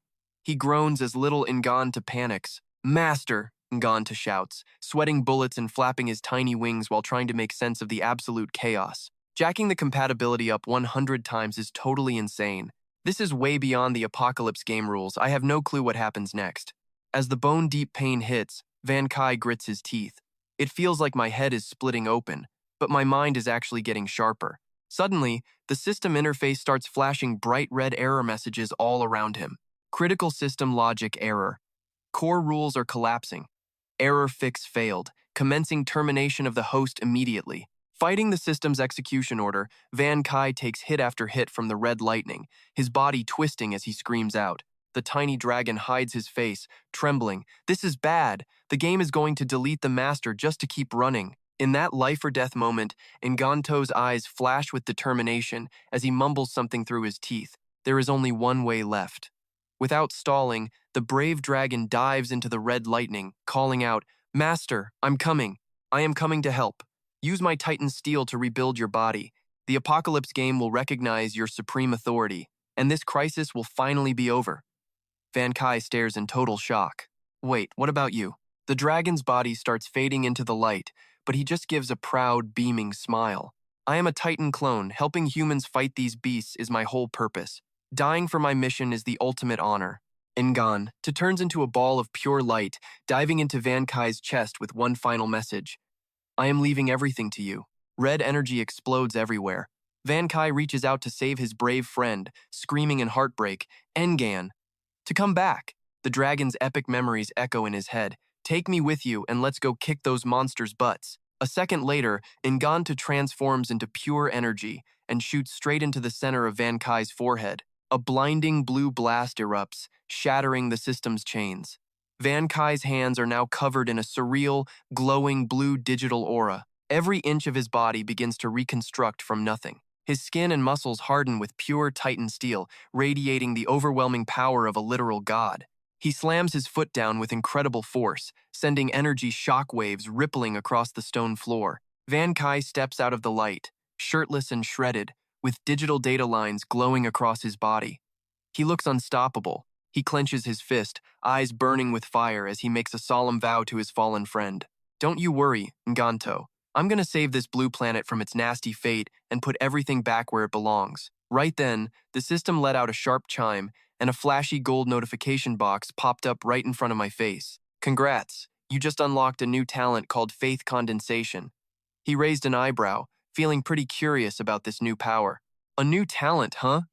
While the king was busy waking up, things were getting absolutely brutal back in the real world during the battle for the planet. Luc Han swung her staff like a boss, unleashing a lightning strike that sent a massive spirit beast flying into the distance. Lin Yi was gritting his teeth while backing up, using his giant shield to block the claws of a spiked tyrant beast as he struggled to hold on. Yeah. Getting crushed by pure physical force, Lin was dripping with sweat and totally exhausted. He worriedly realized that even with a Titan artifact, he could barely manage to hold off a single spirit beast. Can the blue planet actually stop this massive spirit beast invasion? Right now, every single corner of the world is drowning in a bloodbath as soldiers fight for their lives. They fought on with a sliver of hope, even though the entire planet was currently locked in a desperate, losing battle, praying they could buy just a little more time for Yun Qi to finally step up and reach his full potential. If this Doomsday game illusion shatters, it will be game over for everyone. While charging an attack, Jiang Xiao Duo suddenly froze and looked up, sensing something dangerous. Whoa! The pitch-black sky was suddenly ripped wide open by a massive spatial rift that looked exactly like a blood-red eye. Countless winged spirit beasts and beefy monsters came screaming out of the hole like a terrifying meteor shower from hell. Seeing that, Xiao Duo's pupils shrunk. Her face went pale with pure terror as she tried to speak, but nothing came out. Right out of that black hole, a massive demon wolf descended, dripping with pure killing intent. A bright red system window popped up, showing a commander level and a perfect 100% compatibility. The system boldly announced the arrival of the ultimate boss, the Spirit Beast Commander, Duen. The planet-level destruction event was officially getting started right now. The sky cracked apart as blood-red lightning bolts tore through the air. Following Duen's world-shaking roar, a massive wave of monsters began flooding into the world in total chaos. Luc Han stared at the apocalyptic scene and screamed in total panic. The sky is literally breaking apart. This Doomsday game can't handle Duen's insane power and it's about to crash. But if we leave this place, the real world is going to face total extinction. Without giving anyone a second to breathe, Duen opened his massive jaws and blasted a pillar of red energy straight down at the ground. The energy beam swept across the battlefield, creating a blinding explosion of light that sent everything nearby flying through the air. Lin Yi, Xiao Duo, and Luc Han were all sweating bullets, shouting out in total despair. We are in deep trouble now. There is absolutely no way we can block a power this insane. The furious shockwave slammed into Luc Han and Xiao Duo, throwing them backward as they let out a painful groan. Ugh! But right at that second, another burst of energy suddenly appeared out of nowhere and blocked the entire attack. Closing her eyes and bracing for the end, Xiao Duo suddenly blinked in confusion and looked up. She muttered, "Huh? That didn't hurt at all." Opening her purple eyes wide in total shock, she gasped, "What is happening?" Right in front of her, a strong, steady back was already standing tall, using his own body to tank the full force of that red energy pillar. Xiao Duo cheered happily. "Yunqi, you finally made it out." Yunqi turned his head slightly, a confident, cocky smirk playing on his lips. "Sorry you guys had to work so hard to buy me some time. From here on out, just leave everything to me." With that, he locked his eyes on the ringleader Dewen floating high above, thinking that he needed to take down the king first. A vibrant green energy fire erupted all around him. He confidently declared that once he took care of Dewen, the rest of this would be a breeze. He immediately unleashed his ultimate move, Death's Embrace. Swirling green energy gathered into a massive, flaming ghost skull, opening its hideous mouth full of sharp, nasty fangs. That death skull shot into the air with wind-ripping speed, aiming directly at the massive winged monster circling high above. But halfway there, the opponent simply swatted the attack away like it was nothing.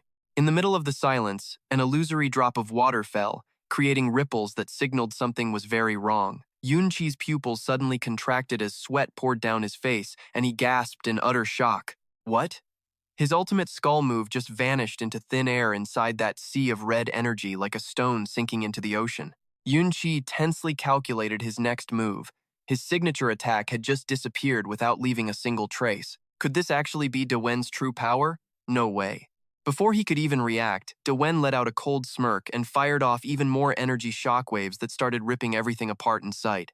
Getting the signal from their boss, every spirit beast from horned demons to flying dragons started screaming and dove down with claws out. The monster army turned the sky black as they swarmed the battlefield like a storm. Ambushed by a huge beast, Yunqi dodged the attack and yelled to his team, "Look out!" Yunqi and Xiao Duo stood back to back, completely surrounded by the enemy. He gritted his teeth, analyzing the insane difficulty. Even my full power attack didn't do a single bit of damage to Dewen. That Duke Van Spirit Beast isn't some meathead winning with raw muscle. No, its psychic attacks are on a whole different level, absolutely mind-blowing power. Every strike you throw gets shut down by its mental storm. You can't land a single bit of real damage. To put it simply, there is basically nobody out there who can actually take this thing down. Luc Han went pale after hearing that. She asked hopelessly, "If we can't kill it, do we just wait to die? This entire planet is crawling with these monsters now. Everyone just woke up from that apocalypse game, and we only kept 10% of our power. There is no way we can fight back against this." Jiang Xiao Duo stayed silent too, her face tight with pure stress. Things looked grim until Van Kai flashed that classic wicked smirk of his. "Can't fight back? Yeah, don't be so sure about that yet." He held his head high, acting all cool again. "Did you guys forget? I am the child of the plane, personally handpicked by the Titan himself." Suddenly, Van Kai started glowing with a brilliant golden light, looking just like a god descending to Earth. He announced loudly that simply buffing everyone's power would be enough to take down those spirit beasts for good. "I am using my faith condensation talent to recruit the top 100 strongest fighters on Earth as my subordinates. Time to turn on the hacks and call the squad to carry." Luc Han and Xiao Duo were just stunned. "Wait, what?" Suddenly, a flashy golden system window popped up in front of the two queens. "Congratulations, you are now a subordinate of King Van Kai. Looks like our savior is starting a family business and forcing pros to hit their world-saving KPIs." Meanwhile, over in the central capital, a warrior struggling in battle froze when a bright golden notification appeared right in his face. This notification says, "Congratulations, you have officially become a subordinate of the human king Van Kai." Some rich meathead brawling with a demon was startled too. Huh? A glowing notification screen smacked him right in the face. "Congrats, you are now a subordinate of King Van Kai. Turns out this is his ultimate game hack, Faith Condensation, an exclusive talent only for the human king." When fighting alongside his NPC player subordinates, for every subordinate in battle, the king's stats increase by 1%. Physical limits rise by 1%, up to 100%. Subordinate stats sync up too, reaching 10% of the king's levels. There is a limit of 100 subordinates. After reading these broken stats, Luc Han's eyes went totally wide. Just one subordinate can boost every single one of Van Kai's stats by 1%? Lin Yi gripped his shield with a smirk. Plus, the main attributes of every subordinate get synced and boosted too. Jiang Xiaoduo looked thrilled. The strength of the top 100 fighters in the world is being leveled up together. At this rate, we might actually be able to stand against the Spirit Beast army. But inside that glowing light, Van Kai frowned. Not enough. It is still not enough. With a dominant smile, he muttered to himself in triumph. Luckily, merging with Engan granted me the highest admin privileges in the game. Now every talent and skill has absolutely zero cooldown time. That means no more waiting for the Child of the Plane cooldown. He shouted the command to use his special talent, permanently boosting both the subordinate limit and faith condensation effects by 100 times. The system confirmed the order immediately. The Golden System announced a massive update. King Van Kai is activating the Child of the Plane talent to buff his own squad formation. This modification is a permanent buff, increasing all stats by 100 times. The squad size just jumped from 100 to 10,000 people. Luc Han's jaw dropped. She was absolutely losing it. Wait, what? The system keeps firing off updates. King Van Kai is now using his talent to massively boost the power limit of faith condensation. Every subordinate boosts all stats by 1% and physical limits by 1%, up to 10,000%. Subordinate attributes sync up at 10% of the king's level. Xiao Duo was breaking a sweat just thinking about how broken this is. So the stat boost per person stays the same, but the total limit just exploded from 1 time to 100 times. She swallowed hard. What's scarier is that Van Kai's massive power surge will be shared among all of his subordinates at the same time. Thanks to this insane family buff, every human warrior is hyped up, glowing like they are straight out of a Naruto episode. They all cheered wildly. Everyone just got an instant level up. The impact on this entire war is honestly going to be impossible to calculate. I can really feel it. This power is endless. We can actually do this. We can finally fight back against these monsters. A commander swung his sword through the air, shouting orders with pure fire. Everyone, keep fighting! The crowd roared back a loud, unified yes. These once small warriors are now charging into those massive spirit beasts with godlike power. Monsters, get the hell off our green planet! The beasts were pushed back, growling as they lost ground. One guy landed a steel punch that sent a monster flying and laughed. This is great. Fighting these spirit beasts isn't a desperate struggle anymore. Lu Xun watched the world flip upside down, totally floored. As the human king, Yunqi was officially packing some serious next-level power. Our boy Yunqi was basically a human torch, covered in straight-up divine fire. His power was literally bursting at the seams. With all that faith peaking, the king was reaching his absolute final form. Game on. A massive energy broadsword ripped through the sky, and Yunqi grabbed that giant handle like a total boss. He glared at that tyrant wolf and spat. "Dewen, let us settle this right here, right now." Wielding a blade the size of a skyscraper, he dropped from the clouds like a freaking meteor strike. Yunqi gritted his teeth, betting it all on one shot to geek Dewen and end this nightmare. The sky went supernova as he swung that massive blade straight down. Time to meet your maker, wolf. With the rage of all humanity, he slammed his ultimate move right onto Dewen's thick, hairy skull. A blinding flash swallowed the whole battlefield. But when the smoke finally cleared, Dewen just looked up, his red eyes totally cold. Yunqi's jaw hit the floor. His eyes went wide as he realized this monster was straight up immortal. The big hit whiffed. Lu Xun and Xiao Duo rushed in for backup, screaming that they would take it down. But Dewen let out a tiny growl, and a massive shockwave sent both girls flying like ragdolls, screaming into the distance. Say what? Seeing the queens get wrecked so easily, Yunqi realized that beating Dewen was going to be a nightmare. No time to waste. Yunqi shifted gears to tackle the boss. He yelled down at the squad. "Lin Yi, take your crew and pin those minions down." Lin Yi braced behind his shield and yelled, "I am on it." Then, Yunqi rocketed back toward the massive wolf, shouting new orders over to the two girls. "I will draw his fire. You two hit the flanks. Watch your backs." They both agreed as Dewen roared, baring his fangs. A funky blue energy ball started glowing in the wolf's mouth, growing bigger and sparking with crazy blue lightning. Xiao Duo saw that move coming and immediately slammed her hands over her ears. Yunqi screamed his lungs out, "Cover your ears now! If you hear that sound, he will brainwash us into killing each other." Everyone plugged their ears. The blue sphere went boom, sending a massive wave of sound and psychic energy across the battlefield. Yunqi grabbed his head and squeezed his eyes shut, just waiting for his brain to turn into mush. The sound wave slammed into a flying beast, and the poor thing just exploded into confetti mid-air. Wait, no headache? Xiao Duo and Yunqi blinked at each other, totally confused. Everything was quiet. Yunqi started sweating bullets. That Star God attack was supposed to be Dewen's trump card. So what gives? The camera zooms in on Dewen's creepy purple eye, where a weird magic seal was spinning inside his pupil. Looks like a much nastier, sneakier plot was just starting to worm its way into their collective heads. Suddenly, the monster army roared and swarmed Yunqi from every single direction, locking him in a tight circle. Yunqi thought fast. Not good. All the beasts are crowding around Dewen. I have got to bait him away from this mob. He made his move, vaulting off a monster's back and launching himself high into the air. Mid-air, a blood-curdling scream from behind made him pivot. He saw Lu Xin just standing there, frozen like a statue. A massive beast was about to shred her, and she was terrified, wondering why her body would not listen to her. Her eyes were glowing with a creepy purple mist. The poor girl was totally under the monster's mind control. Without wasting a second, Yunqi pulled a U-turn, slicing through the crowd to save her skin. He landed right in front of Lu Xin, reaching out with a goofy, nervous smile.